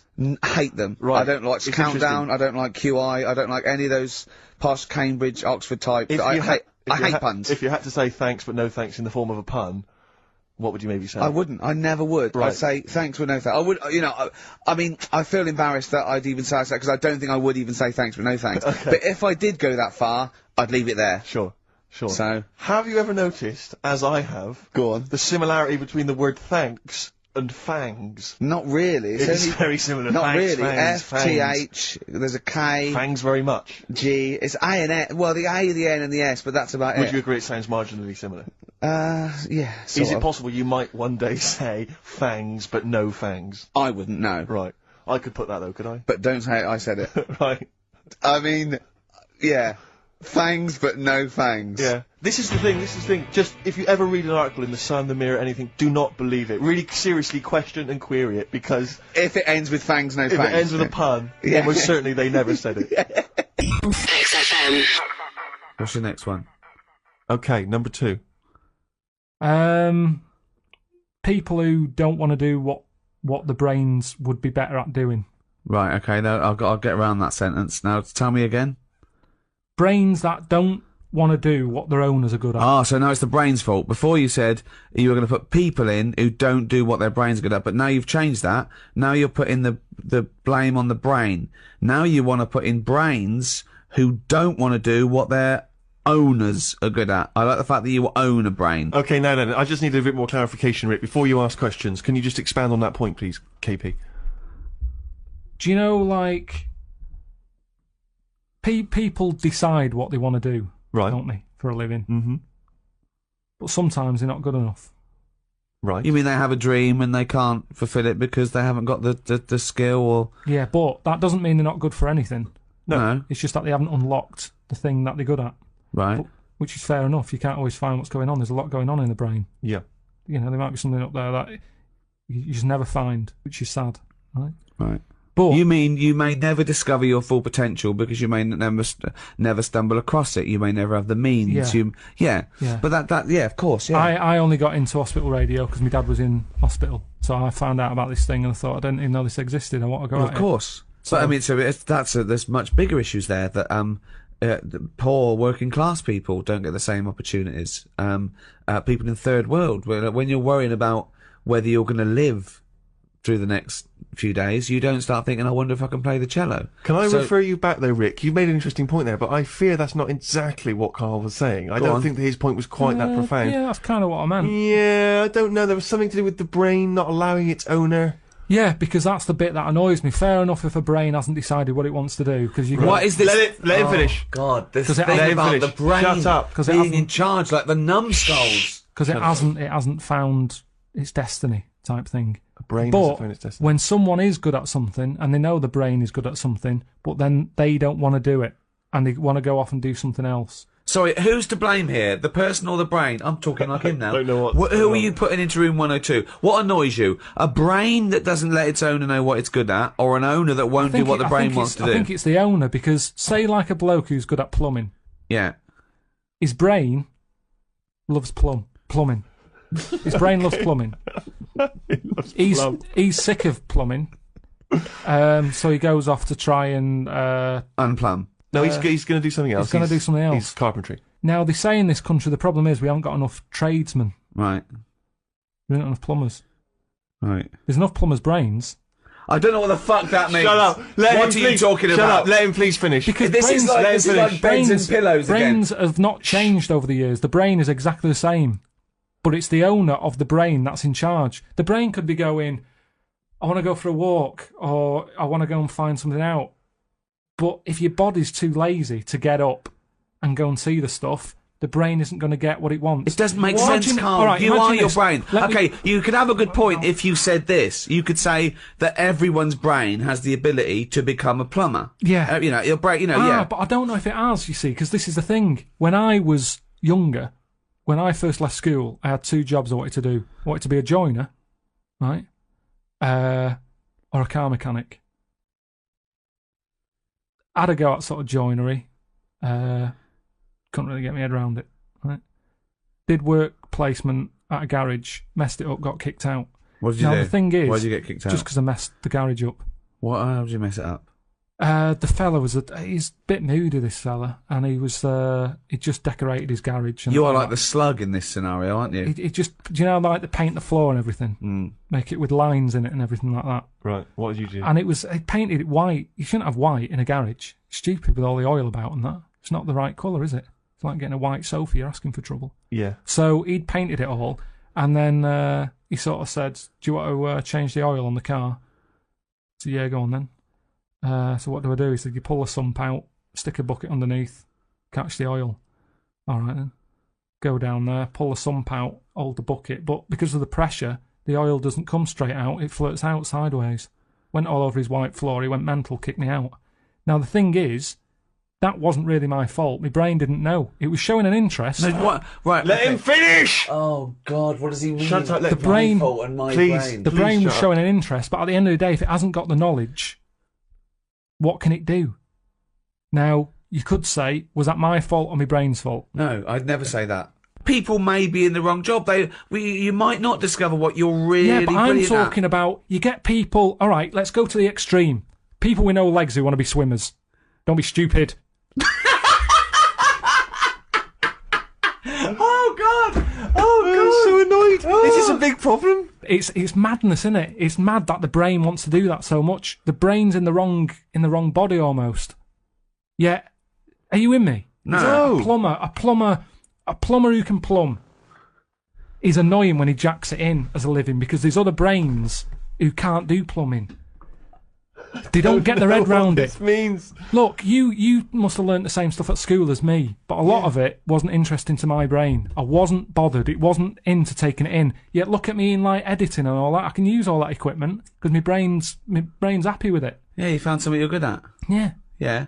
But why aren't I good at plumbing or joinery or being a mechanic? You're probably not interested in it. I loved it as a kid. People do have different brains. People are different. Some people are more higher logic, low emotion. That's what I'm saying. Yeah, but I don't know what you're putting in room 102, because you're saying it's like this brain's wandering around, looking for a body, and it goes, I'll choose that body. Hang on, this body doesn't even want to do some plumbing. It's a matter of taste. It's just a matter of taste. It's good to do what you're good at and stop chasing a dream. This is the most complicated thing. You could just put in noisy kids. Like, Ricky, why is this is a brain that... Because someone else would have done noisy kids. There's no point everyone putting in the same thing. But I don't even know what your point is here. For example, what I put in were parents who ignore their kids running riot in a restaurant or on a train. The arrogance of them thinking that, isn't it fun? That there was someone to blame. I was basically putting in bad parenting, or, there was someone... I wasn't going... A brain who wanted to be a plumber, but the plumber didn't. I'm not putting a brain in, it's just people... if I had a really good skill, I'd hope that I'd use it. You don't know what you're good at until you try it. You might be the best drummer in the world. I know, but they're the people I'm having a go at.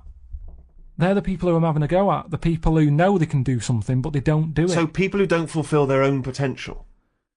That's a good one. Is that a better point? Yeah, that's what I meant. But there's nothing to do with this duality, this brain brain versus person. I don't know what that is. It's a weird thing you've got.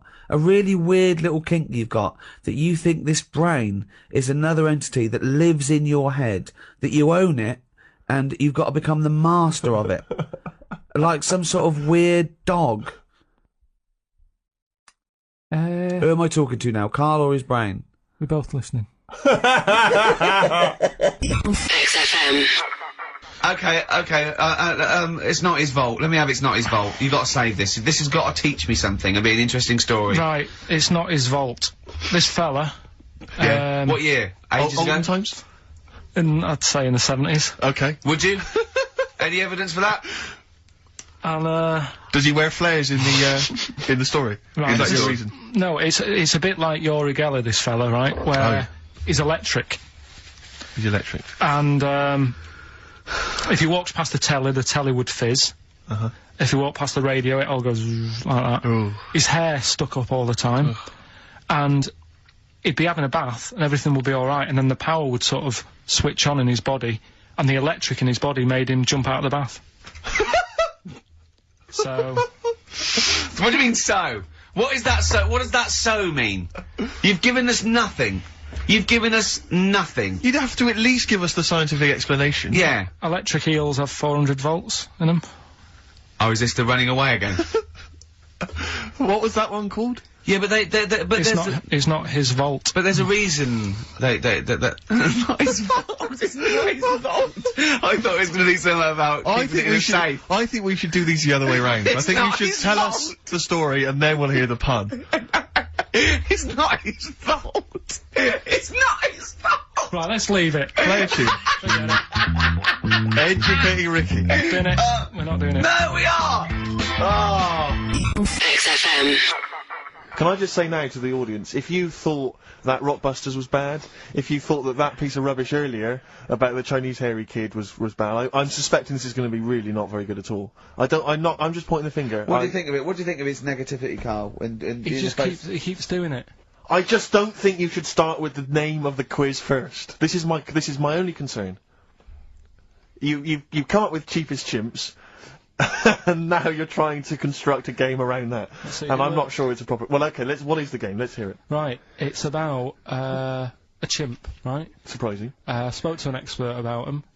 Who was the expert? Someone at London Zoo. Okay.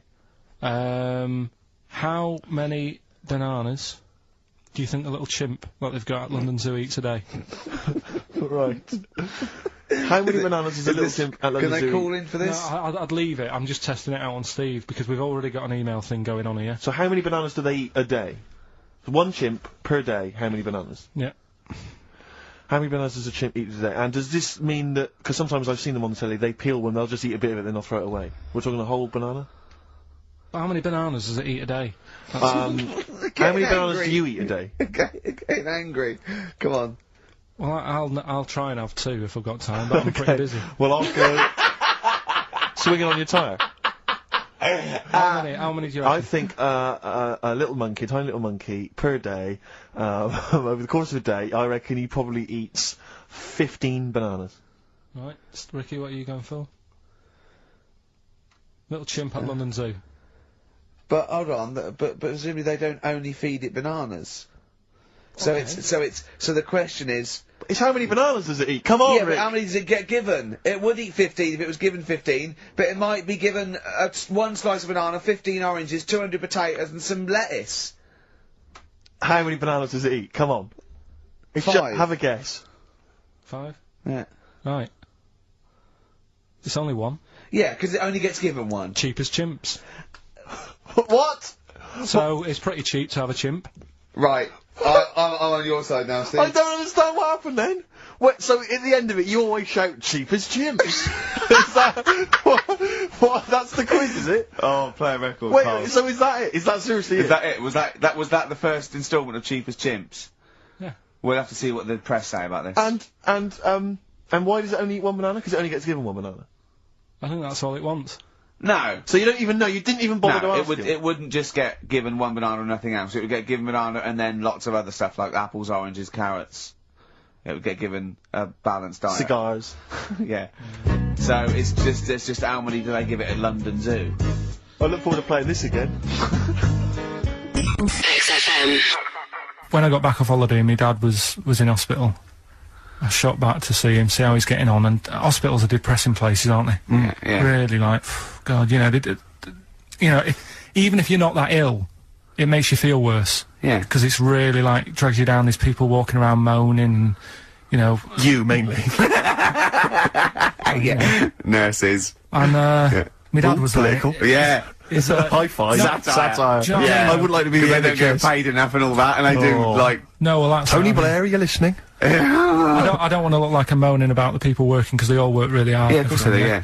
But it's just the hard depressing places. High five. Nice one, Go nice on. one. Yeah. Right, so I'm sat there, and my dad's getting fed up. And, Is that because you're visiting? just, he's quite an active bloke, and all of a sudden he's got to stay in bed, and, you know, it's like sit down, stop moving about, and all this.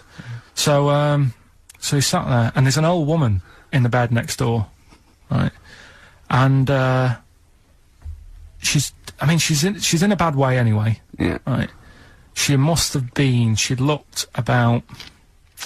I'd say she looked about 98 or something like that. Okay, good. Right. Now, I don't know what was wrong with her, but she was always constantly moaning, and you could see that the nurses were trying their best to keep her happy, and she wasn't having any of it. And, you know, she was moaning because her hands had gone blue. Well, that is a worry, to be honest. Well, it's not, because she's 98. Is that what happens? But why doesn't the doctor, if I was a doctor, and I'm not one, but... No, Carl, don't be modest. Are you a doctor, yes or no? But if I was think he's there- let it slip. Carl, are you a doctor? No, listen. Look me in the eye. Right. Yeah. Right, So this Carl- woman had blue hands. Had she seen a spacecraft? Right. So, Go on. she had blue hands. Now, she's 98. If I was a doctor, I'd be No, thinking, she's not 98. You said earlier on she looked about 98. So you're making that up. It's just shifted from 98. speculation to fact. Absolute fact now. Yeah. Yeah. Right, she's 98. It is fact now. There's a 100-year-old woman. Yeah, go on, yeah. If I was a doctor, I'd be thinking... You're not, are you? You honestly, you How did I con them? How did I get away with this? I'd be thinking... Right. She's 98. She hasn't got long left. Why not just let her be at home and be happy in With her her blue own hands. space? Yeah. You know, and let her have a nice life, whatever's left. Because she may hurt herself, she may have falls, some people have to go in there for their own protection, she might not have immediate More family. than that, she may not have been dragged in against her will. No, She may no. have come to hospital because she was worried Yeah. about her blue hands. Yeah. Yeah, but when I was talking to Ricky, he said, "Oh, what it would have been is probably a bit of." Did you say it's rheumatism or something? No, I said a blueness can be through lack of circulation. Right. So just. And so, I'm right, definitely not a doctor. You've got blue hands, bad circulation. We're going to send you home. We'll give you a Rubik's cube. Play around with that with your hands. Get the blood. Rubik's Cube! Get the blood pumping. Yeah. And don't worry. Don't say, "Oh, it's really bad." Just think she's 98. Let her have a nice rest of the life. Yeah. But instead, she was there, and the annoying thing was, and they do this with a lot of people in hospital, they pump you with drugs, try to sort it out. They don't, you know, there's probably a bit of guesswork going on. Maybe. A little bit. Not as much as you, but go on. Right? And because of that, they sort of break wind a lot. So I'm sat there with my dad talking. Whoa, Drugs do that, Steve. I'm sure if there's a doctor listening or a nurse, they will clarify that if they pump you with all sorts of stuff, it wants to come out. Right. So you're sat there having a serious chat. It's a quiet hospital. The woman next door with the blue hands suddenly starts seeping gas, right? Well, I start laughing. Because if there's one thing that makes you laugh, it's that. It's a 98-year-old woman with blue hands farting. So you try to hold it in because it's a really quiet hospital, and it'd be obvious that that I was laughing at, and I didn't want to be mean, but it was funny. And then it got me talking about my auntie, because my auntie Nora, she same thing, pumped her with loads of drugs. She used to have a cabinet next to the bed is like boots. She's got loads of stuff, right, for all sorts of stuff. And I mean, she's not that old, but she's on loads of stuff, right? She's a bit coked up, is she? She called up my mum once. And, yeah, you told us this. Go on, tell it again. And she said, "Oh, how are you doing?" And that. She said, "All right." Bit worried though. My mum said, "Why? What's up?" She said, "I've been breaking wind." So she goes, "Well, you know." She says, "No, but this one is going on and on and on." And she was like, She was like, what do you say? What's like passing wind, farting for 5 minutes. one thing, not like, you know, trumping and then nothing. Yeah. Continuous drone of a fart. Yeah. I don't think she had. How big was she? She must be the size of a barn. No, she's not that big. She's, you know, she's good for her age. No, Quite but I slim mean, and that, quite slim. No, It's but just- farting for 5 minutes. Where's all the gas? Was she circular breathing? Was she sucking it in with her mouth? It was just, I don't know that much about it. But she called up my mum. About 2.5 minutes in. Could you hear it in the background? 2.5 minutes in! 2.5 minutes in, she called my mum up, and it went on for a further 2.5 minutes. Oh. And she just stayed on the phone, did she? Where On the was- phone, going, well- can you hear that? Well, Did she hold the phone next to her arse? Listen to that. She was off the I'm ground. trying to work a tune down. she was actually hovering. She was 4 foot off the ground when they found her, the ambulance men. The cat's dead. Don't light a match! Don't light that cigarette! Yeah, it's like that advert. The kids come home from school, switch on the light. Yeah. There they see Granny Yeah. hovering, turn the light on. Be careful if you have an elderly woman at home. Yeah. Drugs make you fart. So that's what I'm saying, you know, just let these people... What are you saying? No, wait a minute, what are you saying? I'm saying let people enjoy the life they've got left. No, you're not. You're saying don't put them in hospital, leave them at home to die. No, I'm not. Give them a Rubik's Cube and let them die. That's what you're saying. Yeah, I'll tell you something now, right? Steve, Right. I'll tell you something. I didn't want to do it because it'd bring the show down. But she did die. Who, the blue-handed lady? Yeah. How do you know? Because I said to my dad, how's the, woman next door? Next She said, party. oh, she went last night. They've got an old fella in there now. God. So, there you go. So, wouldn't it have been better to leave her at home, where her friends and family can call and speak to her, even nip that round if they want, you know, with a cat, I imagine. No, it's definitely a cat now. What was that cat's called, that you imagine? Probably, I'm seeing like a big ginger one, so I don't know, something like, I don't know, maybe ginger, or whatever. Maybe I had a budgie. But that's what I'm saying, just let them enjoy this life, because dying in hospital, I wouldn't like to do it. If I went to the doctors and they said, you haven't got long life left, I'd say, well, I'll stay at home. Yeah. And that's the point I'm getting at. Yeah. Right? If you can't do anything for them, let them enjoy the life. XFM. Right, one more chance. What's happened in the last couple of weeks? Just one more chance to... What have you seen in the last couple of weeks? Well, like I say, I don't really watch the news and that, so Right. I can't tell them about that. But in a way, I think they're better off not knowing. I think that's the only good thing about being out there, isn't it? Not knowing about the bad stuff going on. Yeah. So I can't help them there. They don't need to look at the weather, do they? No, don't you know? No. But tell you about the Pope and that. Yeah, pretty extensive. What about the EU constitution and the no votes? What do you make of that? What are your views? What's the problem there? Oh, this isn't No, but it's better this isn't not knowing. broadcasting It's though, better is not it? This is knowing. nothing. Come up with something. Well, the fat baby then, the fat baby that they found, that was on the telly. Right. Well, what was that? It's just a little fat baby. That,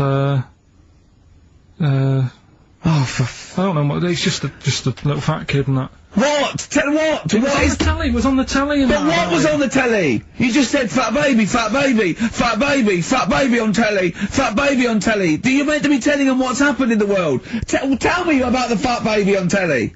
It's just they've found some, there's this illness called Momo, right? And, they've just got this woman had a kid. It's really sad, it was on Channel 4 and that, right? And, kid's born. You sure it wasn't Jimmy Carr? Kid's born and that, right? Momo? It's called Momo, Isn't that yeah. that Black Music Award?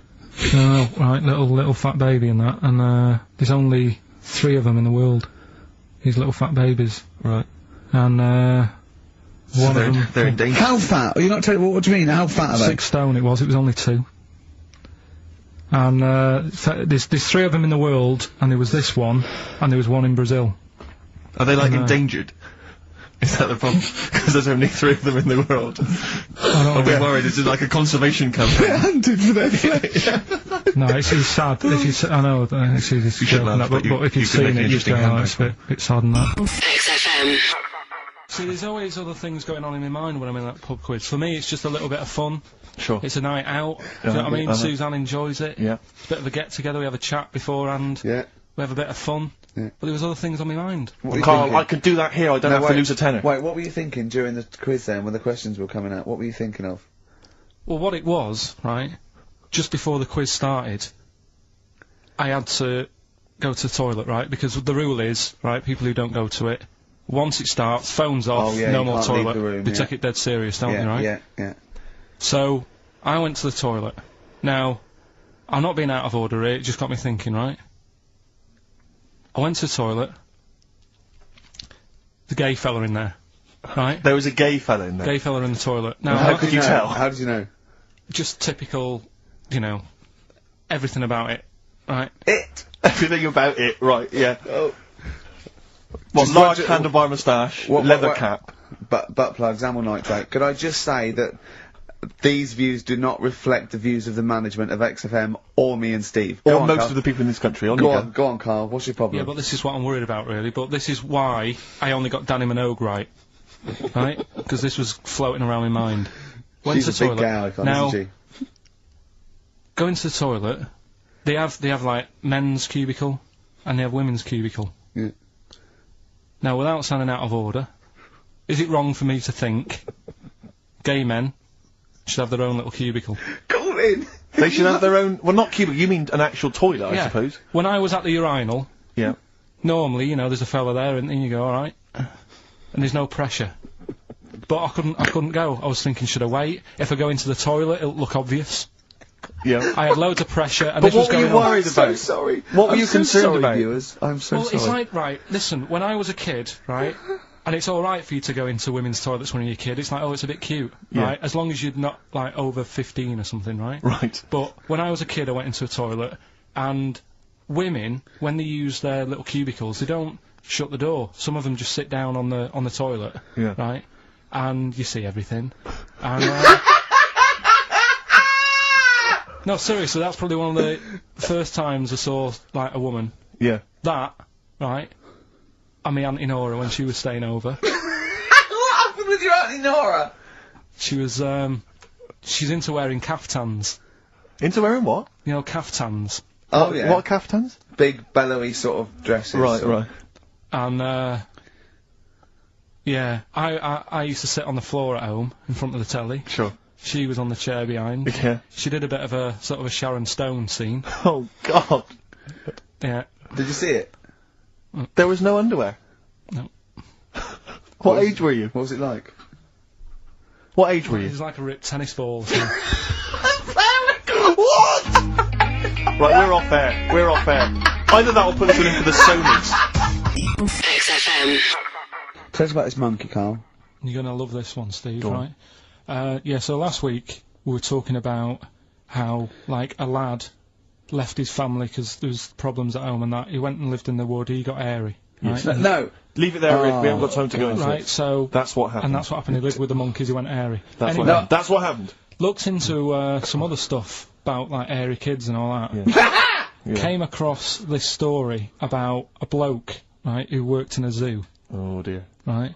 So, Trouble's brewing. loving his job and that, but it's quite a lonely sort of job because you don't see many people, you're just dealing with animals all the time, right?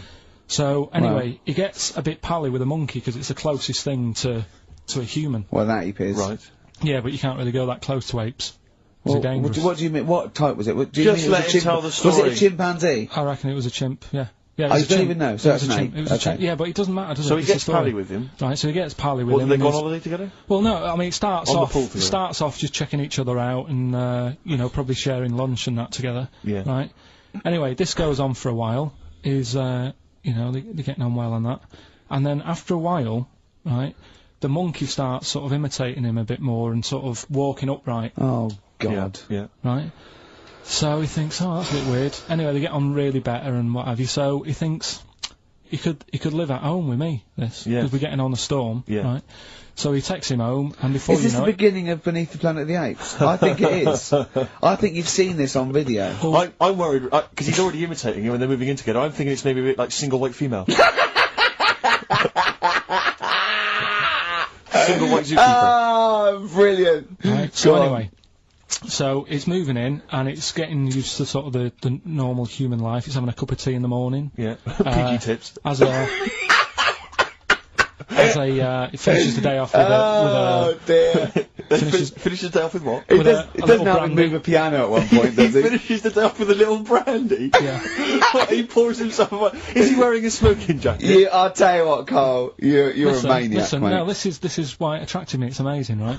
So he's having his brandy and that, loving his life. Next thing you know, he sort of, I don't know if he loses it or he gets shaved, but the top half of his body is hairless. Right? Apart from his head. Right, so he's got a nice... So it's the opposite of the kid. Well, yeah. this is what well, I'm saying. that would happen.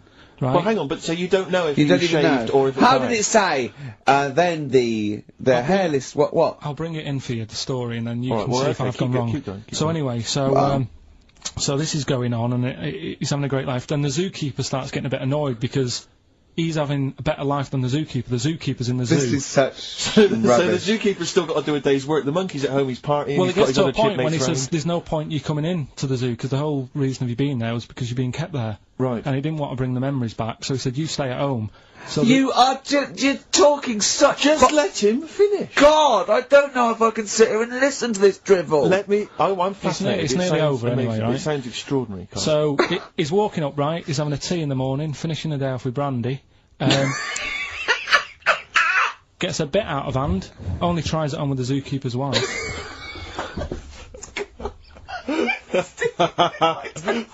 Make him go away, Steve. How does he do that? Well, because he's around humans a lot, he becomes a bit of a charmer. And But what is it that he could do to seduce her? Pick fleas out of her? he didn't say. He's built. He was built. Yeah, he is well hung. So what about that? What do you mean, what about it, Carl? It's obviously not true. It's obviously not true. This wasn't on the internet. This was in a book. So it's not a quick joke and just put it on a website. This is in a book. I don't understand how... I love the fact he becomes a charmer. He's got better taste in brandy. Exactly. And he... Oh, What was it that he was doing that seduced her? I don't know. Maybe because he was at home more than the zookeeper was. But what would he be doing, I Carl? love the fact that... He's not going to be talking with her. They're not going to be playing Trivia Pursuit. Maybe she liked the silent type. It didn't go into that. It just said that's when the trouble started. Carl, play a record. Right. Is that what Suzanne did when she brought you in? XFM.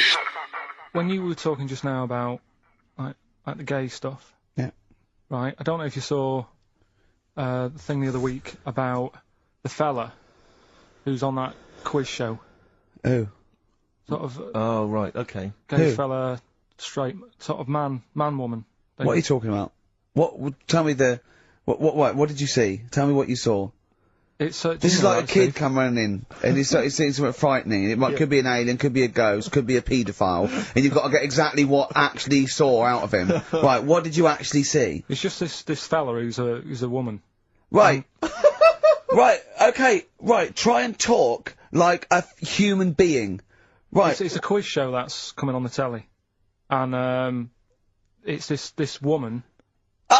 Right, is it a fella who's a woman, or is it a woman? Bit of both, that's why I'm talking about it. But what do you mean? Is it a pre-op? Is it a transsexual, a transvestite? Is it a ladyboy? Is it an hermaphrodite? What is I'll it? tell you about it. Well, tell me. I'm telling you. It's a woman. Well, it's a man. Oh, No, forget listen, it. listen. Play record. No, listen. Come on. What? It is a man. He is a man. Well. Oh, Christ's sake! It's a TV programme where they've got this transvestite or television. It is a transvestite, yeah. So, but the problem is, I'll tell you just because you don't know about it. The programme is. I don't know. I still don't know about it. I don't know anything about it. Still, I don't know. It's a woman, man, woman, man, woman, TV programme, look, TV. No, it's a man who is now sort of half a woman. And a man who is now half a woman. No, well, this is what's weird about it. He's got the top half, but not the bottom half. What do you mean? He's got breasts and a wig, but he's still got his boys downstairs. Why do you do that? His caps and the boys are still there in his Y fronts, Why but is that? upstairs he's got a lovely pair of dumplings. Why do that? Well, he's halfway through. But why not get it all done in one go? Maybe he couldn't afford it. Well, wait until you've got all the money. That just looks a mess.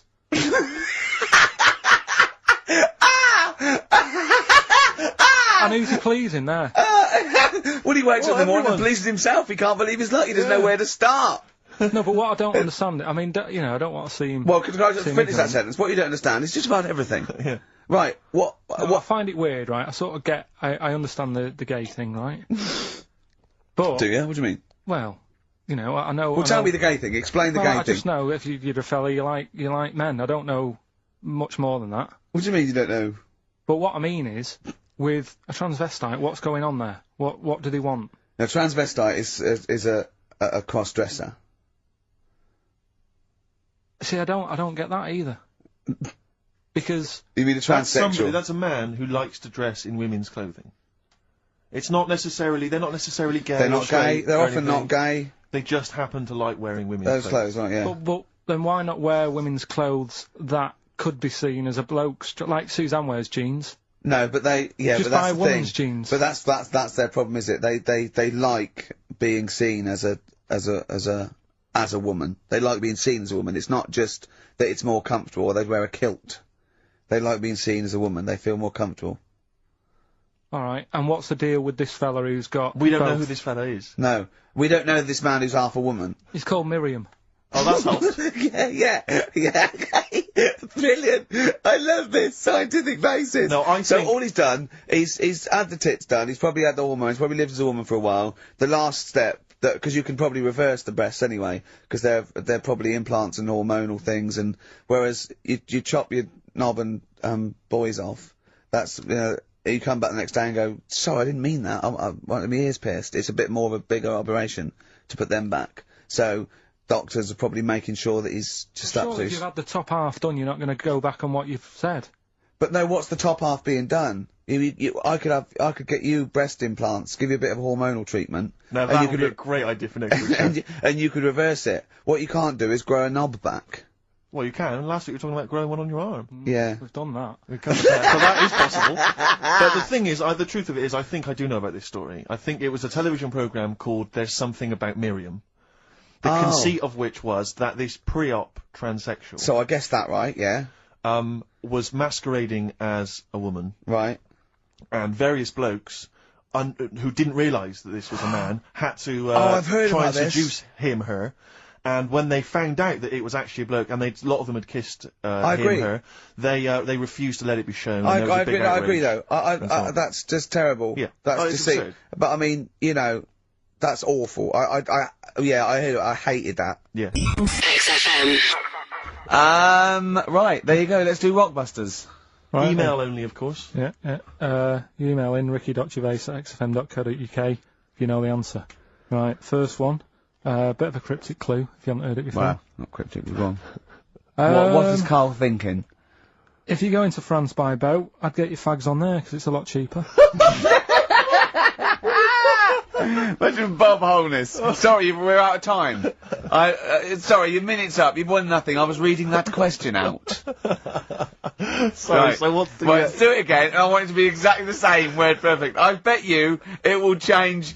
all over the place. It'll be different. He's lost it. Go to France, buy yourself a boat and the fags are cheaper. Okay, fingers on the buzzers. You've only got 10 seconds to win the gold run. Okay, first up. Here, I'll tell you what, no, seriously, if you're thinking of going to France, well don't, you know, because go on the ferry, get the fags there, because it's cheaper. Go on. Right, so that one again. If you want to buy some fags, you're going over to France on the boat, get them on there, because you'll save a few quid. BF. BF. Right? BF. Okay. Right, the second one. This little foreign cafe's growing its own steak. This little foreign cafe is growing its own steak. Yeah. This little foreign cafe's growing its own steak. Go on. D. All right. Right. Okay. And the last one. Is that part of it? Hang on. He's the best. The Jamaican fella might have screamed this on the Titanic. What? The Jamaican fella might have screamed this on the Titanic. Yeah. What's it start with? It's CD. That one. Jamaican fella might have screamed this on the Titanic. Ricky.gervais@xfm.co.uk. Please don't phone in. If you can get those, we just don't want to talk to you. XFM. we'll get Rockbusters out of the way. Have we got a winner? Yeah, come on in. See, it worries me that we've had very few entries. I think that even your mental fans aren't getting these, which is really worrying. They must be terrible clues this week. Alright, well... Has anyone got them right, Steve? I think there's just one guy, yeah, who I suspect has won in the past. Well, There we are. so what? Right, the first one. If you go out of France by boat, you might as well buy your fags when you're on that, because you'll get them a lot cheaper. Brilliant. Right? Yeah. BF. Yeah. Buy it ferry. Right? That's like... What? Buy on ferry. What? Buy on Ferry? What's that? Is that a band? What? What is it? I don't know what it is. Brian Ferry. Brian Ferry? What's that got to do with buying on a ferry, though? Just because it's quite close to it. Buy on...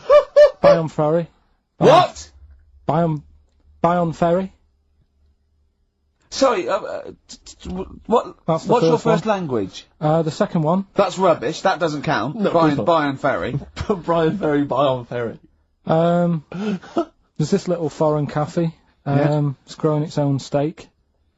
That's Delamitri. The third one. What?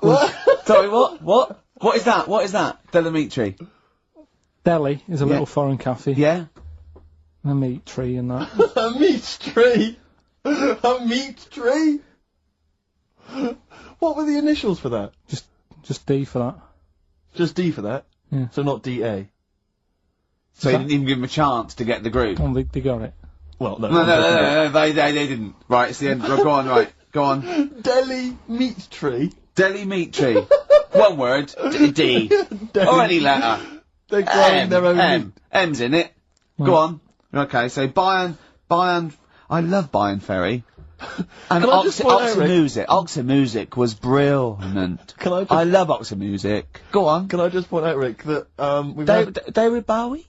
Delhi meat tree. Yeah. I don't see why, necessarily, Aidan, who, emailed in, why he doesn't get to win, because he emailed in dire steaks.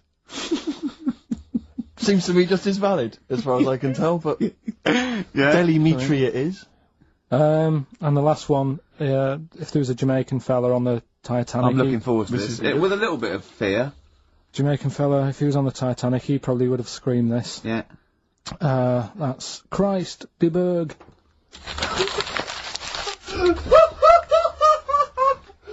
Oh! I don't know what to do. Stunning. So who's the winner? I'm not going to give it to anyone. I just don't... what's the Jamaican bit got to do with it? It's the D. Just Christ de Burgh. Say it again? No, I think they've worked it out now. Say it again? Christ de Burgh. And who's that? What? Who's that? Who's what? Who's Christ de Burgh? Chris de Burgh. Who's the winner, Steve? Do you know what? I'm going to give it to Aidan. Because he just treated you with nothing but contempt. Steve Martin emailed in again. He got the first two, and then the last one he just emailed, I neither know nor care about this answer. I'm tempted to give him... Do you know what you've done there, don't you? Go on. You've put the nail in the coffin of Rockbusters. I warned you for 3 weeks, and you sort of bucked your ideas up for a little while. But Christ de Burgh... Those are the worst you've ever done. The worst... Delamitri. So, and didn't just put D... And then Bayern Ferry. Bayern Ferry. Bayern Ferry. So, is that it then? Aren't we doing it Play anymore? record. Aren't we doing it anymore? I'm ashamed. You're an idiot. Are we doing it anymore? I'm just going to keep saying you're an idiot. Play a record. Carl, have you learnt nothing from Dr. Fox? Yeah. That's not a Sony out the window. Aren't we doing it anymore? What, you need to start working on it now, because they're so good. You need to start working now for next Saturday. Aren't we doing it anymore? Just, I don't know. Aren't we doing it? XFM. What's weird about it? What's strange about an octopus with all the things that could... Why is it any weirder than a dog? Because it couldn't be further away from us. A dog has got human eyes. If a jellyfish had a pair of eyes like ours, I probably wouldn't worry about him that much. But like I said to you, it's that way that they haven't got eyes, they're floating about. I can handle some fish, they look like us, they've got eyes, you can make eye-to-eye contact with them. A jellyfish, what are you looking at? It's a snidey thing, like I've said to you. you can see a lot in eyes. Do you know what I mean? You say, don't trust him. Why? It's his eyes. Jellyfish haven't even got any, and I don't trust them. Whereas if it had them, maybe there'd be the odd one that I'd go, oh, that one's all right. Okay, Carl, I'm just going to throw an animal at you. Tell me how weird it is, what bits annoy you, how you change it. Okay? A crab. How would I change it? Yeah. Does it annoy you? Do you think it's weird? They are weird, but they're at that size where they can get away with it. Yeah, it suits them. Okay, good. Would I change anything? In a way, you know, what you're saying about things not working, he can't walk forwards. So why hasn't something happened? Why haven't they said, do you know what, these arms are too clumsy. We need to have them so they can slot away easier, and we can pull them out when we need them, instead of clumping around with them. Because they do struggle. You see them struggling with their arms.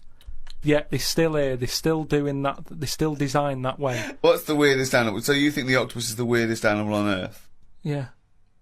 In terms of design and everything, and if you lined everything up, say if I'd come from another planet, and everything was lined up in a row, and they said, right, we're going to give you a crash course in what's knocking about on this planet. Yeah. And you go, right, go on then. And you go, this is man, here's a woman, here's a dog, here's a cat. Here's an octopus, here's a... I go, hang on a minute, what is this?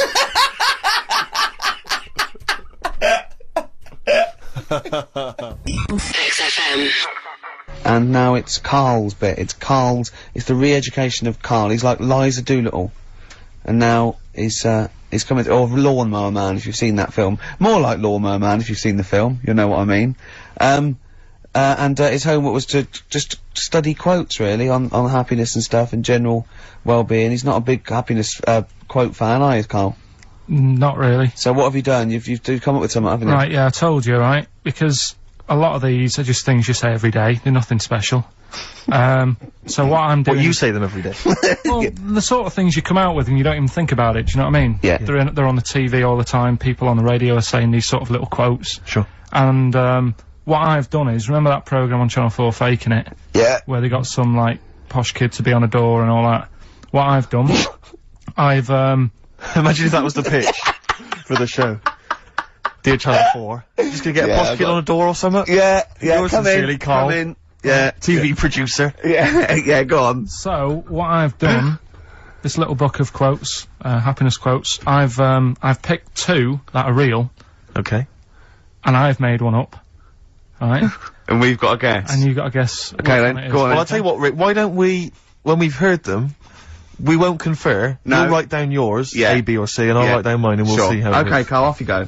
Right, and just because I'm looking at this book, it doesn't mean I'm actually reading. No, I know, Don't worry, no. we're clever. No, we know, we can't see yet. Like, call my bluff. Yeah, go on then.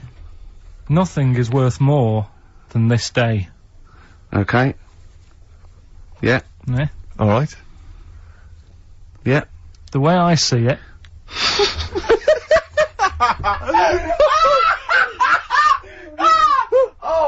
Oh God, my head's gonna burst. No, hang on. My head's gonna burst. No, Hang on. this might not be Karl's. It might not be. How do you know I haven't tweaked them a little bit? Yeah, good Okay, point. fair Good enough. point. No, good point. The way I see it, if you want the rainbow, you got to put up with the rain. Yeah. Okay. All right. Alright, yeah. Okay. Hang on. It's not here. Come on. Cat food. Cat food, go on. It stinks a bit, but if you don't put up with the smell, the little kitten will die. Steve, I don't know what to say. I don't know what to say. Imagine this in faking it. Imagine their faces when he says that, and they're going, "Oh my God." Oh. Karl, play a song, mate. We'll have to confer on this one. XFM.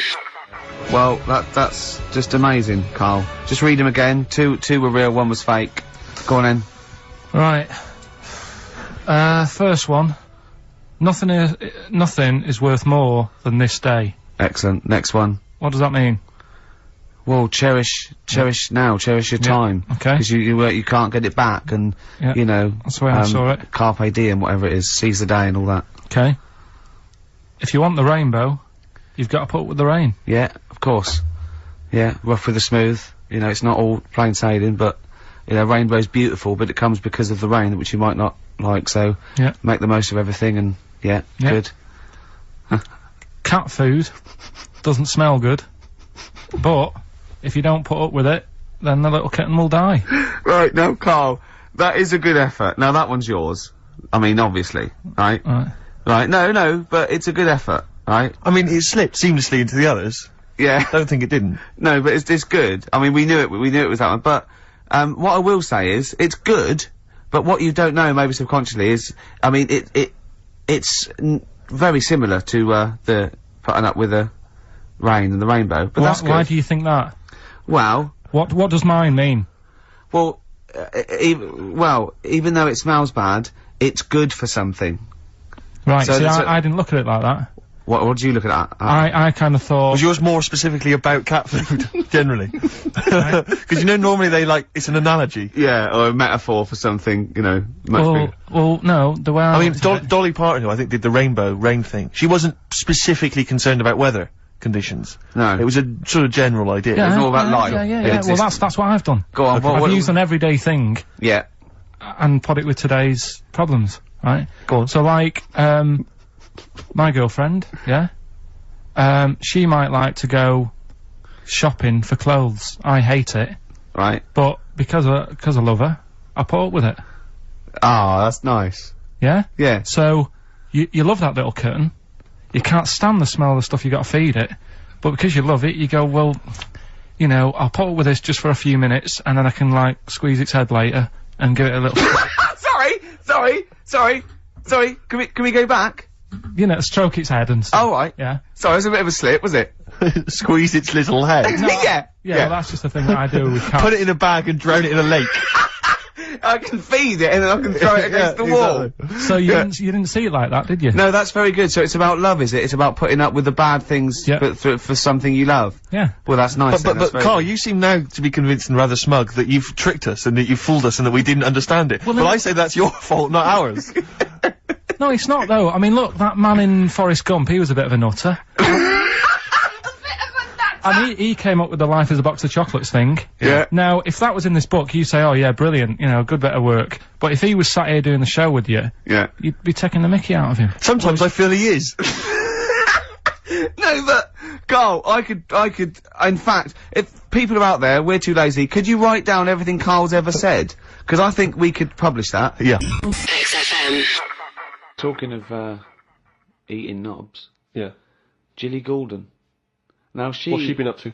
Well, you saw it in I'm a Celebrity, Get Me Out of Here. I haven't been watching it. She popped a little kangaroo knob in the mouth. Chewed it up. What, she just found it? Did she line around? No, it was one of the things that she had to Oh, eat. one of the challenges. Carol Thatcher, you know, a daughter of, one of our leaders. Sure. She popped a couple of bollocks in the mouth, Oh. chewed them up, swallowed them. Oh. And Jilly Goulden, there was a kangaroo, penis there, dried. She couldn't even it was so tough she couldn't even get through it. And then she, eventually she eats it. What was it, like a pepperoni? Yeah, and what do you think of that, Karl? What, eating that sort of stuff? Yeah. I mean, I watch it, I like those little trial bits, right? Yeah. But, what I don't think people realise is, right, it is hard eating a little kangaroo knob. Right? Really? How do you know? No, it's just, you know, you think about it and you go, oh, couldn't do that, right? But what they never mention on the TV programme, which I think takes it to the next level, right? They're eating that at like 7:30 in the morning. Sure. Right. Which is worse, innit? Yeah. Do you know what I mean? If I was there and Ant and Dec said, right, Karl, eat the knob, I'd go, hang on a minute, give us a few hours, let me get some rice and that on my belly, and just sort of fill me up a little bit more. I'll pop back at about 6:30 this evening. Right. Have it ready. And I'd be happier then. It's just that thing of, you know, you don't want to eat animal genitals on an empty stomach. So what are you saying? You could I'm saying like I could eat a knob at night, but just cut that there. We'll loop that. If any DJs are listening, just take that quote. I could eat a knob at night by Karl Pilkington. Maybe do a dance remix. Yeah, I think maybe you're sort of a house producer, and you could maybe get some kind of high energy beat going, and then we could just send that out to some of the gay clubs. I'm sure it'd be really popular. Please, anyone send us, you know, that looped with a nice little, you know, funky house beat. Karl Pilkington saying I could eat a knob at night. No, but do you know what I mean though? By that. Not really. Well, okay then, right. Okay. Now, I couldn't do it. I could not do it. I couldn't pop a kangaroo testicle in my mouth and chew it. It was disgusting to watch. She was eating witchetty grubs. I mean, good on them because they were doing it. But then again, I think, well, they wanted to go in there. They knew they were up for it. So on the one hand, I think, is that admirable and is that showing sort of like good British metal, or is it, you know, I'll do anything to get on telly for a week? I don't know. You know what I mean? Where does it stop? You know, I thought Rebecca Lewis went too far when she gave the little pig a tug, but at least she knew where to stop. Yeah. She didn't, you know. Well, I think it's obvious when you have to stop. Yeah, but you know, the pig tells you that. To pop the Also, again, where's the kangaroo hopping around without a cock? I'll tell you, here's another question, right? Bit of a spin-off with animals and that. Have you ever, right, Steve, killed a fly? Probably, yes. Right. Well, I was watching David Attenborough. Right. He makes his money out of flies and that, doesn't he? Do you think he's ever killed one, or does he go, well, I can't kill that fly or that spider, because that's how I make my money? I don't know what the question is. I don't know what this question is. Like my mum, right, she said, if a fly is knocking about the house, she never kills it, she always catches it and puts it out and that, and she said she'd never kill one. Who is she, Mr. Miyagi? What do you mean she catches it? How does she catch it? With a pair of chopsticks. No, she... XFM. Well, obviously Karl was out with me last night, and he saw that I'm, you know, he knows I'm a ladies' man, and that was obvious, Karl. You could see the vibe around me, couldn't you, when the chicks were talking to me. And, just remembered recently, actually, I was on a train coming back from, hometown Bristol. And I was on the train, and, this girl walks on, good-looking girl, I thought, hey up. Largely empty carriage, I'm thinking, my luck's in. You know, because I take every opportunity, Karl, that's the thing about me, you know, I don't choose. She was a good-looking girl, she sat down, I thought, she sat down right near me, I thought, brilliant. As, this guy comes up behind her, and says, I think it's probably a boyfriend or something, sits down next to her. And I listened in on the conversation, you know, obviously, because I'm pretending to read. It was very clever. I read the same page for hours, so I was pretending to listen. I was listening, but pretending to read. And, I realised that it's not her boyfriend or anything, it's just some guy she's met on the platform. And I'm thinking, brilliant, if she's the kind of girl who's just going to start talking to someone, you know, on a platform, on a train, brilliant, I'm going to be in here. Because he was only going one stop. So I'm thinking, what's the worst that can happen? He'll nick off, you know, I'll get chatting to her, you know, and, who knows, I could join the... is there a train equivalent? Foot High Club. The Foot High Club, brilliant. And, so I'm excited, you know, and I'm listening in. And, it turns out that they're both kind of, graduates who just finished university, or they're coming to their finals or something. And they're chatting away, you know, and he's making a couple of witticisms, you know. And she's kind of tittering at his jokes. I'm thinking, well, I'll tell you this, if she's laughing at this kind of material, I am gonna blow her away, you know, with my kind of anecdotes and wry observations, you know. 'Cause it was weak stuff, I gotta be honest. Really? He was coming out with nothing. He was running on empty, as far as I'm concerned. Yeah. And she was loving it. So I'm thinking, brilliant, I'm gonna be right in here. And then they get moving on to higher brow things, you know, and, I think she was going to study kind of Marxism or something like that, or communism, something. And she was asking him, you know, by way of conversation, she was asking him what he knew about Marxism, you know. And he was fumbling for his vague knowledge of it that he had in his life. And I'm just sat there thinking, yeah, come on, love, in any given capitalist environment, the proletariat will revolt against their oppression by the bourgeoisie, and after a brief period of socialist rule, emerges a classist society governed by community cooperation. Well, if that sort of talk wouldn't get a woman hot, I don't Come know. on, I don't Rick. know what you'd use then. If Marx and Engels is not going to get a woman sweaty down below, then nothing is. Then my name is You're not just Steve biding Wilson. your time. Exactly. Yeah? I'm just going to go in for the kill any minute. Yeah. So anyway, it comes to his stop, right? He gets up. I'm thinking, this is a piece of cake. And he gets off, and off he goes. He walks off. And I'm thinking, brilliant. And I thought, I'll wait till the train's pulled away. I'm not going to leap in straight away. No. And he comes back on the carriage. And I'm thinking, hang on a minute. He goes, listen, do you mind if I give you my email address? Oh. Right?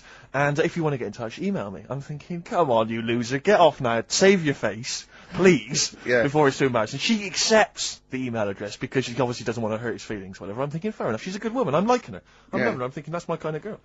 So anyway, he gets off. I'm sat there, the train pulls away, I'm thinking, yeah, I'll wait a few minutes, you know, I'll just, you know, give it some time. Her phone rings, it's her friend on the phone. And, she starts saying, and I was listening in, and she was going, yeah, just met a guy on the train. I'm thinking, yeah, that's true enough. She goes, yeah, he was a good-looking guy. I thought, you're having a laugh, love. To be honest. Because I was looking at him, and she said to her friend, he looks a bit like tennis player Boris Becker. I thought, well, you should be so lucky, frankly, because I saw him, he had awful facial hair, if that's what makes him look like Boris Becker. Terrible little goatee beard, it was laughable. I thought, I don't know, and then she goes to thing, and she's like, yeah, I met him, we got chatting and stuff, you know, and she was going, it's not often that you meet someone, you know, generally in life, who's, you know, kind of thoughtful and intelligent and funny. I thought to myself, I'm not even going to waste my time with you, love. frankly, if that's what you thought of him. You just walked Yeah, away. and I'll be honest with you, I didn't even bother talking to her. No, you were I just didn't even above waste it. my time with If her. she thinks that bloke is not If only she thought great it was looking, funny, but great funny looking- and intelligent, and she got on well, and he was polite, and it was a chance meeting, and he thought, and she thought that you were like a freaky looking dork who didn't even have the nerve to If speak. that is what if that's she what was she thinking, thinks, then she's I not- don't want to know her. I couldn't. You walked away, and good luck to you. And I have my dignity intact. Yes, and she's nothing. XFM. There was a man on the radio doing poetry, says Karl in his diary. I thought I'd have a go at doing a poem about today. Not really. Steve, I'm a little bit queasy. He hasn't really written a poem. He's written a small poem. No, he hasn't really. Yes. If moths had eyes... Fuck me! Let me read the poem, okay? Oh, fuck. You wouldn't interrupt T.S. Eliot. Okay. Oh, okay. If moths had eyes, would they be happier? How do they know they're not dead? Cavemen hunting for food, but not before they style the hair on their head. What would last longer in dinosaur times? A blind man didn't stand a chance. Not with all them rocks about. I'd rather be a blind moth. Right. It may be the greatest poem now ever written. Just you know, dissecting it briefly, you attempt to rhyme in the first 4 lines, but abandon the rhyming system in the last 3. Is there a creative decision for that? Can we have Karl read that? By all Sorry, means, yeah. just you read it as you would like to. So this is imagine this, right? Okay, this is going out all over the world. This podcast, and now Karl Pilkington, a new poet from Manchester, now living in London, England, would like to read a poem. If moths had eyes, would they be happier? How do they know they're not dead? Cavemen hunting for food, but not before they style the hair on their head. What would last longer in dinosaur times? A blind man didn't stand a chance. Not with all them rocks about. I'd rather be a blind moth. He said it as though the last bit was going to rhyme. He said it like it was going to rhyme. Oh God! No, it's amazing. I think he feels as though the final line, I'd rather be a blind moth, is going to be one of those great, you know, a summation that somehow the moth is a metaphor, the caveman. No, but there's all no I'm metaphor in that. He really does mean he'd rather be a blind moth. Yeah, well, I'm just because I've looked at the day's news. Can we always do that, Karl? Can we always find a day, right, and always sum it up in your thoughts, a poem? Just like that. I love that structure. I love that structure. XFM. I was talking to Karl in the week. We were talking about new settlers and everything, and I was thinking, imagine if you had to start a new settlement now, okay? There's something wrong with the world, okay? The world was kaput, okay? And we found another planet. So, Karl, if you had to go to a new planet, don't worry about starting life again. They've got sort of like these breeder clones that do all that, but you can choose 6 people from this world to take to start this whole new world, okay? So you need, you know, as I say, you don't need to So worry what's about... happening here? Is this... It's going to be wiped out, okay? It's going to be wiped out, but there's enough on this spaceship for you and 5 other people, okay? And they've got them there. They've got these sort of breeder clones there, so it's going to be populated. You're going to have the workers, the drones, everything like that. But you want to take 6, I suppose, sort of world lords to teach, to lay down the politics, the teachings, the laws, the government. I'd hate it. And how long have I got to make a decision on it? Till the end of this podcast. Right, go. Who do you take? Who's the first person you take, and why? And where are we going? Mars. Okay, so a planet where there's an atmosphere. I've got to know where I'm going because I've got to sell it to the people who I'm asking. There's no point when I go, are you coming with me? Where are you going? I don't know. It's just like this world. There's oxygen, there's seas, there's rivers, there's forests, there's animals, okay? But we're going to populate it with the human race, and you can choose 6 people to lord over this new kingdom. You want the best people for the job. Yeah. So, who's the first person? Probably, Patrick Moore. Why? Why would you take Patrick Moore?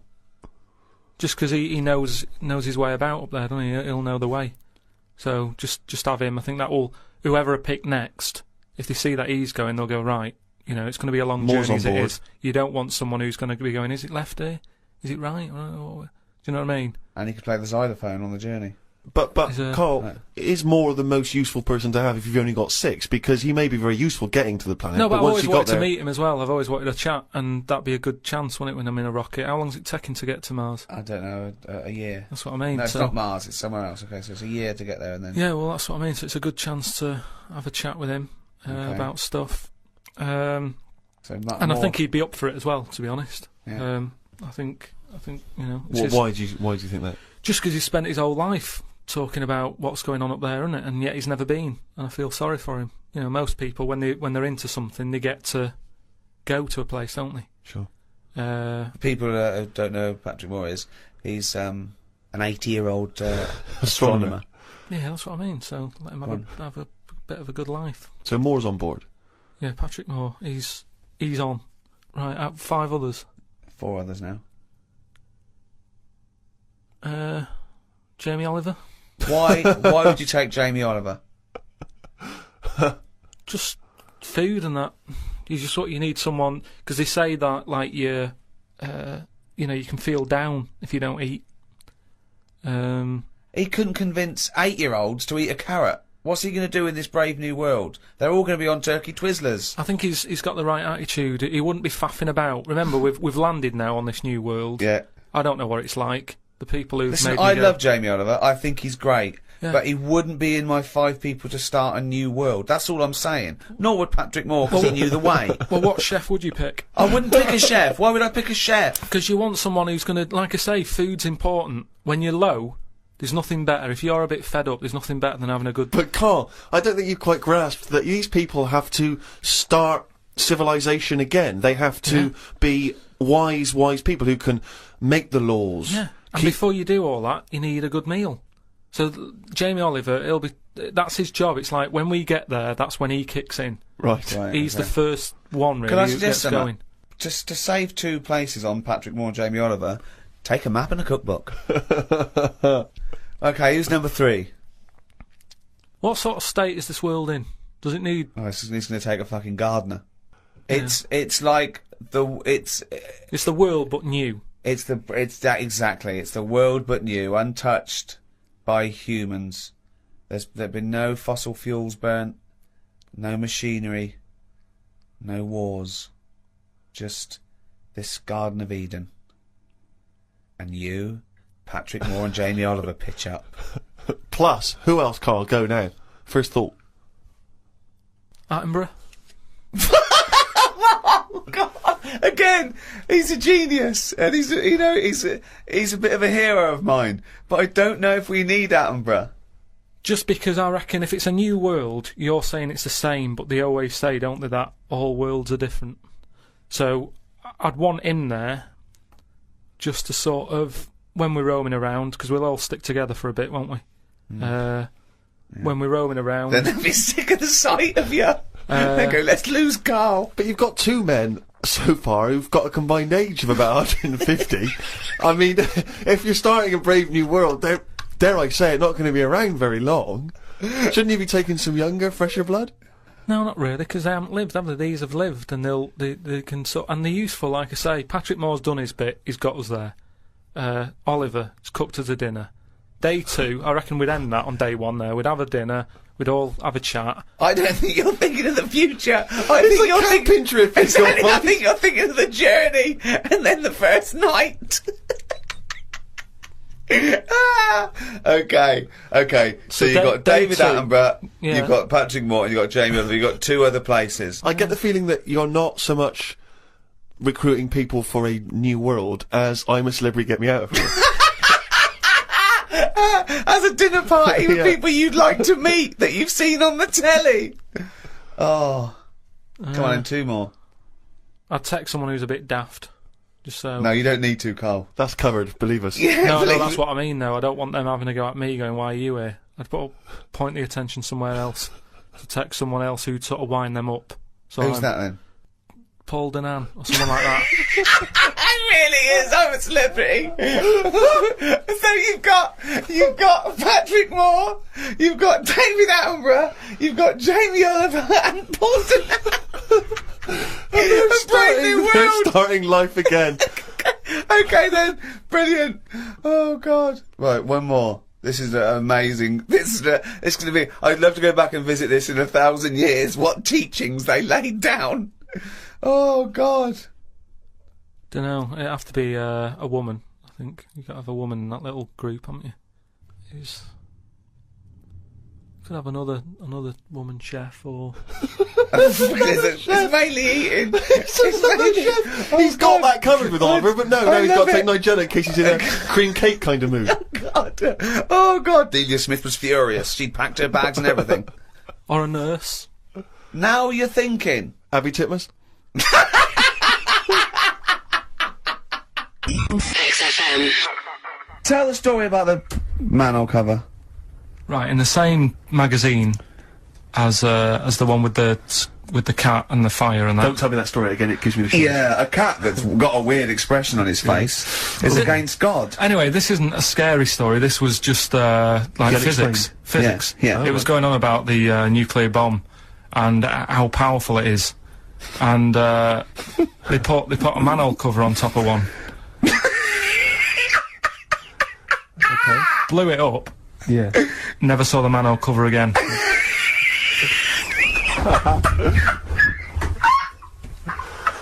Man alive, Carl. Unexplained. What's going on there? Something weird is happening there. Oh. If anyone has ever seen that manhole cover, please get in touch. We'd love to know where it is. Oh, that's fantastic. What sort of experiment is that? I imagine all these scientists on multi-billion-pound research budgets, they're going, we test everything. What would you do to a manhole cover? Don't know. That's like letting a couple of students yeah, exactly. control of a nuclear Do you reckon it can send a traffic cone into orbit? Go on then, put it on there. I love that. Imagine that. What value is that? I might tell you what we could do. We could put the manhole cover on it and aim it, and then blow the bomb up, and the manhole cover would have someone's eye out.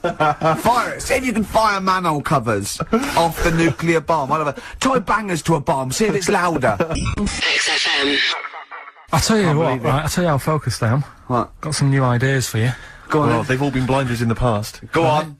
Did you do any competitions when I was away? Did we? I think we did, didn't we? Did we give away a DVD? Did we? Yeah, we did. Yeah, go on. Yeah, right. go on. Anyway. Well, I've thought of some. This isn't like radio, is it? As we know it. This is just people talking. If the mic's on, it's luck. Yeah. If anyone's listening, I've no idea what they think of this show. It's not a show. Not in the traditional sense. No. Okay, No. then you're going to change with that kind. Because a show suggests a certain form of presentation. Yeah. A certain pride. And when we do present and dare I say it, some planning. Yeah, and when we do, it's ruined by pressing the wrong button. Yeah. Yeah, but I've got some planning here. Go on then. Quizzes. What I did was, when I was on holiday, Yeah. right, you said, come up with a new idea, right? So the best way of coming up with ideas is sort of, Thinking. sort of nicking a TV show name and then twisting it a bit. Yeah. So... Or just rip off Simon Mayo's idea completely. That's Well, good I advice for anyone out there. I didn't know. yeah. If you're interested in ideas. Carl is presently running a course writing for TV. Yeah. And that's the lesson one, isn't it? Just That's rip something else off. Just do an idea and change the title slightly. Yeah, Well, go on. this one I haven't really got I don't know what to do on the game, but I'm thinking, Strike It Ricky. That's all you've got? That's what you've come up with. How long did that take? Through. What is that? I just thought it sounded a bit like Lucky. Forget that one then. Yeah, forget that one. Okay, yeah, well, no, good. No, we all have hits and misses. Even Spielberg's, not all his films, can hit the. Go on. Right. No, okay, no, it's a good. Go on. Do you remember Big Brother? Yeah. Do I remember Big Brother? No, go on. Big Mother, right? You call in. If your mum's heavy, you win a CD. What do you mean? How can you prove that? Alright, forget that. Right, ER, here's one. Right, ER. Good one. No. Yeah, no. The Price is Right, remember that? Yeah. Right. The Price is Ricky? No. The Rice is Right. And what I do, I read from an Indian menu and a Chinese menu. You tell me whether you have pilau or egg fried. Are a genius, isn't he? He really is a modern. Understand that one. Go on don't then. get it? Go into that. Let's go into this one. Let's not cross this off right away. Go on then. What do you read from what? Well, I'll get a couple of menus from like an Indian and a Chinese takeaway. Yeah. And I'll go like, chicken korma. Well, could I just suggest that as it's an Indian, it'll be pilau, and anything you read out that is. Yeah, but you don't know which one I'm reading from. What, the chicken korma's Indian, isn't it? Yeah, so you go pilau. But then Well, then you might as well say Indian or Chinese. No, because then the name wouldn't work. The rice is right. Okay, yeah, I forgot you're working for the title backwards, aren't you? Okay, yeah. Okay. I'm so confused. I don't know where I am or what day it is. A programme that they've been in on Channel 4, right? Can you cross that out? We're not doing the Rice is Right either. I don't understand the Rice is Right. No, go on. I'll tell you that later. We'll have a game in the office, right? A game that they've been in on Channel 4, but has got really big viewing figures. Well, obviously not. Right. Or they wouldn't be bidding it. Go on. Do you know 15 to 1? Yeah. They're getting rid of that, right? Are they? I'm thinking 15 Taiwan. Get some items that are made in Taiwan, right? Get 15 items, and I say what they are, and then you go, oh, I bet it's the vase. Or something. That's one that's made in Taiwan. Yeah. Just explain that again very quickly. No, don't, Carl. Alright, Cross it out. forget that. Cross it out. 15 Taiwan. Right. Go on. This is the one that I've prepared for, because I think this isn't daft, this is good. Let's play a tune and let's hear it after that. Oh, God. I'm very sure? excited. XFM. But what I'm saying is, it's that thing about animals learn by mistakes by other animals. You know, like the monkeys peeling potatoes. Right. That's never happened. They go and put nuts in the salt water to salt the nut. Whatever. How does that get to peeling potatoes? Because in your head, they were working in a canteen. Making chips. Yeah, definitely, yeah. It doesn't matter what the food is. I'm just saying how they know how to sort of prepare I that love food. the fact that you don't care what the fact is. When you're discussing facts, that's all that matters. Otherwise, on Mastermind, they just go, who wrote Much Ado About Nothing? Dickens? Yeah, close enough, whatever, someone did. The fact is what matters. Yeah, but with that question, that's got a straightforward answer. What I'm telling you is the way that animals work. If it's a potato or a nut, it's a foodage.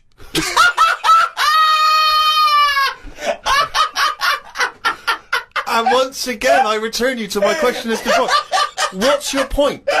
What point were you making? I'm just saying an albatross will find... If you're hungry, you find food or you change your diet. If you don't eat something else, you die out. Simple. Said before.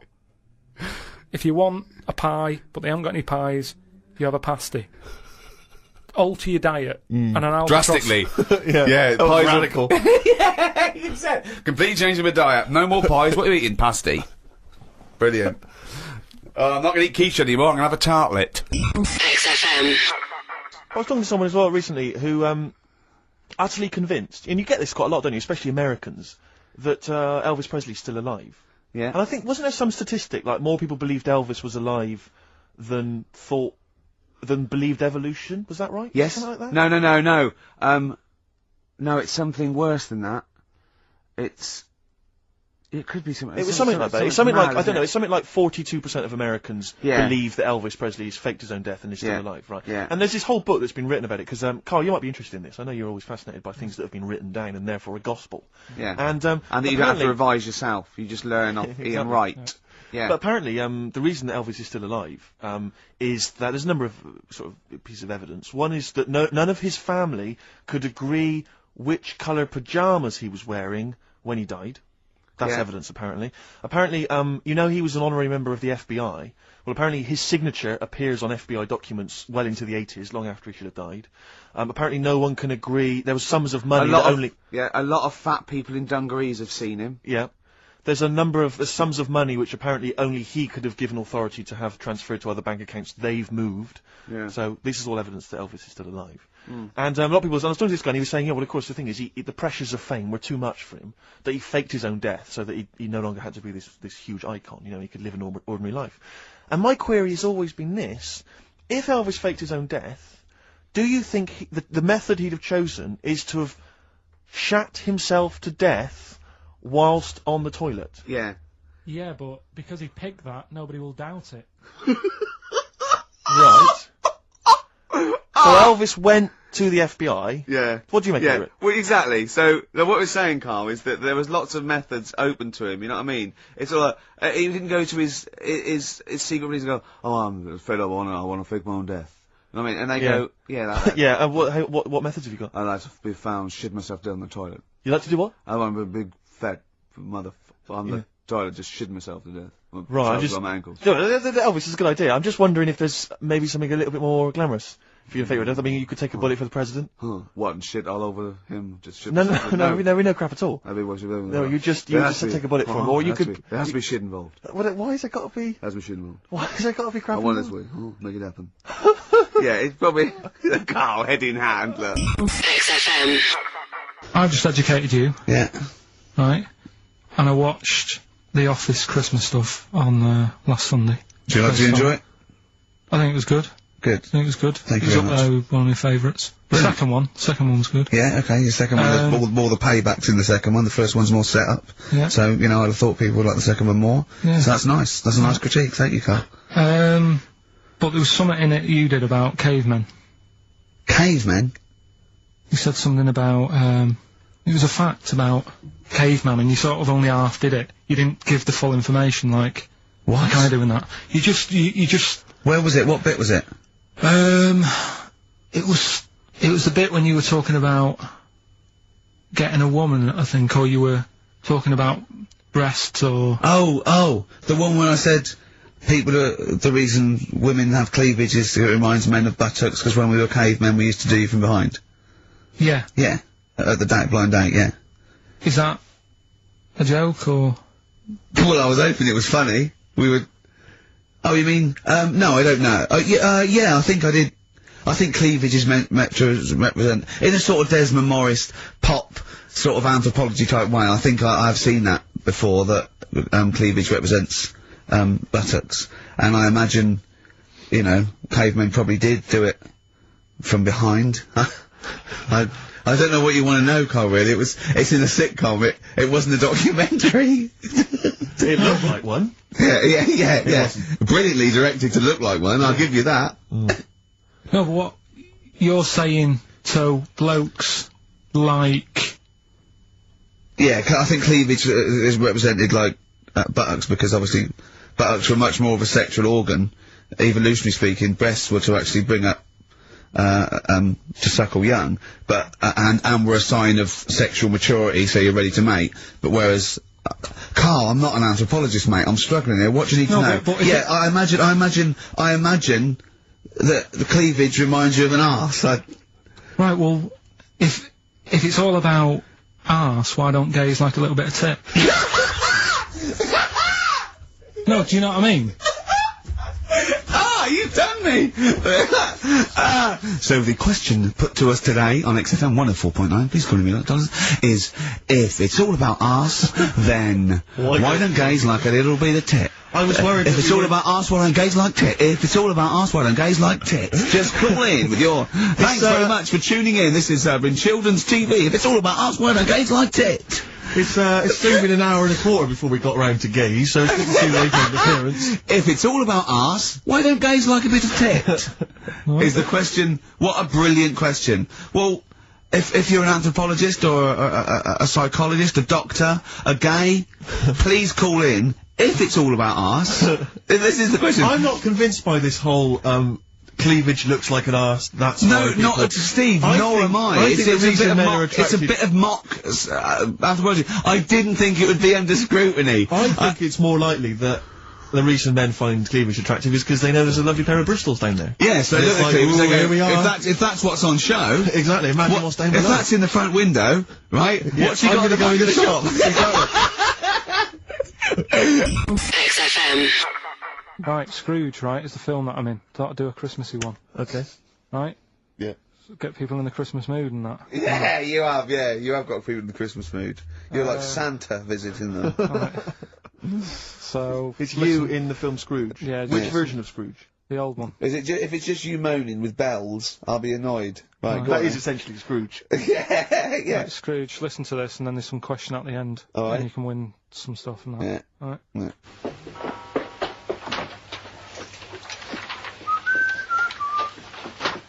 You're late. Only 20 minutes. What do you mean by coming in here at this time of day? I've just been doing some Christmas shopping, haven't I? Probably do some more shopping on Monday, because it's my day off, isn't it? Yes, I know it is. You don't have to tell me. Got to see what I've bought Suzanne? No, thank you. I don't mind showing you. It's only a Christmas present, isn't it? Bought some more condoms. Why? Well, I bought some last year. Got 2 boxes. They all got used, so... I'm very glad to hear it. How much do I pay you? Why are you asking? The presents I buy has got nothing to do with what I earn.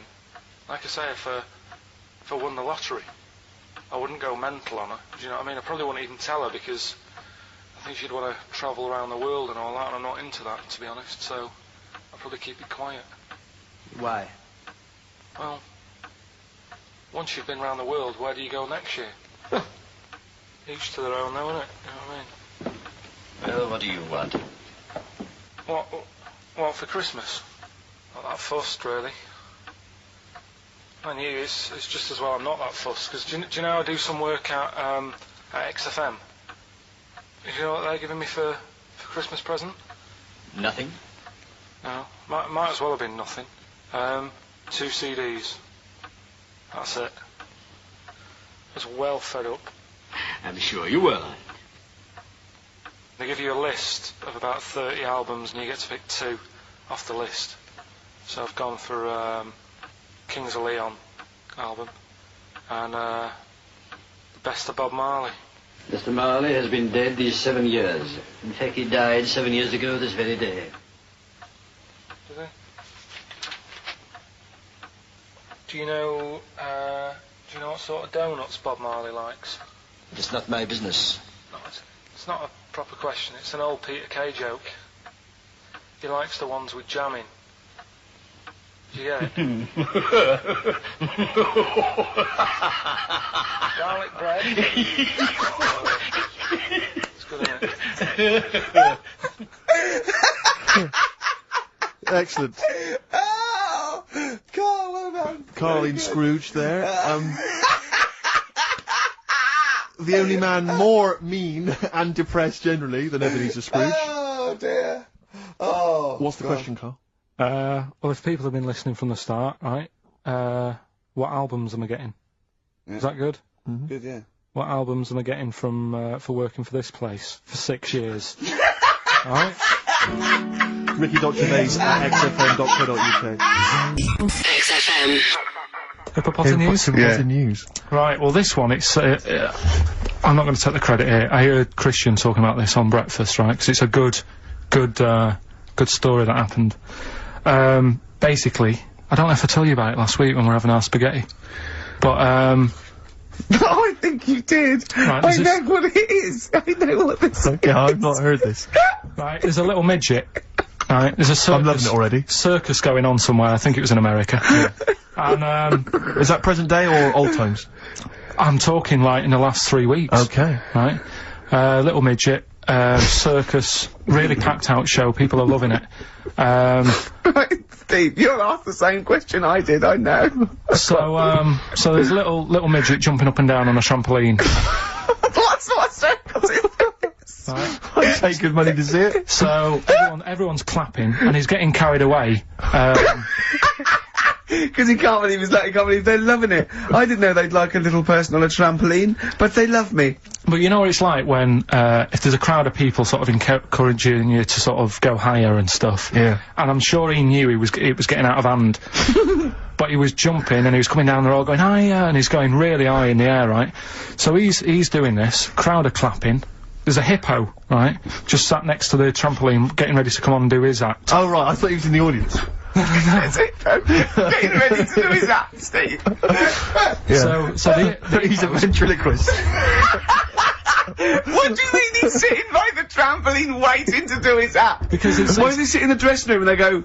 5 minutes, Mr. Mus. 5 minutes, Mr. Mus. So anyway, right? So the hippo's there. He's getting annoyed, is he? Because the midget's He's going, how can I follow this? How can I, this is really annoying. They're gonna be, no. So, he's thinking, he's already done the trampoline, my pogo stick out, he's never gonna work. Yeah, go on, so there's a hippo waiting. See, it's a great story, and I just know he embellishes it, or he gets slightly wrong. Go on. So there's a midget jumping up and down, the hippo's getting annoyed, the crowd are going mad, the midget's loving it, can't believe his luck. Although you think, he probably knows he's dicing with danger. Yeah. So, next thing you know, they're all saying higher. He gives it one big, like, heavy sort of landing on the trampoline, goes really high, but goes off at a funny angle. Oh. Hypotenuse. Okay. Yeah. And sort of flies up. Hypotenuse! Sure. Flies off at a funny angle. Oh dear. Hippo's there, swallows him whole. Crowd are clapping, thinking that's why the hippo was waiting there. Rubbish. Rubbish. It's not rubbish though. But no, maybe there was an accident in a circus with a midget and a hippo, but at no point was this hippo waiting to go on, going, come on. The midget flew off at a hypotenuse and landed in the hippo's mouth and was swallowed whole.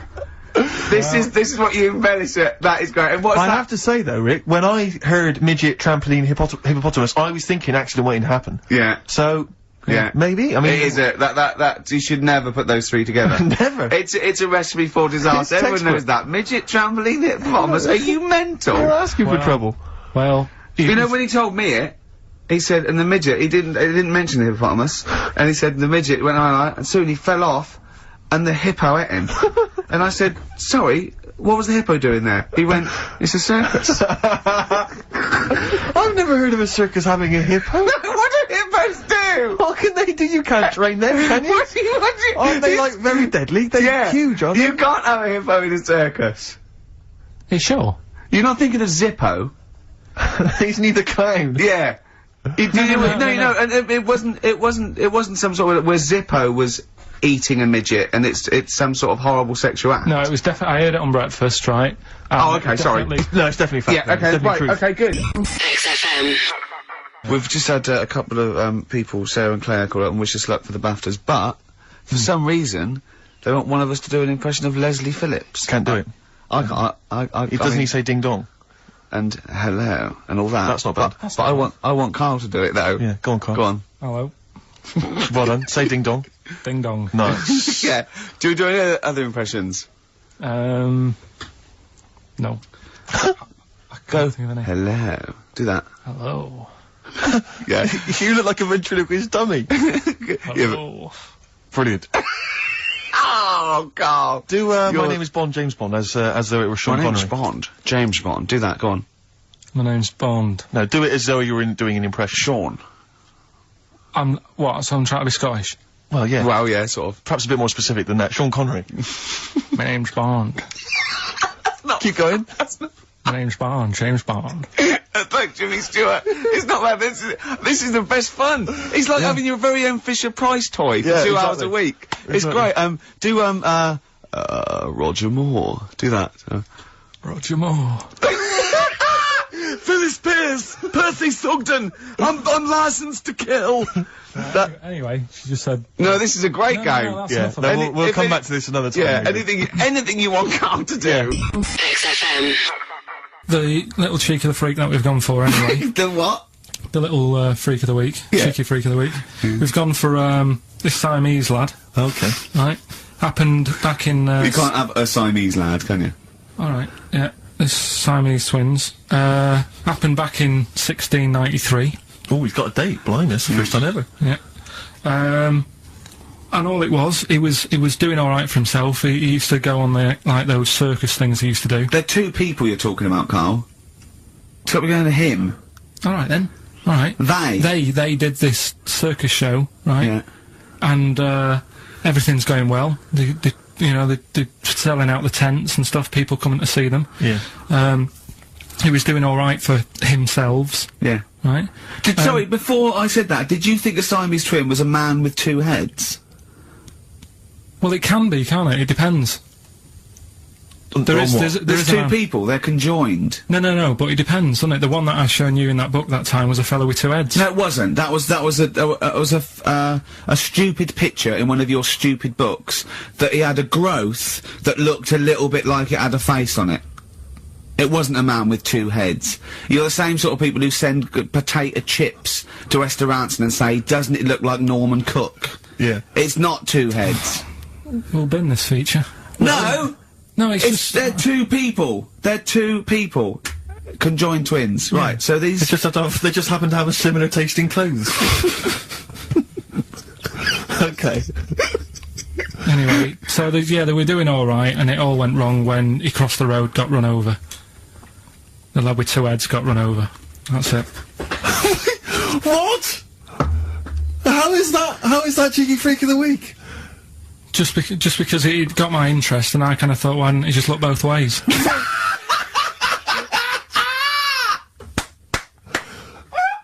I'm intrigued to know Why wasn't he looking both ways? I'm intrigued to know how you get run over. What was it, 1629? Yeah. Well, it's horses and that, wasn't it? Yeah. Oh, why wasn't he looking both ways? Karl Pilkington, you are a genius. XFM. Well, when was the last time you went to a live experience? Well, I've been to gigs, but the one that springs to mind probably is when I first sort of tried a gig out, and it wasn't a music one. It was Bottom. Do you know, with Bottom the live thing with Rick Mail and Equanimity. Yeah, in when was that? Years ago, because it was in Manchester in about, I don't know, 87, 88 or something, and I was set up for like a blind date. Right, this a mate of mine sort of set me up to see this. What? Girl. So you said, let's go to Bottom? Well, I didn't tell her. I just said meet us at the Apollo. I bet she was over the moon, wasn't she? Met her there. I said right. Romantic. Going to see some middle-aged men run round in pants. Brilliant. Well, it's good. It's one of them things that afterwards you've got something to talk about, haven't you, and stuff. Yeah. So was it a good gig? Yeah, it was all right. Sort of bought some April fruits and that at the start of the night. Yeah. I think she liked that. And then we watched Bottom. Then afterwards had a bit of a chat. And then, You didn't see her again, I take it? I would have done, right, because she was all right looking and everything. Yeah. But when we were chatting, she said, she had a problem with a marrow. What? And that. She what? She had a problem with a marrow. She had a problem with her marrow? Yeah. You mean her bone marrow? Yeah. Oh! I thought you meant she had one stuck of her fanny. No, just a... Thanks for that, Rick. That's an image I can't get out of my head. No wondered what.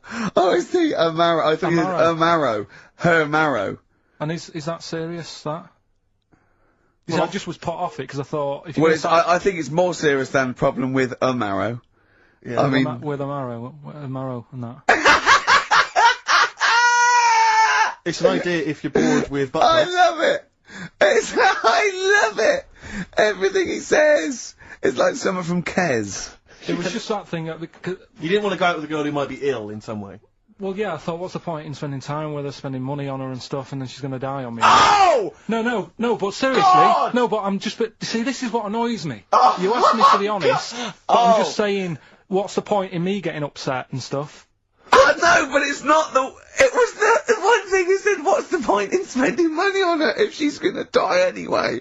You've gotta realise that's not a normal thing to say! No, but what's the point in getting to really knowing someone and thinking, oh, she's really nice, I want to spend my life with her? It's good that she told me when she did.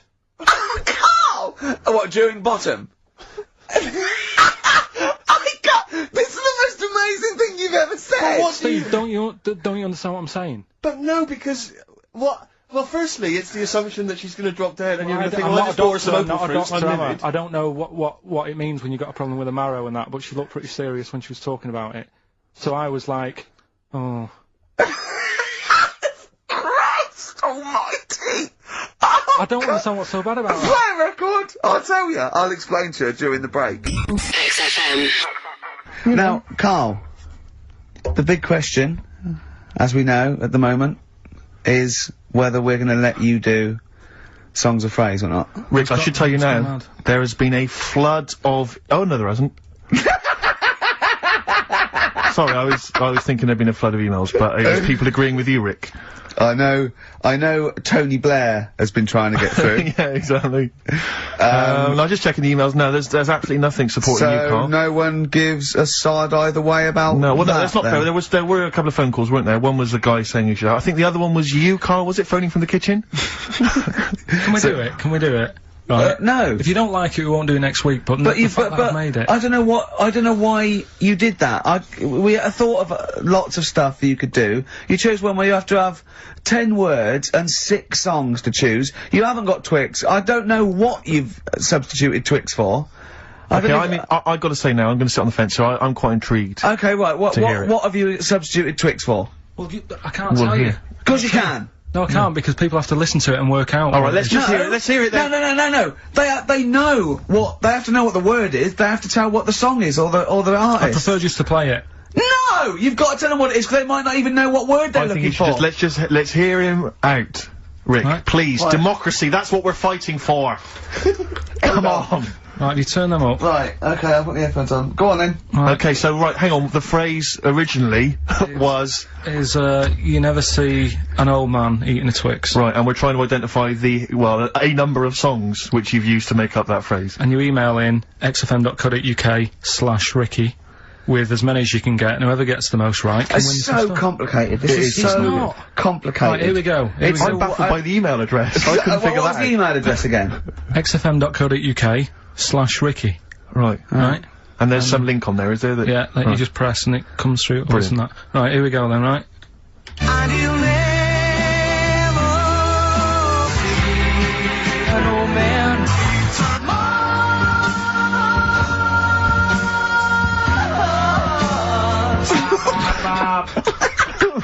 I missed a little bit at the end. Let's hear it again, Mars, ba ba ba. Let's hear it again.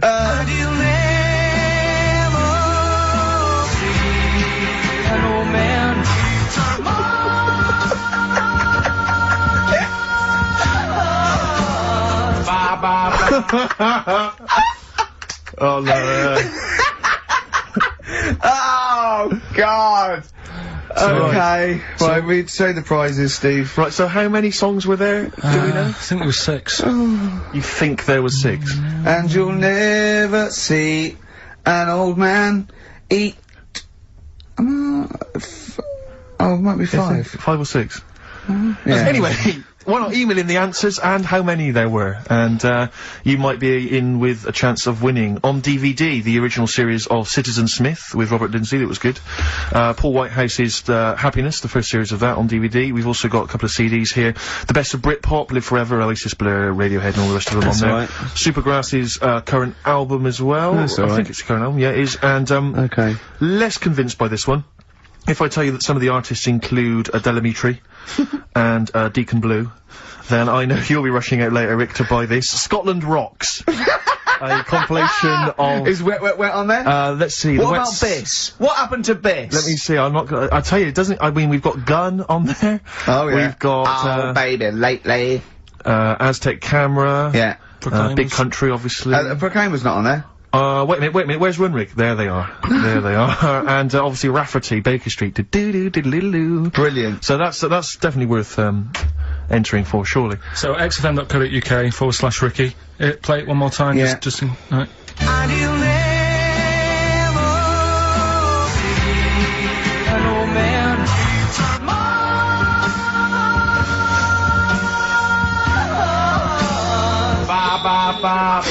Class. Pure class. Well done. Okay. Yeah. Alright, we'll give it to you. XFM. We're running out of time, we've got like 5 minutes left. Winner for Songs of Phrase. Alright, give us the answers. Right. We did this at the start, we haven't even got time for the film thing today. Oh. But, we'll do that next week. Songs of Phrase, it was a phrase, you never see an old man eating a Twix. I love the fact that we haven't got time, like, we've had such important stuff and it's been so jam-packed and interesting, not that it's been drivel with gaps we could have filled much better. Yeah. Don't look at it like that, like, oh. What, with his film quiz? Come on. Oh dear. So, song's a phrase. You never seen an old man eating a Twix. We had to change it to Mars bar. Here's what we had. Jerry and the Pacemakers. Echo and the Bunnymen. Something like David Bowie. And the Beach Boys finished off. Oh, what do you mean I thought that one was? What do you mean? Who's the winner? Oh, it doesn't matter. You gotta give the answer. Who was that one you didn't know it was us? It was Neil Young, wasn't Jim Crochet, is it? Old Man River, it's called. Jim Crochet. Old Man River? Yeah. Jim Crochet sang Old Man River? I don't think so. What was it? Who cares? Right. Well, people... I can't believe this. Old Man River, it was. Let's give the prize to... Jim Crochet wouldn't have sung Old Man River. Well, let's give the... Paul Robeson. Let's give the prize to Mitchell Sterling, who has got some of the answers right. On XFM 104.9. How will we play that great quiz again next week? Next week. Rick and Gervais with it on XFM Sports. And if you want to send an email, it's rickandgervais.com. Or check out the website on XFM's All the Comms. XFM. Karl, are we doing your story with a song? Is that what you want to do? Yeah. Well, excited about it. Like what was it the other week? We did, Babushka. Did Babushka. Yeah. Pinball Wizard. You said if he's deaf, dumb and blind, he doesn't even know he's playing pinball, which is... I just said don't go to putting money in it. That's all I'm saying. Let him play pinball, but don't waste 20p or whatever. Good point. This week, right, do you know how I was saying... It is a good point, actually. It is a good point. Again, though, it wasn't a documentary. It was just, it's not, didn't really happen. Yeah, well, do you know how I was saying sometimes I listen to song, I like a song to be obvious what it's saying. Pinball Wizard was a good story. You need a song to be obvious. In the ghetto, you know, it's a kid growing up and all that, rough area, gets killed for nicking cars and messing with guns and that. Living in the city, growing up in New York, rough area, how you cope with it and that, right? But they've got to be as simple as that. Otherwise, I'm not that I've got a brand new combine harvester. It's about like the machine. It's brand new. Yeah. It's brand new. But even though it's new, he's willing to lend it out to other people. No, but what I mean is, if you start trying to be clever, the story's lost on you, innit? Yeah. Not necessarily me or Rick, but yeah, sure. Go on, we know what you mean. Go on. On primates, yeah. Well, this song here, right, it's not an XFM song, and you'll probably hate the song, to be honest. Go on, what is it? What's the song? Yeah. It's Wonderful Tonight. Right? Eric Clapton.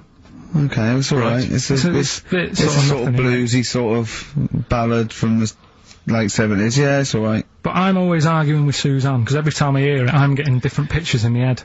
Yeah. Of, like, what's going on, right? Okay. And I'm convinced it's about, like, this little crippled fella in a wheelchair, right? And he's knocking about with his wife. And we don't say cripple anymore, do we, Steve? Do we say cripple? I don't think we've said that since, 70s? I think it's the 70s when we stopped. Alright, just a little fella in a wheelchair then. Okay. And the story's all sort of, you know, how he's being pushed about by his... Again, that's not literally. By his wife, she's wheeling him about, what do you mean? She's wheeling him about, they go to a party, everyone sort of looks round and looks at him. What makes you think that he's in a wheelchair? What's the clues? What's the words? There's loads of little things. There's like, well, like I say, something about his wife walking around with me and all that. Well, 'cause she's pushing him about. But, whoa, walking around, if someone said, oh, she was walking around with me, I'd think they were both walking round. There's a few. But that's not. There must be there must be a reason why you suddenly thought that fella's in a wheelchair. Right. My wife's walking around with me. Put on your makeup, and I feel alright. No, and she's always saying, "Do you feel alright?" And that she's always asking him how he is. Yeah, but she's just listen. Let me play, right? And try and picture the scene, right? But now I'm only thinking of a little fella in a wheelchair. Well, have a listen to it, and you know, just everything that's being said. Okay. Understand why I'm thinking what I'm thinking. No, never. Yeah, there's no clue. But the thing is, that's what I'm picturing. But that doesn't mean it happened. You picture people that are half man, half moth. It doesn't mean it's possible. Do you know what I mean, Karl? What you think is usually not true. Suzanne is totally right. There is no reason. I have never, ever thought that Eric Clapton was singing about a little fella in a wheelchair. And the one clue in that. There's two, isn't there? Are you alright? Oh, let me say that, little cripple. Right, and, I'll give her the car keys. Oh, why's she driving? You ain't got any legs. Pushing him around and that. No, pushing him around. So we'll do one more next week then. XFM. You just mentioned there about sort of no knickers and that. Is this gonna be your Auntie Nora? No.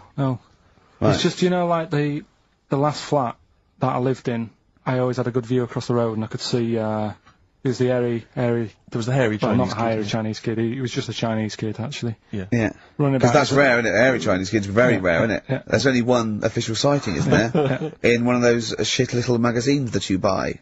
Yeah, he was running around in his underpants. Did you, sorry, you just swore ironically. I mean, I imagine if there's any newspapers listening, you did that. Because he's sort of jokey and... Yeah, go on, let's not swear. And there was the old woman who didn't move, she was just sat there reading the book all the time. Who we think possibly died and no one came round for weeks, But, and now I've moved, right? And it was quiet for a bit. I always look at what view I'm getting, right? Looks across and it was just sort of empty, sort of flats ready for people to move in and that, right? Anyway, people are in there now, right? And they've put all the furniture in, but I haven't put any curtains up. Oh. Right. So anyway, I'm sort of washing up, just having a look out the window. Right. Girl sort of wandering about, with no knickers on. Right. With no knickers on? You mean naked? No knickers. Well, she had a bra on. Right, okay. But, She's probably looking for a knickers. So, I thought, oh. And I don't know how long I was looking. No. Right. But anyway, she looks across. Oh, God. I think she spotted me. Yeah. I think, oh, God. I felt really bad. Yeah.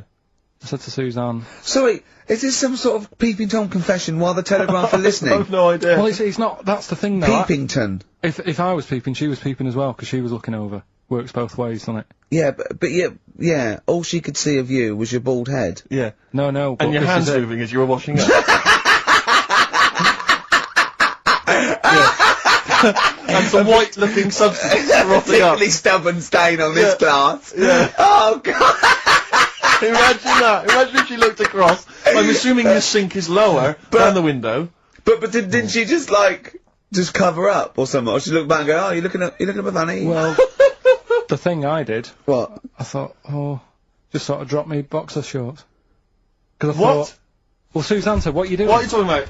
What are you talking about? No, just so they can see me cheeks of me. What are you talking about?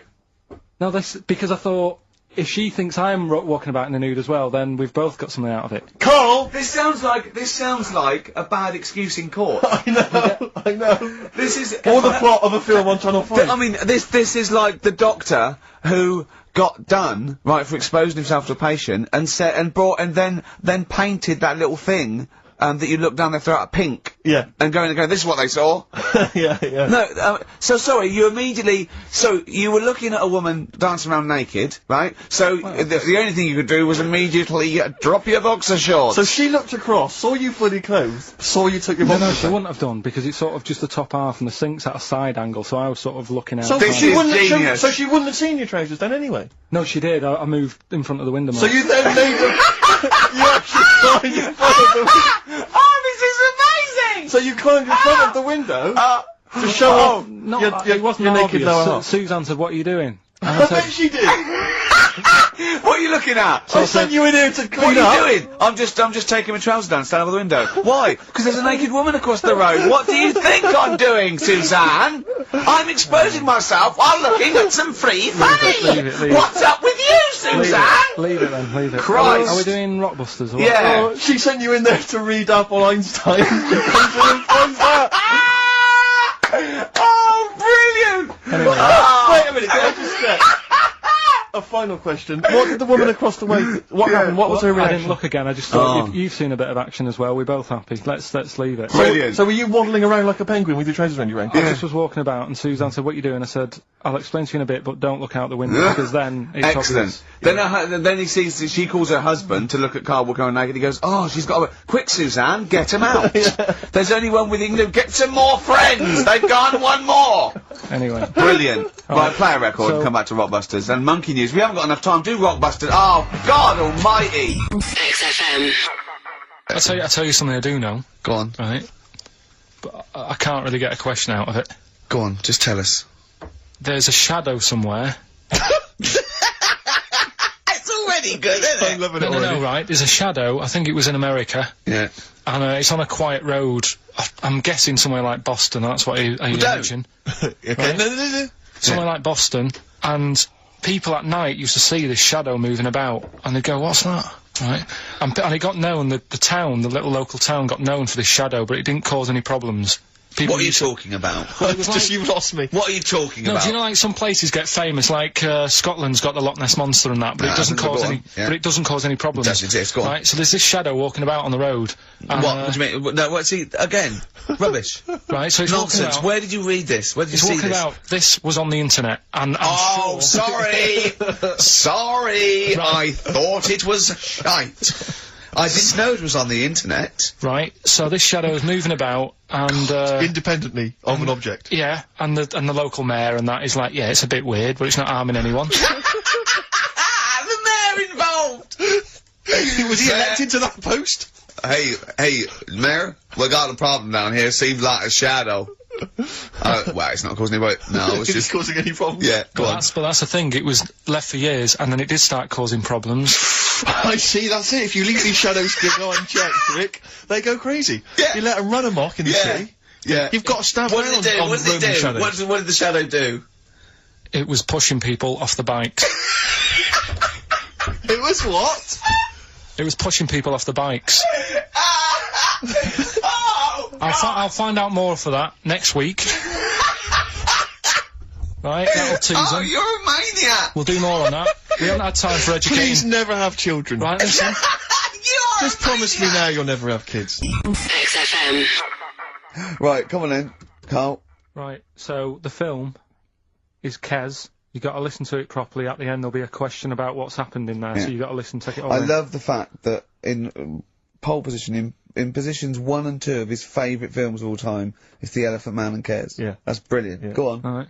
Am I leaving the mics open a bit when this is going out? or what? Yeah, let's have a listen. Yeah? All right. So don't talk then, right? Just put that hot dog down, Rick. And this is the bit in Kes where it's the teacher and he gets up and he has to Glover. talk. What's his name? Is it Brian Glover? No, What's it's the other the- teacher. The other one. Anyway. Alright, go on. Alright, so here we go. Things that had actually happened. Oh, yeah. What about you, Casper? Casper! Alright. Alright? Alright. You haven't been listening to a word I've said, have you? Yeah, I heard some of it. Yeah, you. Some of it? Just. Stand up. Always somebody, isn't there, eh? Right, now you're going to tell us a story about yourself. What sort of story? I want you to think of an incident that's happened to you sometime in the past that is true and that you think will interest the rest of the cats. Alright? Right. What about I work on a radio show at the weekend. Well, are you going to tell us about it? I'll just do. It's 2 hours, and it's with Ricky Gervais and Stephen Merchant, and just sort of play music and tell stories and stuff. What kind of stories? Well, whatever. Like last week, it was science. We were talking about this lad who was growing a knob on his arm. So it's weird. It's tricky, sir, because like with Ricky, he gets bored quick and he won't listen to the stories, and he'll start squeezing my head.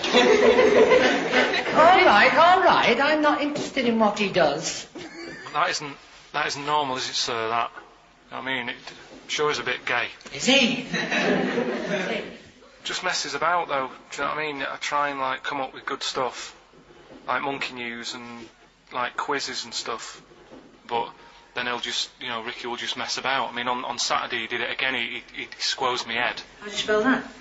Squoze. S-Q. I'm going to show it on the board. It's a new word to me. Squoze is S-Q-U-O-Z-E. Aye, now tell us what it is. It's when he gets me head and he puts one hand on the back of it, right? And he puts the other hand on the front of it and he just sort of swivels it. Swivel, right down on the board. Oh, swivel's not. It's spelled S-W-I-D. How much time today? how many times a day does he swells it? It depends what time he gets in. If he gets in about 12:30, he could get a good 3 in. But I think, I don't really want to talk about. Good enough, don't you? Well done, Billy. Big hand of applause. That is the effort. Yeah. Wow. That's the best thing you've ever done, Karl. So that's Kez, right? Yeah. Got some good prizes there. Not bad, yeah, good stuff. Question is, how many times did I say Ricky can get, how many head squeezes can he get in before the start of the show? Right? So if you were listening properly, the answer's in there, right? And got some good stuff there. Some DVDs in there, and some CDs, including some Jimi Hendrix stuff and other odds and ends. Good stuff. Brilliant. And just text in 83 XFM. Right? Right. XFM. What profession, Karl, would you not like to do? You see, in a way, some bad jobs are good jobs in a way. Because, one, it means that when you have holiday, you really appreciate it. Sure. Do you know what I mean? Whereas, you see, I always thought, like, when I had a job where I used to have to do, like, 4 hours a night when I worked through the night, I only had 4 hours to do from 2 in the morning till 6, right? But it meant that when I was on holiday, I never really appreciated it, because between 2 and 6, I'd be asleep anyway. So, unless I got up at 2 in the morning and went, I'm relaxing now, instead of working, you don't get the full... I don't know what you're talking about. I don't know what you're talking about. The rules that you live by, about what you can enjoy and what you can't. What's good with a holiday, right? If you work in a factory from 8 in the morning till 8 at night, packing socks into a rubber bag, right?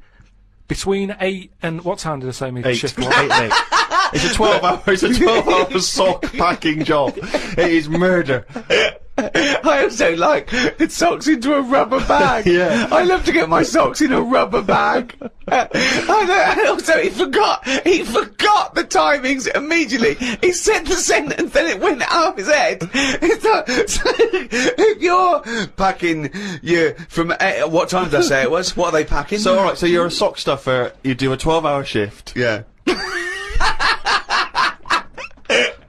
Okay, got it. So, you go, oh, come on, Rita, no more socks for me. I don't want to see another sock for a week. Have you got the rubber bag? Don't bring the rubber bag, that's the last thing I want to see. So what I mean is, when you're on the beach, right, by the sea, between 8 and 8, you're thinking, oh, this time yesterday I was packing socks in a rubber bag. And you can really enjoy it. You can keep going... Oh, an hour later you can go, oh, I was packing socks yesterday. Yeah. And you can I'm glad you're enjoying it, love. Will you stop going on about the fucking socks? We're on holiday. I don't think this marriage is going to last. Oh, look, Rita, I know, you were packing fucking socks yesterday. Let's not fucking talk about it for a week, you boring bastard. Oh, Rita, what? This time I know, you were packing fucking socks in a rubber hunting bag. No, I was having lunch at this time, you fucking slut. Oh, Christ almighty! XFM. Finally, White Van Man, what do you make of the fact that Sainsbury's are bringing in square tins? Is that a concern for you? Is that true? Apparently so. Why? Dunno. Like it's easy to stack. This is what the guy in the Sun has said. That should be interesting for... That should be... His comment on Sainsbury's are bringing in square tins is that should be interesting for meatballs.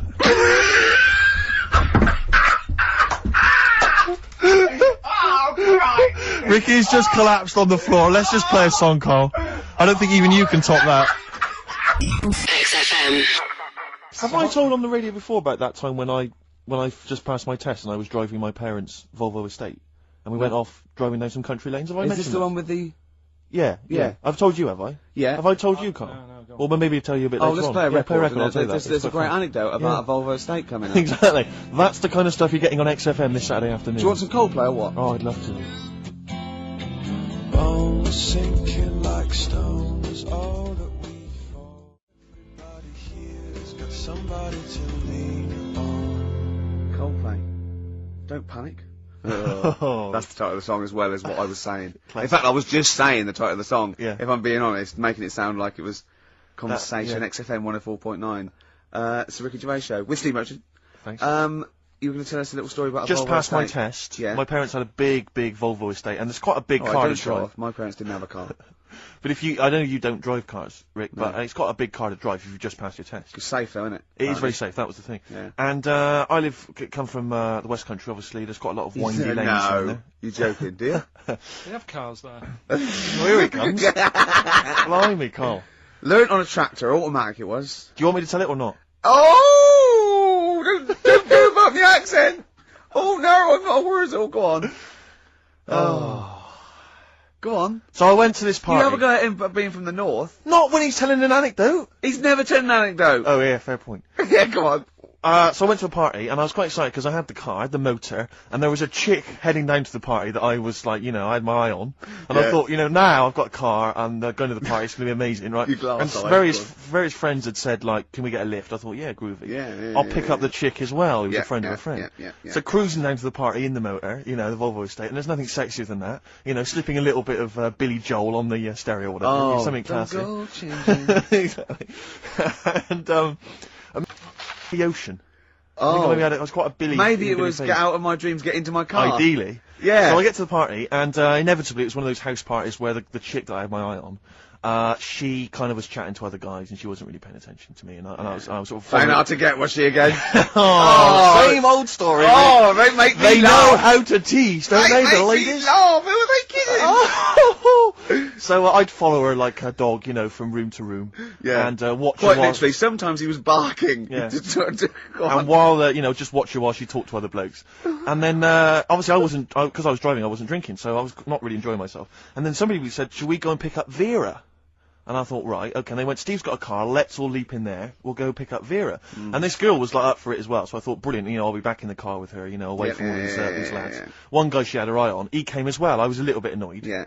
But anyway, he was in the car, so I'm driving down these country lanes, just driving along, and they're directing me, they're saying, go left here, go right. And then suddenly, we stop, and, one of them goes, just drive into that field, this pitch black field, right? And I'm sort of, well, it is my parents' car. Just drive in the field, Steve. I'm thinking, well, I don't want to, like, not seem like I'm a hard, cool, crazy kind of guy, because the chick's in the car. So I drove the car into the field, they all leapt out, started running off into the darkness, shouting, Vera, Vera, Vera, where are you? So I'm just sort of sat there in the car, waiting. Wasn't Vera Lynn, was it? Because she likes to hide in fields. Bizarrely, it wasn't. Right. It was just, I was just left in the car on my own with Billy Ocean, and suddenly, out of the darkness, they come back holding a Vietnamese pot-bellied pig that they had stole from a nearby farm, and they knew that the pig was called Vera because someone knew the farmer or something. Anyway, so they got this pig, so now they're going, I'll put the pig in the back of the car, we'll take it back to the party, it'll be hilarious. I'm thinking, well, I'm not sure I want a pig and all its, piggy crap in the car, right, crammed in there. But they say, yeah, so obviously I'm thinking again, I don't want to look like I'm, a nerd. I'm terrified of that, Rick, ever happened. Yeah. So, yeah. So you go, hey, bring the pig into the car. Exactly. I'm no nerd. Exactly. Yeah, go on. So now we drive off again. I got this pig kind of screeching in the back of the car. And, they say, stop again, let's do some cow tipping. And they do that old thing, about the fact because cows sleep standing up, don't they? So you can push a cow over and stuff. Yeah. So they're having a wild time, hilarious.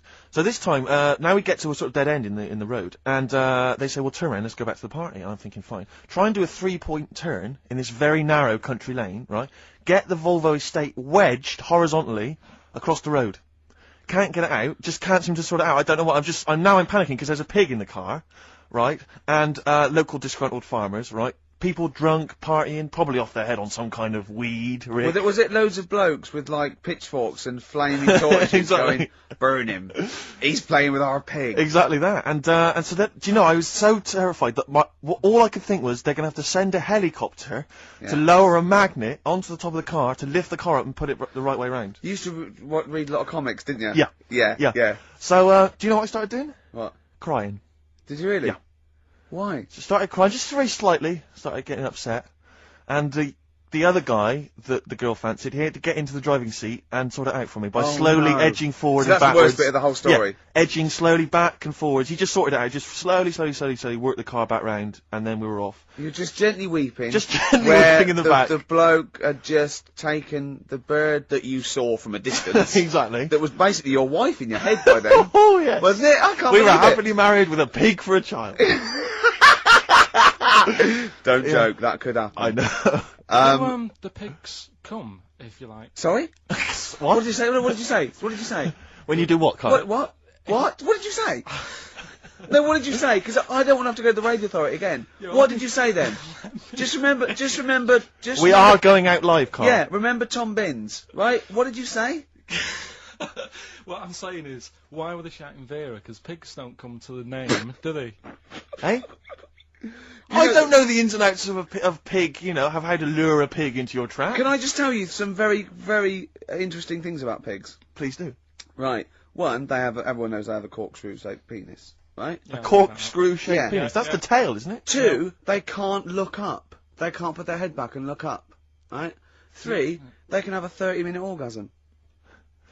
Rick, is it only pigs that have got a corkscrew-shaped penis? No, and landlords. Okay. Very handy. Right. Here's one for you. Go on. Like insect facts and stuff. Go on. If a man was a flea... He could jump over St Paul's Cathedral. No. What? Wrong. It's gone up now. It's... the big wheel. The big wheel. It's the Millennium Wheel. Now. It's gone up now. Play a record. You're the best. XFM. I've got some new comedy characters. I can't believe we're not. You know, I love the work of comedy greats like Chris Moyles and Noel Edmonds. I've got some really funny comic characters that'll be popping in and out of the studio. Save them. Okay. I'm excited. Badly Drawn Boy. All possibilities on XFM 104.9. I'm Ricky Gervais, with me, Steve Merchant and Karl Pilkington, and a few new characters. Oh, Steve. I can't believe As you that. said, you know, I know you love Moyles and his sort of wacky stuff, and Chris Moyles, Edmonds, one of the greats, one of the and greats. Edmonds, and just all the. No, Edmonds. Well, I'm going to go along the same sort of vein. I've come up with a couple of. Can I do a little? Can I show you one? I'm excited. Okay. Well, it always starts with a sort of doorbell.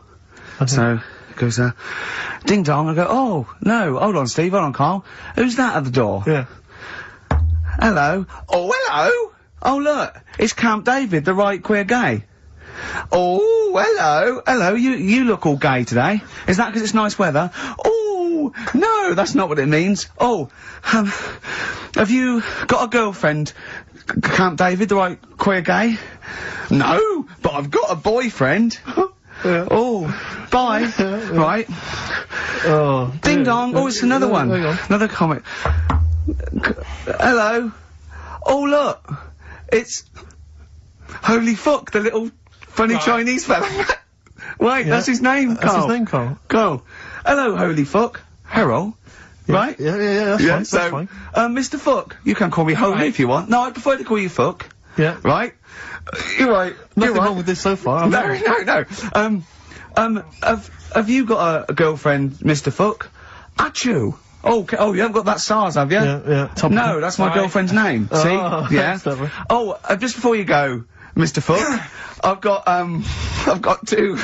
got two things here. I've got a nice Trilby hat that you could wear, or I've got a little lampshade. Right. Right? Which one do you want to put on your head and Yes. walk around? I presume the Trilby. No, but it's not. No. Yeah. The lampshade. Lampshade, of course. Bye. See ya. See you later. Yeah. I thought they were genius. Can I be honest? I'll be honest. I thought they were brilliant. I thought they were. You didn't steal them off Chris. No, Moyles, did you? no, they're original. They're original Sometimes characters. Chris Moyles has done stuff as good as that. I know, yeah, I know, but no, these are all mine. So there you go. We'll be hearing more from Camp David, the right queer gay, and Holy Fuck, the funny little Chinaman. What? All right, Karl. Yeah. Is that your sort of humour? It might not be your sort of humour. You just should have run it past me before you did it. Yeah. What one are you worried about in particular? The not Camp David. Well, say his name. No. Say his name. I'm not Which doing one? that. I don't know which one you mean. The Chinese fella. But I forget who that was. What was his name? I can't remember. Well, if you can't remember, it can't be that good, so we'll leave it. We won't do it again. Right? I'll tell you what I've got, Steve. Oh, what? Tell you what I'm thinking. Go on. Right. Do you know, like, TV programmes sort of get rested in the winter? Ding dong. Oh no. Hang on, who's this? Oh, go on. Hello again. Not now, Mr. Fuck. We're talking. Bye. Is that Holy Fuck again? Yeah. God. Look at God's face. Right. Okay, that's it now. I'm not answering the door anymore. Right. Okay, go on. Right. Yeah. Ding dong, ding dong, ding dong, ding dong. He's trying to get in. You've got. Don't be impolite, Rick. Come on, Rick. He wants to come in. No, it's too late. It's too late. He's gone away now. XFM. Time for monkey news. Can we have the jingle? Oh, chimpanzee, that monkey news. I love the jingle. Right, well, Can we play that jingle once more? Yeah. let me cue it up. So, chimpanzee, that monkey news. Oh, it's brilliant. Got a lot to live up to now. I'll be honest with you, often that jingle is more fun than the monkey news. Wow. Yeah. So you've got to excel yourself this week. Well, it's there's been a lot going on. In the monkey world? Yeah, I was looking at the Guinness Book of Records that we bought last week. What you bought? What that I bought. Yeah. Is it still wet? I was cleaning the tea off it. I was having a little read through, and there was some monkey stuff in there. There was this isn't the actual story. I'm just telling you what it's like looking up monkey news all week. It's like behind the scenes. It's like the making of monkey news, which is actually available on DVD. Exactly. It's 12 minutes unseen footage, just the making of monkey news, which is my favourite bit in a way. If you enjoy monkey news, see how it happens. See, from conception to. It's all put together. Yeah, go on. Yeah. What's a typical monkey news day? Well, there was some stuff about a monkey in the Guinness Book of Records. I think it had the record for asking for a cup of coffee in 23 different ways. I don't know what to say. I don't know what to say. Oh. That's good. Just to show the monkey news is getting bigger and people are covering it. Donald McIntyre, he was on BBC. Yeah. On Monday. He was on Channel 5, wasn't he? No, he hasn't moved over yet. This is something that he did for the BBC. Right. So that was pretty good. That was about well, it wasn't good. It was pretty sad, really. What? He was doing this thing. Do you know, like last week we were doing Cheap as Chimps? Yeah.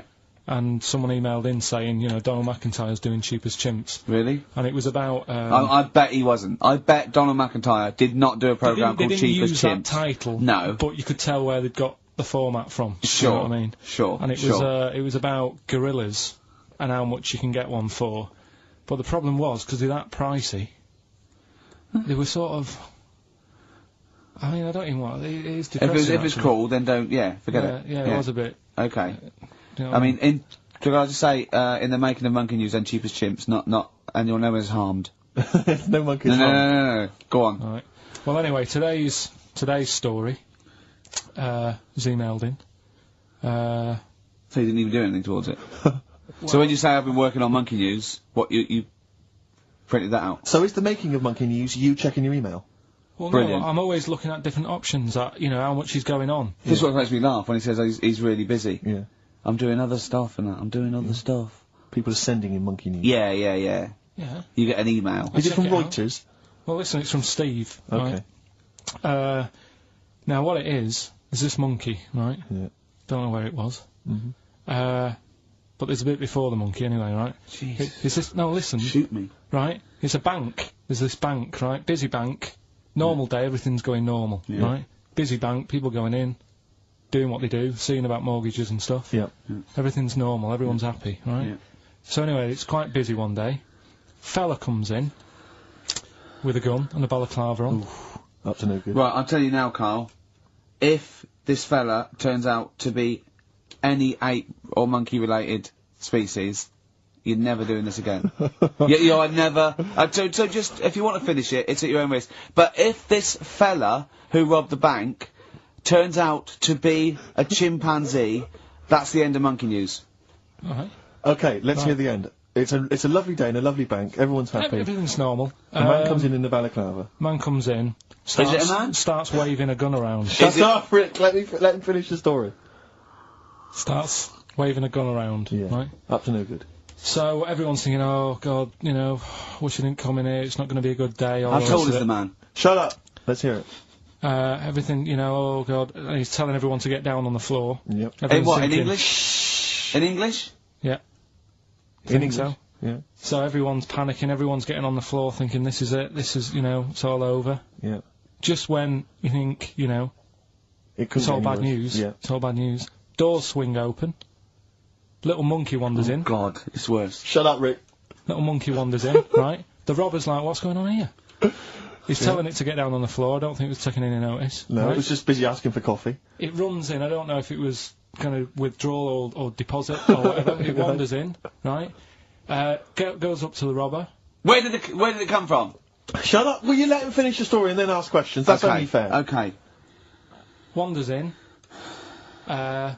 runs up to the fella with the gun, takes the gun and the bag of money off him. Everyone's like, yay, you know, we've been saved. Then the monkey starts backing out with the gun and the money. Shut up! Don't sit down and I'm not having this. And it does a runner with the money and the gun. No one's seen it since. You are an idiot. I mean, you have said some stupid things in your time. What are you talking about? It's a story that happened. No! What are you talking about? What do you mean it backed out? It came in, was it as an accomplice? Was it an opportunist monkey robbery? What are you talking? Think, Karl! Think! I know it's mad, that's the idea of Monkey News. We're telling people how monkeys are pretty, you know, they're mental. They're up to no good. What do you think? They've never seen the monkey since. What, did he have a getaway car waiting? Did he swing his way to freedom? Where was this? There's no details. Don't talk rubbish. Well, Steve emailed it in. He's got it off the net, and the funny thing is, Can I see it? Have you got the information there? Yeah, the funny thing is, it wasn't just him who sent it. I had that a couple of times, so a few people obviously read the story and said, you know, that'll be good for Monkey News.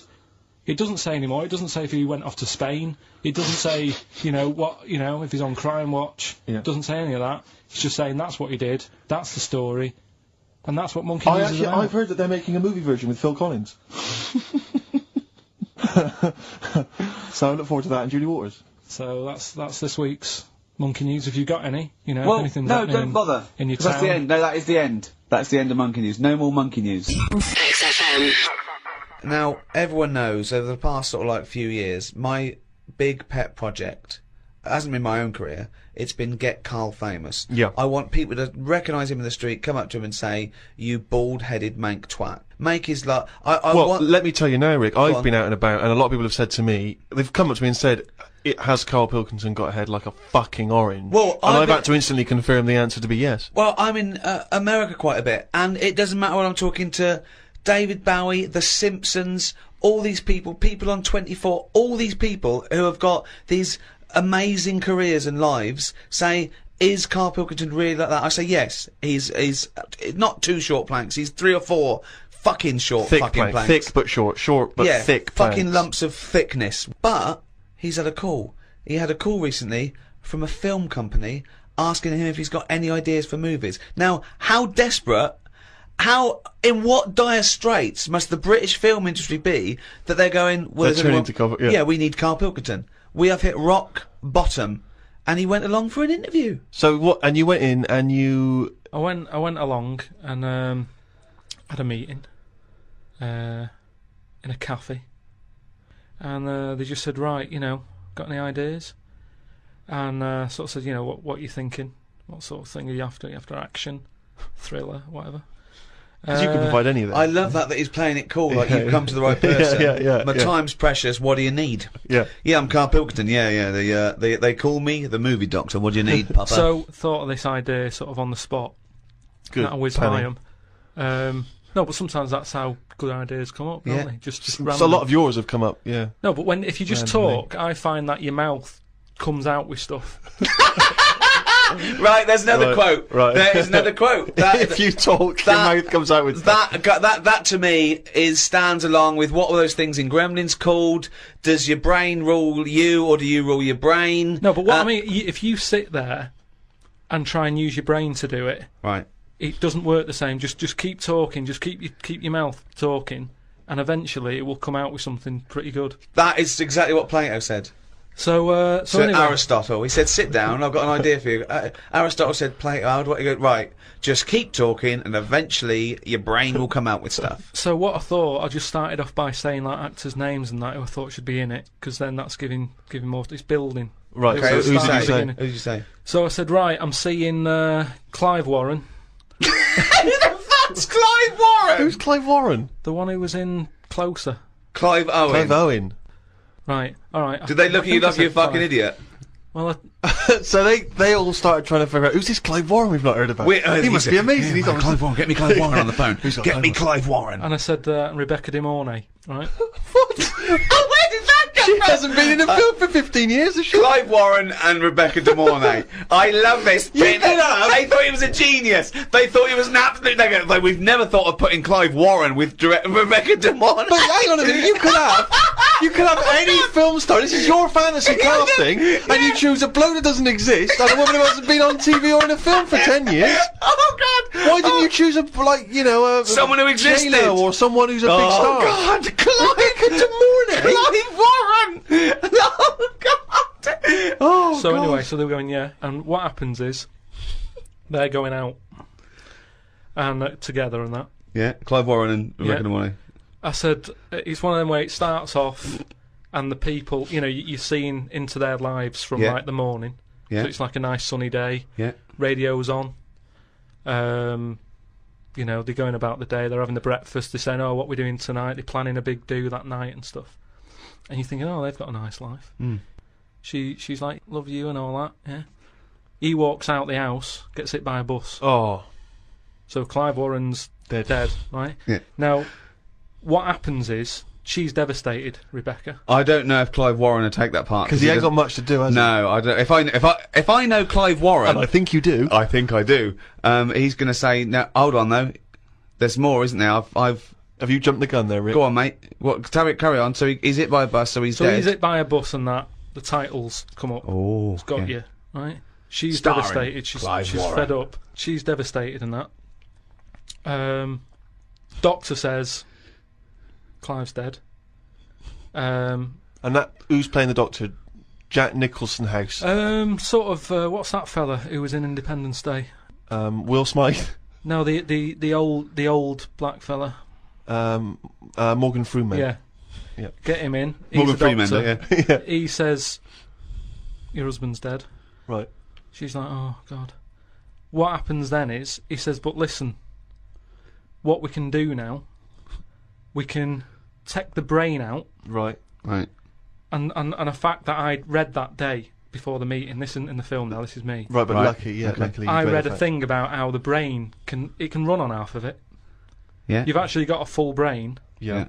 You can Some run it of on us have. half. You can run it on half. Right. Yeah. So this was in my mind still. So I thought I'll get that in. Well, half your mind, yeah. So I said, what happens is Morgan Freeman says, "Been working on this. You can run your life on half a brain." Right. She's sort of a bit like, "What are you telling me this for now? My husband's just died like 20 minutes ago." Yeah. And he goes, "Yeah, but if we're going to do this, we've got to act quick." She's like, "Do what?" He said, "I'll tell you." He says, we can, whilst his brain's not fully dead, because it stays awake for a bit when you. Oh, he's not dead then. Fine. No, but wait, he he comes alive. What do you mean? He is, but they found out that it stays awake a little bit. No. No, he's gone. No, You're hit by a bus. Yeah, no, he's dead. If the brain's dead, you are dead. Clive Warren's dead. And if the brain's not dead, you're not dead. No, but it's like people in a coma. They're dead, aren't they? But No, the brain isn't dead. No, they're in a coma. No, they're in dead. a coma. No, they come out of comas, don't All they? right, then he's in a coma. He's been hit by the bus, but the chances are he's not going to come out of that coma. But his brain is still awake. Right. Okay. So change that. That's easily done. Hold on though. I like this fact that he's in a coma, so they're going, look, he's definitely going to die in this coma. Take the brain out now. Pop the brain out. But why is that such a weird thing when that's what they do now? That's what they do now. What is? That's what they do. What? They do that. What? A brain transplant? No, but when, like, how I've signed that donor card. Yeah. Right, if anything happens to me. No. they've There's got the no lot. such thing as a brain donor. Oh, we've explained to you before. Yeah, but they're working on it. They've said something about Einstein. They messed about with his brain for ages, trying to work out if it was full of stuff. That's what they're doing. They're working on that. There's loads of things that doctors are doing that we don't know about. I've seen some weird stuff on the internet. Yeah, I know you have. Yeah. I saw a programme on Channel 5 where a monkey brain was still alive and it was stuck on a stick. And they You were poked watching it. the Magic Roundabout. They poked it and it reacted. Right. So it's still alive. It's being kept alive, and it's only a matter of time. What's the brain linked up to? As long as you can link it up to the eyes, and somehow so it can tell the arms and legs what to do, you're laughing. I love that. Imagine a team full of doctors going, well, we're going to try and do a brain transplant. Carl, right, okay, I'm going to be quick because I've got to get back. My cousin's fixing my boiler. As long as you can link this up to the eyes and tell the arms and legs what to do, we're laughing. Cheers, Carl. See you later. Then what happens is they say do you want half of his brain in your head? Half of his brain in her head. She says, definitely not, I'm having you struck off. She starts screaming, she calls the police, he gets arrested. Yeah, but you'd have said that years ago when people can have, like, someone else's arm put on their body and stuff. Yeah, but he's only in a coma.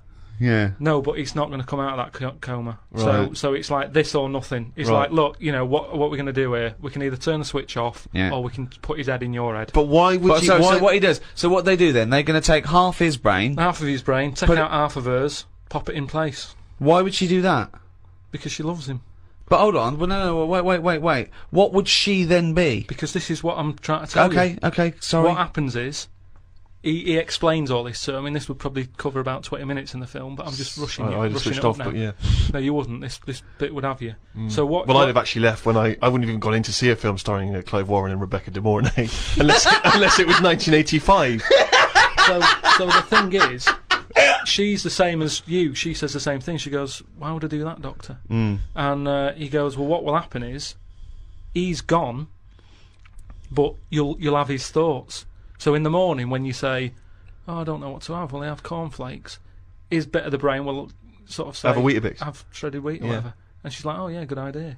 Sorry, so the point of this film is that the dead man can remind her what breakfast cereal she likes. Yeah.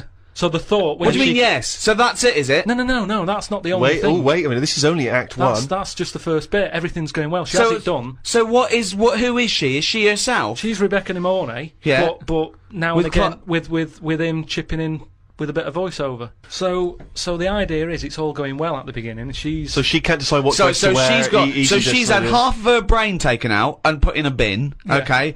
And Clive Warren's half has been put in there. So now she's walking round, okay? So she's like she's schizophrenic.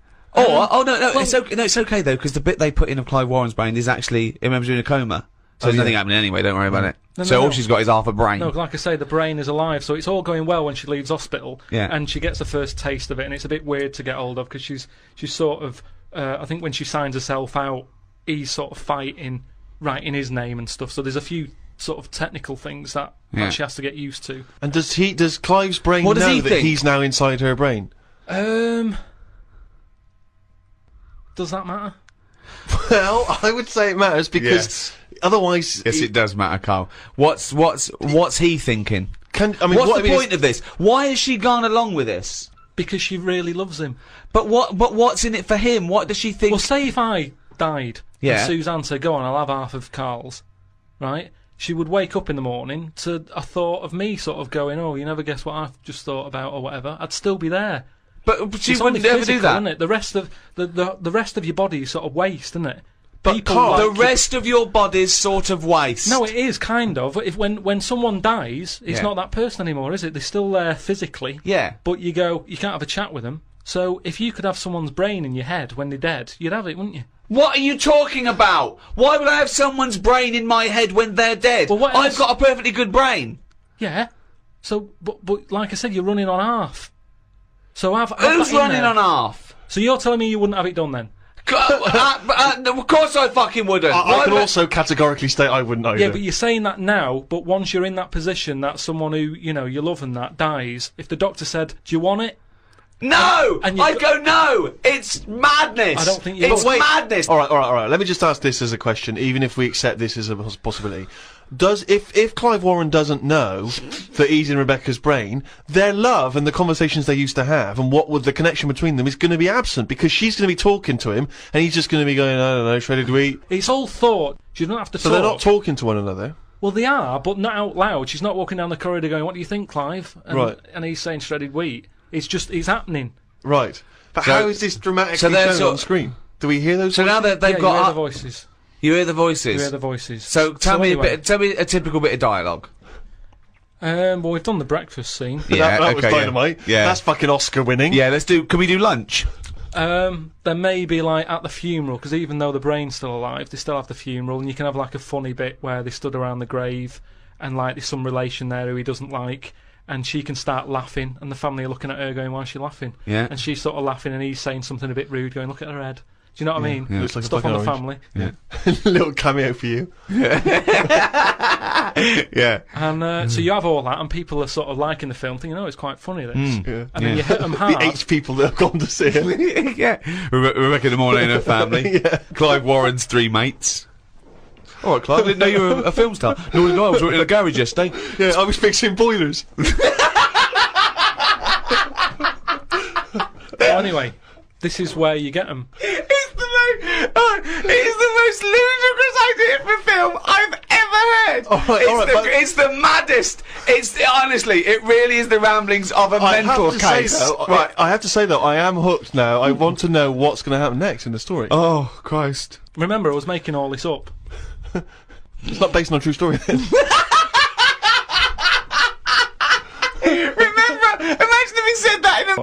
Remember, I'm making all this up, and they go, all right. Oh, okay, I thought, oh. So the meeting's still going on? They haven't left at this point? No, they were sort of going, oh, right, yeah. But what annoying... Check, please. Check, please. That's the annoying thing. It was like... I just wondered whether this is what they do just so they can have a cake every day at 4 o'clock, because it was odd. I can't imagine Spielberg sort of nipping down to Costa Coffee to discuss E.T. So I said, right, so this is where you get them. You've got everyone laughing, and that's what it's all about with a film, isn't it? It's emotions, messing with people's emotions and that. Yeah. So they like that. They were like, yeah, it is, yeah. Yeah. Thought, Oh, that's and a there whole you go new, again. whole new outlook to filmmaking. That's me. That's my mouth coming out with stuff that even I didn't know I knew. Yeah. So then I said, right, then what happens is, she hears the voice go, Leslie, where are you? Something. Right. Her name's not Leslie. No. No. She's thinking, who's Leslie? Yeah. So in her mind, she's going, who's Leslie? He's going, oh. He's thought, hang on, I've let something slip. I've let something slip, so she's going, answer me. Oh. He goes quiet on her. Oh. So. He was having an affair. This is the thing. So she's trying to hunt down Leslie. And he's got to stop her thinking it. Then what happens is, I mean, you know. Where your backs? So he's got to hunt down Leslie. So she's got to hunt down Leslie. Right. And that can fill about half an hour again. I'm not I love the sure. fact that you're doing it how far you've got through the film. Yeah. You've got to fill up 2 hours, right? One more idea, we call it half hour, that's the end of the film. See you later, starring Clive Warren. So nice to see Rebecca De Mornay again, wasn't it? Yeah. So Leslie has got to be sought out. It's a woman, is it? Another Leslie, or it's is it another a bloke? woman? Right. But what happens is, I mean, without ruining the end for everyone, what would sort of happen is. Oh yeah, because we don't want to ruin it for them, because this will be filling the multiplexes in no time. Yeah, this film's definitely going to be made. This is definitely going to get made. Well, seriously, isn't any pick a massive Hollywood film and look at it on paper and go, that's a balmy idea. Casablanca. I haven't seen it. Okay. So what I'm saying is, that's why they called on him as a movie expert. This is a different sort of love triangle. They've all got their own brains and legs and stuff, walking around interacting normally. But that's just it. It's the power of love, isn't it? In a way. Yeah. But sorry, I mean, I don't want to see. No, it's the greatest love story ever told, set in a head. But listen, let's just get. Hang on a sec, though, Carl. I don't. Yeah, you've got to tell us the end. I don't think you can let people listening. Come on. What's hanging the on end? Waiting for the film. Just let your mouth talk. Right. So what I said was, maybe because I wasn't sure about this end bit. I thought they might think it's daft or whatever. You're putting yourself down. I imagine it's dynamite. Go on. I said maybe you could have something like this, and they were there, sort of going, "Oh yeah, what's it going to be? What's it going to be?" Yeah, well, he's come up with some great stuff at the moment. What happens is, his brain is more powerful than hers. Right. How is there power? Why is there no power involved? It's got a stronger will. What I mean is, the brain, her brain was running the rest of her body. Now he's taking over. His brain's just sat there, innit, thinking stuff. Right. Brilliant. So that gets more powerful and overrules her body. Okay. Yeah. She then fancies Leslie. So it's a lesbian hold on, film. this is building up to a lesbian love. So what the? Well, it's trendy, isn't it? That. So just have a bit of that at the end, and that is the worst idea I have ever heard for any piece of art. I mean, it's the worst. It would be the worst. It would be the worst TV show, worst book, worst everything. It's the worst idea. It's not the worst idea because as long as a film makes you think. But this doesn't make us think about anything. I'm thinking, who the fuck's Clive Warren? So hold on. So he overpowers her. So she is now a lesbian. What's Leslie getting out of this? Why does Leslie think? Hold on. Why is my dead lover's wife coming on to me? Because this is what I'm saying to you. It's relationships It's the love of two brains. Right, okay. Again, can anyone a out there, can we subline. make that into it? That's a quote. The relationships is a love of two brains. Well, it's- now, he's got something there. He's got something there. But my point is this. Why is Leslie suddenly turned lesbian? Because she loves the brain. But does she know this is Clive Warren? Well, maybe now and again, Rebecca or Clive says something. Rebecca will say something now and again, like, "Oh, I like me minge. I like me, you know, me food done like this or whatever." And it's all about say if like I'll have my food cooked. Oh my, wait a minute, Clive Warren on this food cooked. Yeah, I'm in two minds about this bacon. Yeah, what I'm I going mean to turn is into a lesbian. People Shredded wheat. People like what they like, and it's the same way, like I've said to you before, with someone who's been going out with a woman, and then is found out that she's got a twin sister, and they divorce that first twin and go out with the other twin. It's all the same. You're after the same thing, aren't you? Yes, but that... When a cat dies, you buy another one. It's the same thing. You want that same. Yeah, but you love don't for necessarily something. switch your sexual orientation. In the case of your twin scenario, they both look the same. Yeah. Has there ever been one where, it's a twin boy and girl? Go, well, I was going out with her, but I mean, he looks a bit like her. Yeah, I loved boobs, now I like cock. Well, this is your problem. You don't know anything. And this theory about if your mouth talks enough, the brain will kick in soon. It hasn't. XFM. Can I just tell you a story that Karl told me a couple of weeks ago? Is this another ghost story? Another yeah, spooky it is, story? yeah. I called him out. I was, "What are you doing?" He said, I said, "I've just been reading ghost stories again." He went, he said, "Right," he said, "you don't believe in them, but how do you explain this?" Right, I went, "Go on." He said, "I'll tell you as he told me it." He went, "Bloke, right, just sitting at home, doing, you know, watching telly with his cat, and, the phone rings, and it's a bloke going, is that fire, in your oven okay now? 'Cause your wife called." And Karl went, "Well, 1, there was no fire in the oven. 2, he wasn't married." I went, "Right. Go on." He went, "Well, then right, there was a knock at the door and there was 2 sort of people in sort of white coats and they came and said, 'Oh, we've come about that fire. Your wife called us.'" He went, 1, there isn't a fire in my oven, and 2, I'm not even married. Right? And he said, and they saw the cat, and they looked at the cat, it looks a bit weird at the cat came out, nothing. He said, and then he went back, and sat down, phone rings, and they said, did they sort out the fire in the oven that your wife told us about? He went, 1, there is no fire in my oven, 2, I haven't got a wife. And Karl went, "What do you think of that?" I went, "That's not it." He went, "Yeah." I went, That's the end of the story. What? He went, "Well, how'd you explain that?" I went, "Explain what?" I thought he was going to say, "A year later we got married, but she died in an oven fire." Right? I thought it was going to be that. And I went, That's people winding him up. Yeah, or someone did report a fire oven, and their name was Johnson, and they looked up Johnson, they got the wrong thing, it was the gas board, and they sent round to the wrong person, right? You know, he went, "Yeah." I said, I explained it to him, he went, "Yeah." "Why did they look at the cat funny?" Oh, man alive, Karl. This is really weird, right? I was in my house once, right, and the doorbell rang. Yeah. Right, I opened the door, there was no one there. Yeah. Right? And then I looked across the street, There's some right, kids and there were some running- kids running away. Yeah. Now, how do you explain that? Yeah. There was another time, right, where, like, I opened the door and there was a bloke goes, "You've ordered pizza." I went, "I haven't ordered pizza." And I heard my mate upstairs giggling and putting the phone down. Yeah. How do you explain that? Karl, seriously, why did you tell me that story? What do you think it was weird about that? The fact that it was 3 different people. Is this all the information? Is that the entire story? It was 3 different people. Did you fall hassling asleep him and not read about the end? A fire that didn't happen, about a wife that didn't exist, and a cat that didn't look happy.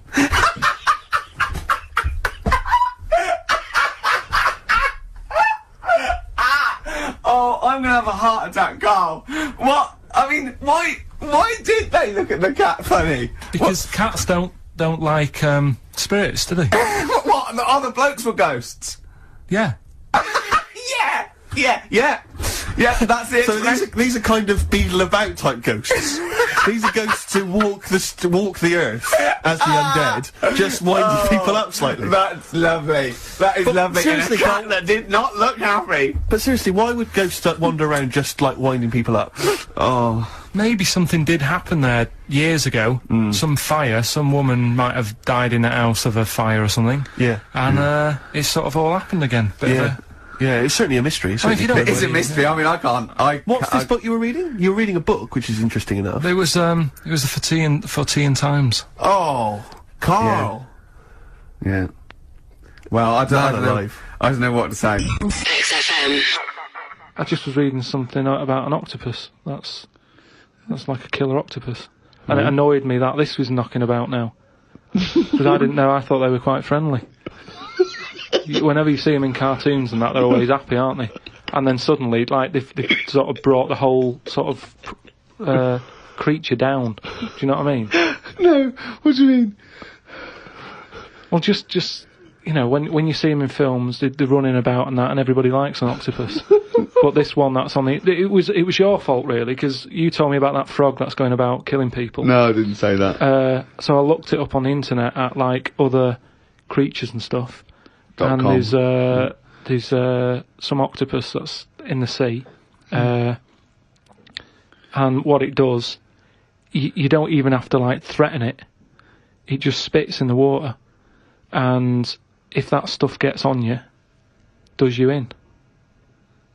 Again, So in a way, it's good knowledge, because I mean, I don't go in the sea anyway because it's full of stuff like that.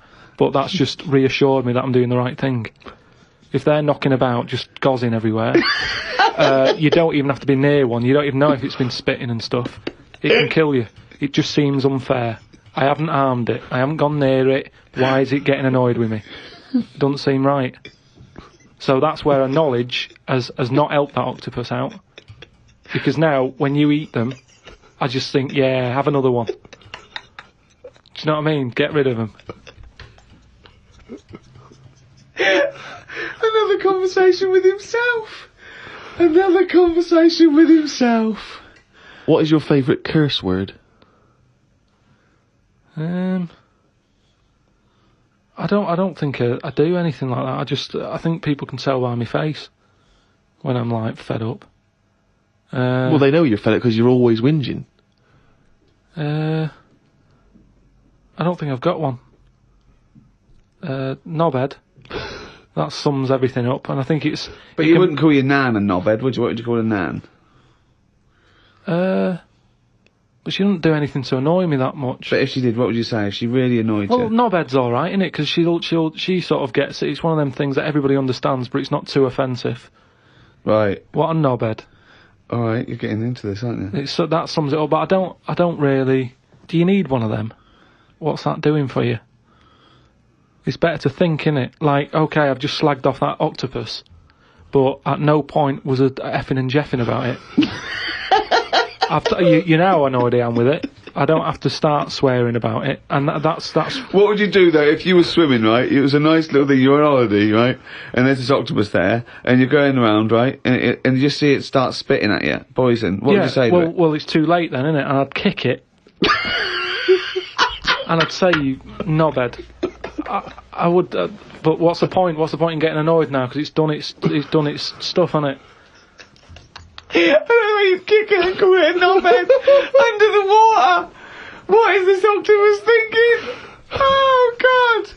Oh, okay, you fucking eight-legged shit. I'm not bothered. I don't know what you're saying.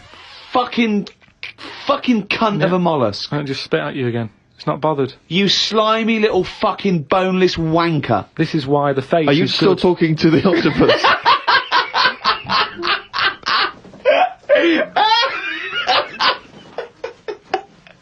XFM.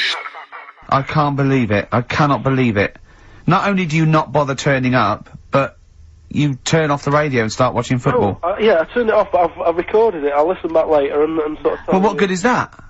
Sort of, I like to keep it in shape and that. I'll have a word next week. Alright.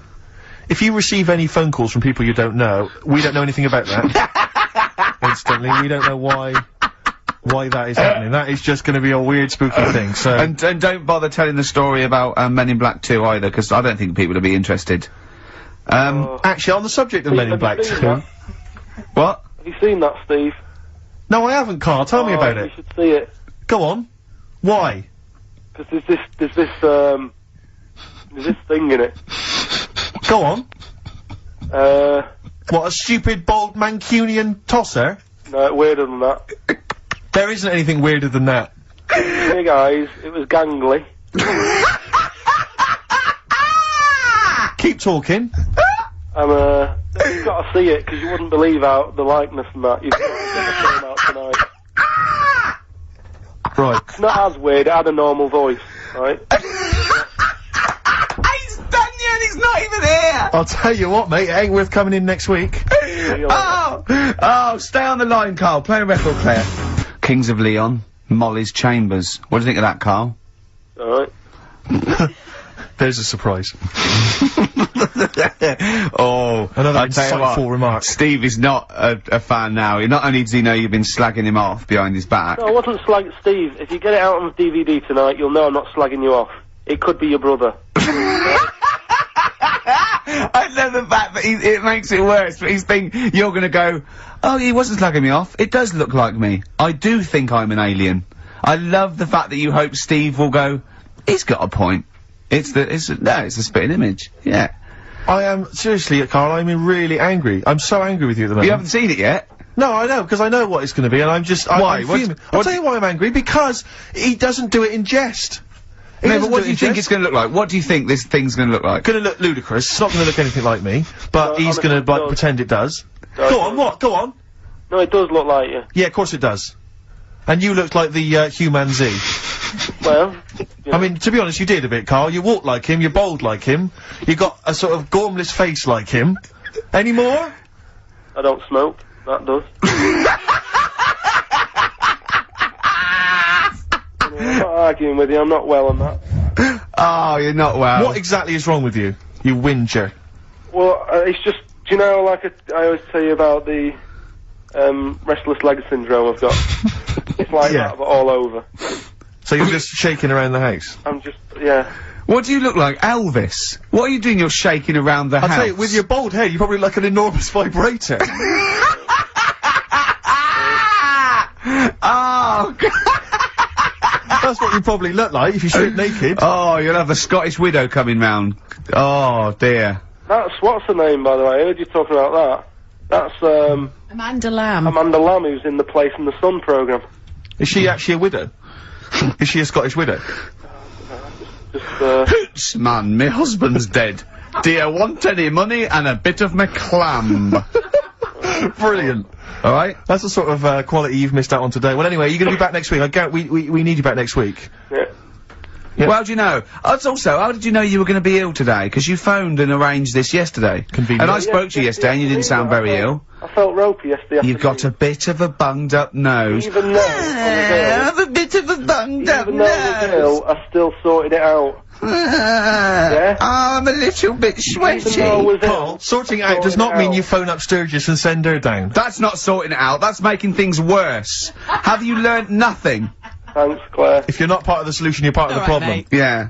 My leg's a little bit achy. Oh, wearing wet jeans. Oh, I put wet jeans on again. My lasagna wasn't, it was frozen. Can you hear the venom and hatred in our voices today? We genuinely are upset and angry with you. Yeah.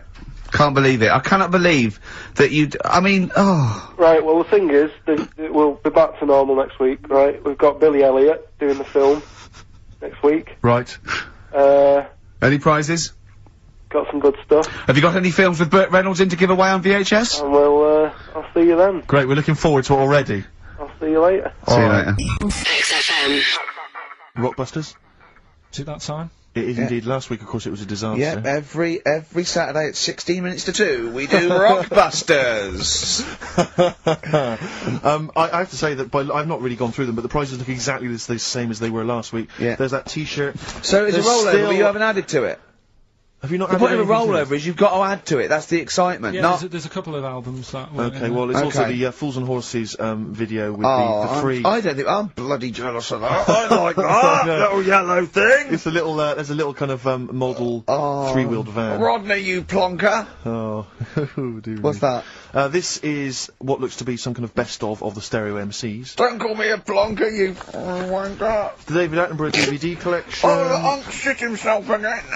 Oh, yeah, the big prize that we tried to give away now.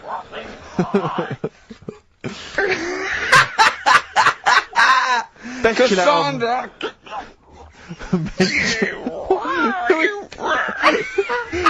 Who is that supposed to be an impression of? Which member of the cast is that? Is that Cheeky Dell? I don't know. Best chill out album ever, the best air guitar volume 2, and of course, for all our fans, Doctor Who, The Aztecs. That's on DVD, and that's one of the William Hartnell Doctor Who. Alright. That's the worst impression I've ever heard. That's brilliant.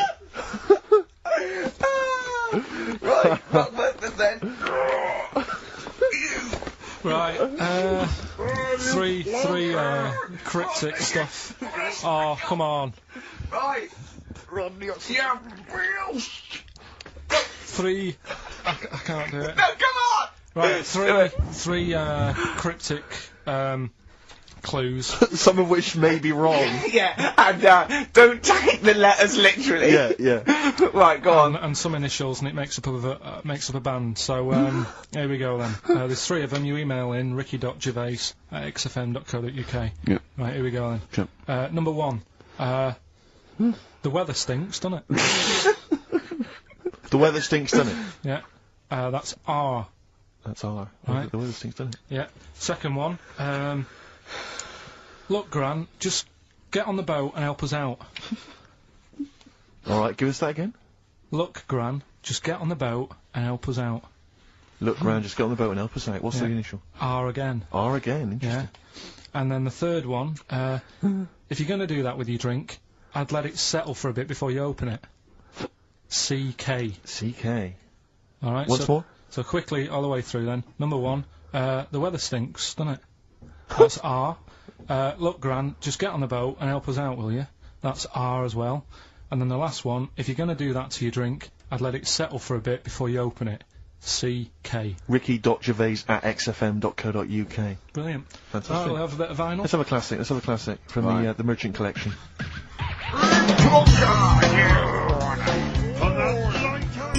XFM. Right. Go on then, Karl. Second one then. This is a bit easier, but I still think it's a good one. So this is, we should explain what this is if you just tuned in. It's one of those stupid lateral thinking problems. That Karl himself has created. Yeah, that was his homework. Right, this one. It's a fella. He has a normal day, doing stuff. Nothing wrong with him. Right? And it's the twist in the tale. It's just like Tales of the Unexpected. Yeah. Just a normal day, nothing wrong with him. Hold on, though, he's got the legs of a fish. Go on. So, that's why he's been hiding his legs. So Go on. He does his the legs of a fish.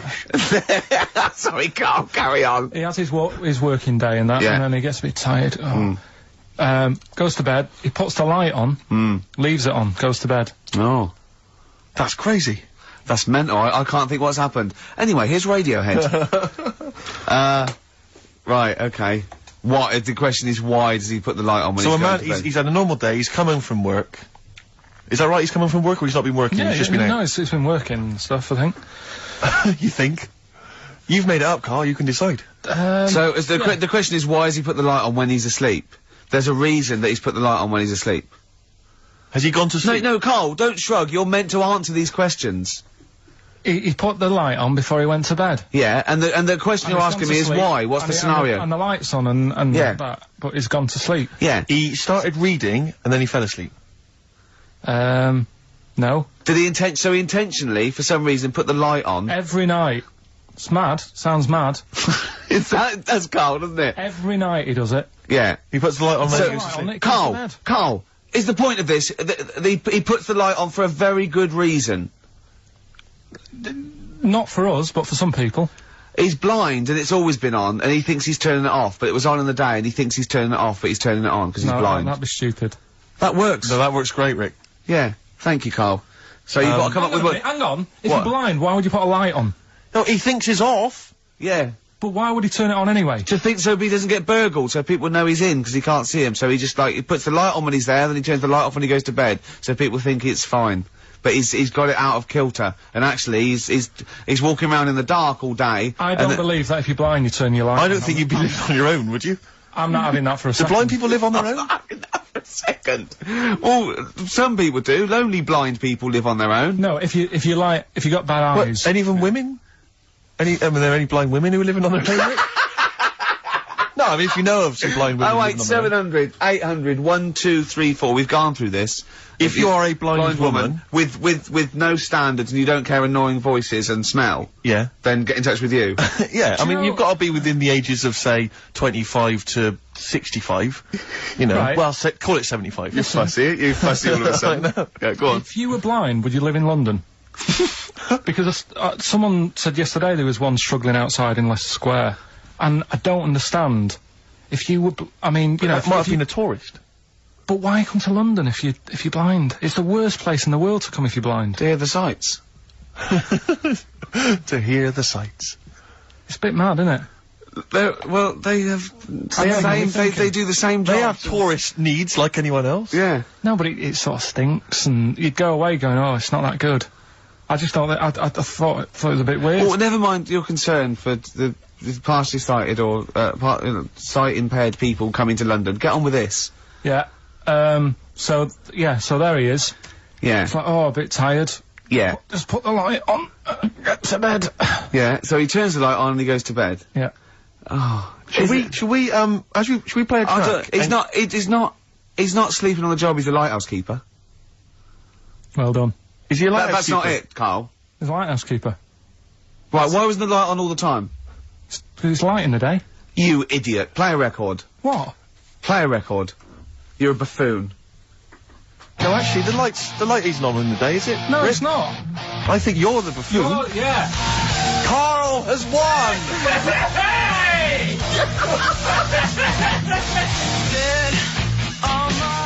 100 Reasons and Silver on XFM 104.9. I love the fact that Karl went a little bit mental then. So happy that he thinks that a lighthouse keeper pops the light on at the same time every... Are you telling me it was never foggy? Everyone has a routine in the job. And why was he going home from work knackered? What had he been doing all day? He never said he went home knackered. He did, he said he went home, he's just done a day's work, he said he went home knackered, and puts the light on and goes to sleep. That's what he said. Yeah, but he's maybe a part-time lighthouse keeper. Oh, what does he do? Works in the library, does he, as well? No, listen, Rick, Hang on. look, I'm really with Karl here. What? He definitely got you. He Anyway, stitched I you got up it right. and proper. Anyway, I got it yeah, right. but then you embarrass yourself by He's saying that... stupid. But He's stupid. You would never put What's a the next lighthouse light on during the day. What's the next And he'd one? been painting it that day. Oh, had he? Extra shattered. Right, okay. XFM. So anyway, I found these, things, do you want to hear them? yeah. So what's this? Explain this again. Right, so I got back off holiday. The first job I found out I've got to do is work with Ricky for a voiceover. I do a regular thing, I do X-Ray magazine, but I'm allowed to make the script up, and they said I could, so I did. Right, so imagine this. Well, I know you, Rick, and I know you like to put a lot of work into these things. Yeah. You want to do a good job. So he rolls up, he says, let's do it then. He said, what's in the magazine? I said, well, here's a selection of stuff, this is what you've got to sell. He said, leave it with me. He goes into the little booth, and the first one he comes up with is this little advert for it, right? X-Ray magazine, it's out now, it's £3.50 May edition, music of tomorrow, Dandy Warhol's picture, and there's a free CD with it, all the Placebo and the Donners, and Smog, and Nightmares on Wax, and Alpine All-Stars. Only £3.50, it's out now, buy it, innit? Have you got a sore throat there? Well, that's alright, isn't it? And he was going, you can't, I said, we are doing that, I've done one, that is it, that's it. So I persuaded him, he went, right, okay, we can possibly put that on XFM, right? I'll have to see, right? And so I wouldn't do it again. And he went, but you need one for Capital. He said, Right. Capital will know what I went, right, I'll do one more for Capital. Right. Because all the stations advertise the XFM magazine, right? So this is the one that he thought would be alright for them. Ooh, hello, you loonies in Radioland. Dr. Frog here to tell you about the new edition of X-Ray magazine. It's out now and it's only £3.50. You've not heard of it? It's a great music magazine. And you get a free CD featuring bands like Placebo, They Wear Makeup But Leave 'Em Alone, Gold Chain, Smog, OK Go, The Donners, and all great bands that you'll love to... Froggy here, hello. Bye! Ribbit, ribbit, Froggy says buy it. Oh, well. So then, he says, that's it, It's you had your is money's Dr. worth. Frog still on there? he's still on classic. I said, that isn't going to go out, you're not going to be happy with that. He said, you've had your money's worth, I'm going. Yeah. So I'm left with that. I then have to get the bosses in And because I've let him go, in a way, it's my responsibility. Yeah. So I've obviously thought I've got what I need. I had to play them to the MD. What did he say? And justify. Well, I was sort of thinking if I laugh, he might go, well, I don't get it, but he finds it funny. Oh, brilliant. Well done. So I was laughing, he was sort of thinking, you know. Excellent. Is that it? Brilliant. When do they go out then? I think one of them's going out at the moment. Excellent. I think the first one's going out. Brilliant. Well, let's play a great track then. Is it Dr. Frog? I'd like to see Dr. Frog feature maybe on our show more often. Okay. XFM. Well, Rick, you're not the only one who's been away. I know you've been off working, but I, at long last, have taken a bit of leisure time. Go on. And, you've probably heard of the Rio de Janeiro Carnival. Only one of the hottest, events in the world calendar. Yeah. Imagine me down there. Oh, Rio, God. you can imagine, did not know what hit it. Oh, God almighty. Were you like, Paul the Party Animal Parker? He would not have been able to keep up if he was with me. God, what did you do? What did you get up to? Oh, let me tell you right now. Day 1, I almost drowned. Day 2, I got a foot infection and spent the day in the hospital. And the rest of the time I had diarrhea. So that was a hell of a time. Carnival. Yeah. I did, I was able to watch some of the carnival on TV. Oh, and it looked brilliant. It looked amazing. I didn't actually, it was difficult to make out because the TV wasn't actually in my room. Because in an effort to save money, I wasn't staying in a hotel, I was staying with a bunch of other people in some kind of, like, someone's flat that they let out. And, so I had to watch the TV, like, from my window, watching a neighbour's TV. And of course, when they changed the channel, often during the juicy bits, I couldn't see anything. And, but they look really good. I'm bunged up at the moment just so I can get through the show. But I've just been on a 12-hour flight, and it is terrifying being on a flight when you know that any moment you could go. Because, the problem is sometimes the toilet's free, and sometimes you've got to queue up. And the worst bit is that sort of half an hour just before you land, when they say the toilets are out of bounds now. I tell you, I went twice before that in quick succession. The woman sat next to the toilet. She didn't know what was going on, the noises and stuff in there. And because I was really panicky. Oh Christ! And so of course then on the whole flight, as we're landing, I'm really petrified because I'm thinking I packed a pair of underpants and jeans in my bag in my holdall. Just in case it all went. And I was really, because I hate flying anyway, and I hate landing because it's the most terrifying moment of the journey. Then it really was rumbling, and I was thinking, I gotta get out of here. Of course, you know when you're in a hurry, everything makes you angry. The little old lady in front of me who's just hobbling along off the gangplank, go away! Yeah. Just really annoying. With your bad hips and your bad legs. Your Zimmer frame. I know you've been through a war, but get out of my way! Yeah. And just anyone who kind of even passes you, And so I managed to get there just in time. Got into and it all went off. Man alive, it was grim. But that was not anything compared with the first couple of days, because the first day I went for a walk, and of course Ipanema Beach is famous. I mean, obviously The Girl from Ipanema, one of the most famous songs in the world, and Ipanema Beach is famous for just the beautiful, beautiful people that gather there, and it is extraordinary. I mean, the people are remarkable. There's so many beautiful women in Rio, it made me angry. I was angry that these women were so attractive and that, none of them were even looking at me. So, but anyway, I'm on the beach because I was shopping and I needed a wee.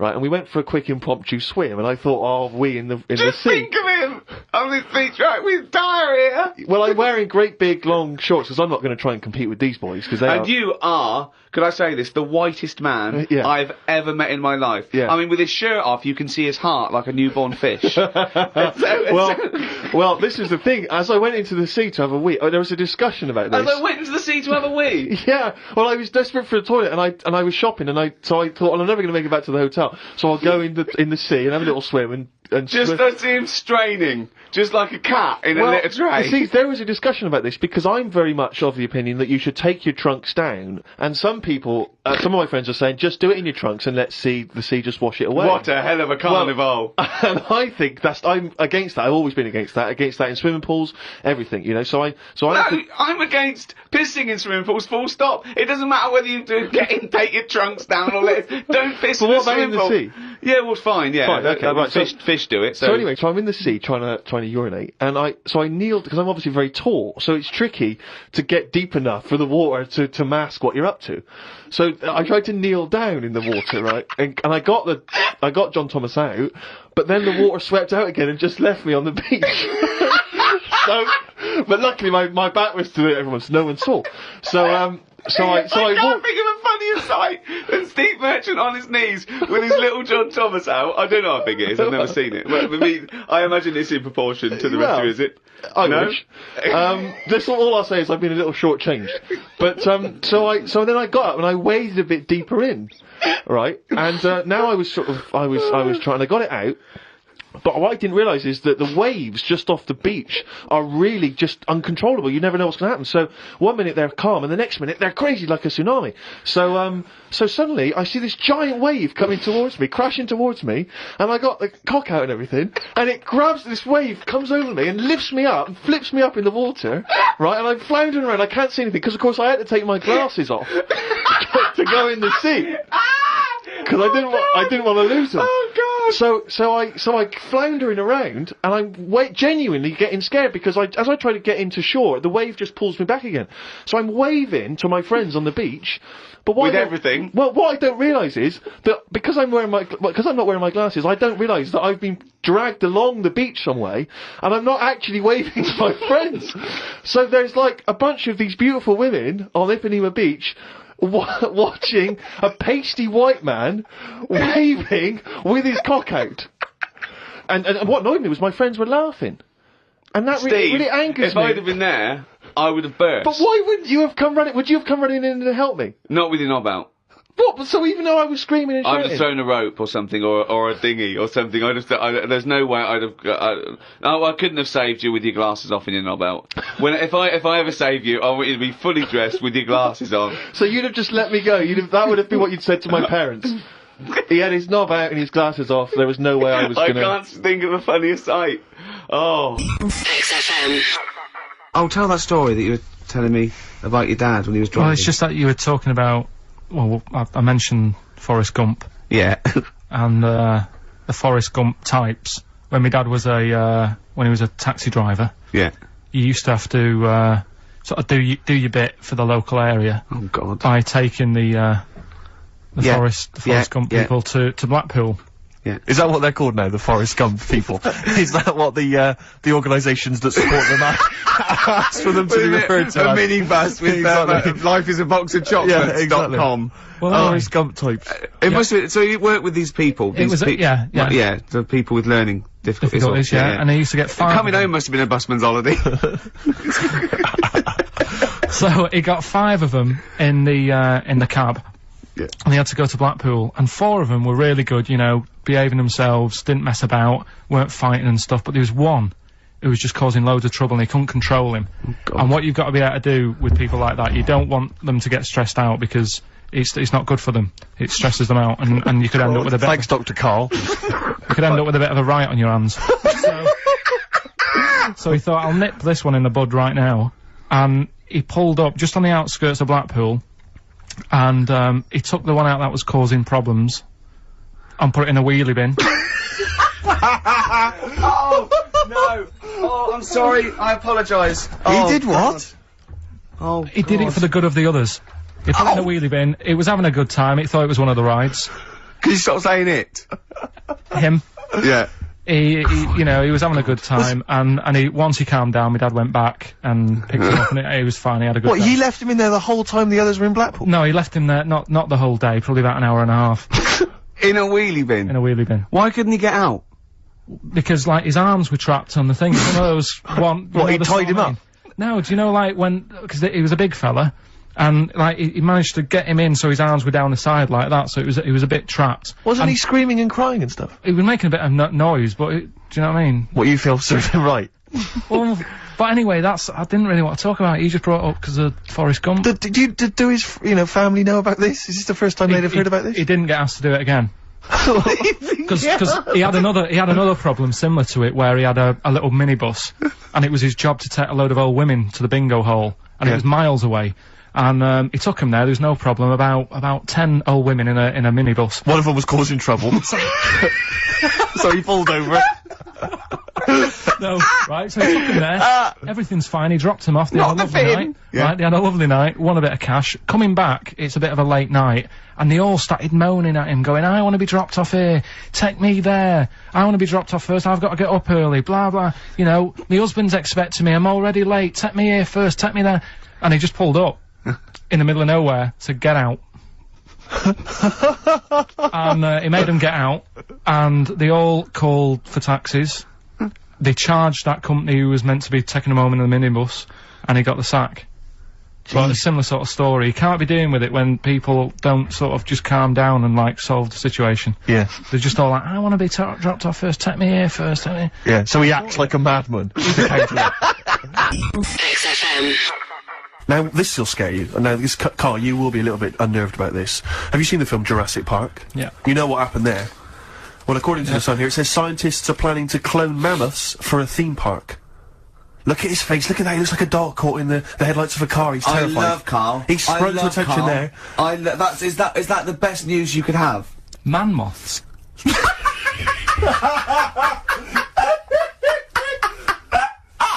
Right. Yeah, man moths. I love the fact that that's why he was so excited that they bred a man moth.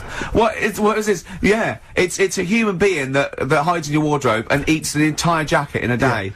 Yeah. What do you mean, man moths? Mammoths. Mammoth, the big hairy cow from the Ice Age. I mean, elephant. You're not so excited about that, then? You can take or leave bringing back mammoths to life, but a man moth? A man moth is a different matter.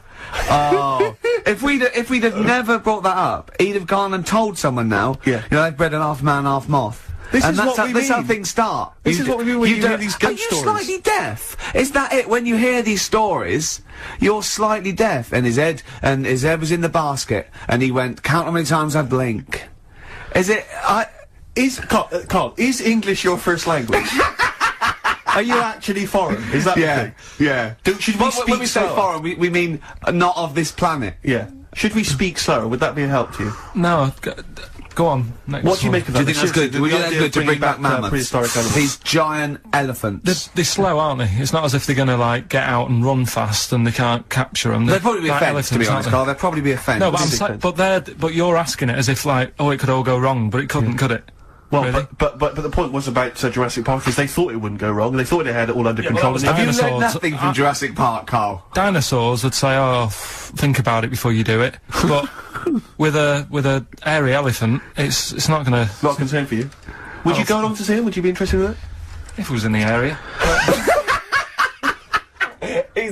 He's great, isn't he? I'd love a queue, Nothing right? impresses No, him. but what I'd like to do is Karl sitting like Yoda in a little cave, and I'd just like to see people like Tony Blair and, you know, Stephen Hawkins in a queue, and they go and say, Karl, got a bit of a problem, Yeah, and thinking of cloning a man and a moth. Problem? Not an issue. No, if I'm in the area, I might cruise around and have a look at it. Otherwise, just don't send it near my my clothes. Oh, that's fantastic. So just for a second, as the words man moth came into your head, how excited were you? I mean, were you both terrified and excited?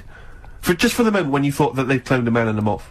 I pictured, what kind of face did he have? Did he have the moth's head, or was it a man's head? Just a little man head. Right, what was his face? What did it look like? He just was like, a bit shocked. Perplexed, yeah. So it was like he'd been grafted onto the body of a moth without his consent. And when he was asleep. Yeah, he'd woken up. He just went in to have a goiter removed, and they said, we've replaced your goiter with the body of a giant moth. Yeah. Is that alright, Mr. Jenkins? So he had the head of a little, was it a little boy or a man? Little man. Right, okay. And he's just bumping into a lamp. He's just bumping into a lamp. Karl, if you went into hospital, and they'd done something, what's the worst thing they do, right? What would you rather have done, right? You wake up and you've got, lobster claws for hands. Right. You wake up and you've got duck's feet. Or you wake up and you've got one horn coming out of your head. The worst thing? Yeah. Probably the horn coming out of my head. Why? Get in the way. That'd be useful, wouldn't it, in fights and stuff? And, for, like, parties, people play Well, I points. suppose the lobster claws would also be quite handy there. Definitely. XFM. Got some post delivered to me today. It was... Oh, this is great. This makes it in the diary. Got some post delivered to me today. It was addressed to Mr. Pilkington.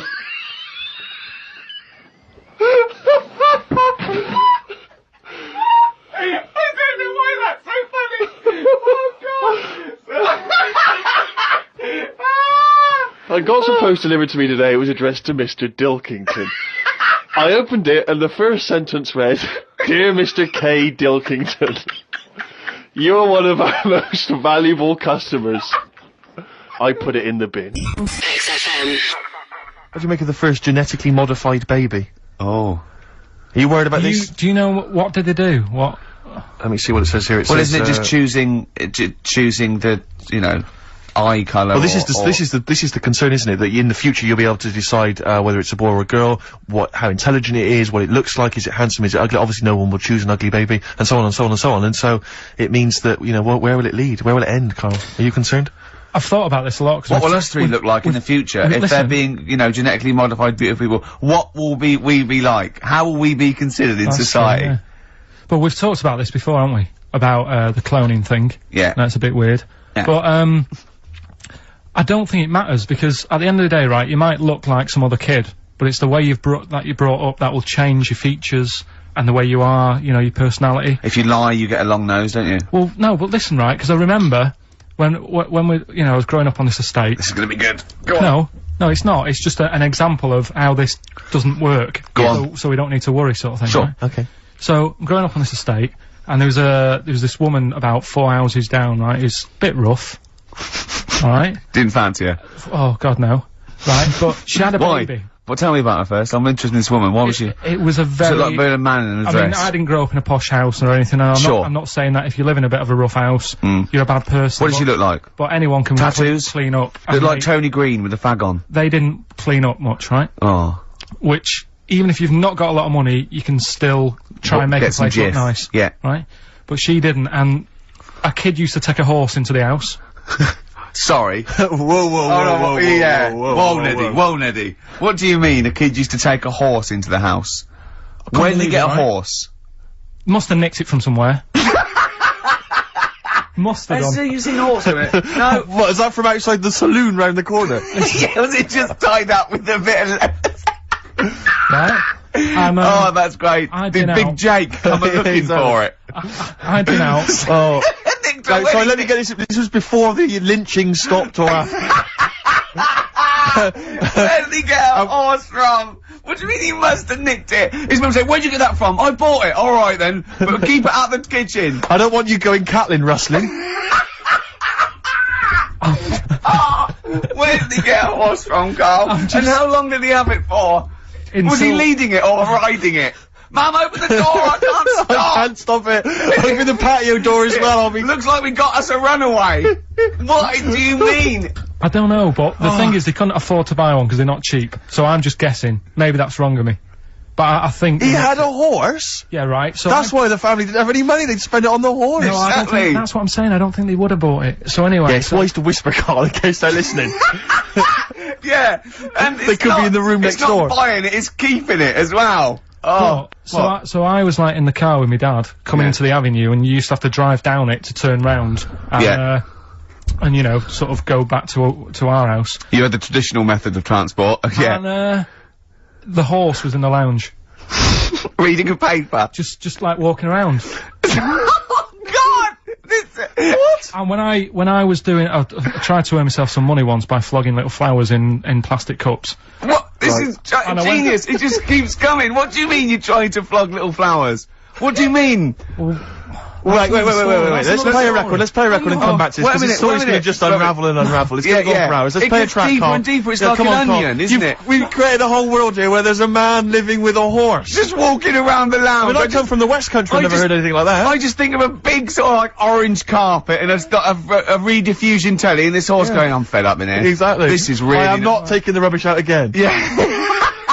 Right, play a record. Let's have Velvet Underground. We got that lined up. Oh, yeah, the classic from the first album. I'm Waiting for the Man. Let's come back to the horse in a second. Little flowers in pots. What do you mean?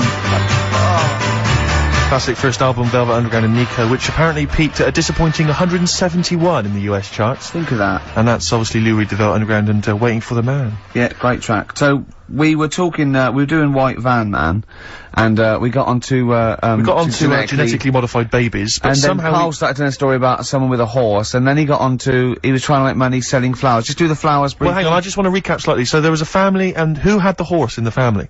It was... Because you lived on an estate in Manchester. So the mother was a right pig, apparently. Well, I don't know whether that's you relevant. don't need to go that far. But what I'm trying to do is, like, make a picture for you so you understand. What does she look like? Who did she look like? Bit of a, and no disrespect to her, bit like Pauline Quirk. Quirky, yeah. Right? Okay. I knew you were going to say that. Yeah. I knew it was going to be Pauline. Did she have any tats? I've never got that close to her. Okay, alright. So who had the horse? Was this her son or her husband? No, her daughter. Her daughter had stolen a horse? Yeah, from, I don't know where, there was I think it was some stables down the road or something. And they kept the horse in the house with them? They kept it in the house. Did they didn't get have caught? it for long. No. So, and you said you were in the house one day and you saw the horse in there? What happened was, I was, they did this thing at school about raising money for charity, right? For some local charity. And they said you can do anything to raise money, and they came out with all these ideas, and I thought, that's good. What was the charity? Well, I don't know, I thought, forget the charity. Yeah, that's just a good money-making idea. So, you're a charity. So, so I asked me mum for some, 'cause she used to have a lot of flowers around the house. Sure. I said, can I just take some snippings off them? And, I'll go and buy some plastic cups. And, got some soil out of the garden, planted the bits of plants in them. Yeah. Got a tray. Yeah. Had about 25 plants on it, selling them for 25 pence each. Excellent. Did you sell any? Yeah, sold loads. So did you just cut, you didn't just cut them and stick them in the soil? Yeah, they wouldn't have survived. Oh. But I think people sort of thought, well, good on him for trying. But anyway, so I went round to theirs, because I thought their house could do with a bit of colour and stuff. Yeah. So it's a bit rough. So as I went The horse went, thank God for that breakfast. They've been feeding me kitty cat. So I got up to the door, and they opened the door, and it was one of them houses where no carpet. Yeah, a horse in the living room. You know. We've all been there. And the horse was walking around the living room. Oh. I looked quite happy and everything, because I always say that about animals. Black Beauty right? was on. Yeah. Well, think about it, right? If you were a horse, where would you rather be? In a little wooden hut with a load of hay? Or in, like, a house with a, central heating? Three-piece suite, and a telly and that? Telly and that! No, but I was saying this the other day. And an Atari. Right? I was walking through London the other Commodore day. 64, rubbish. Exactly. Walking through London with Suzanne, right? Yeah. And you know, like homeless people always have dogs.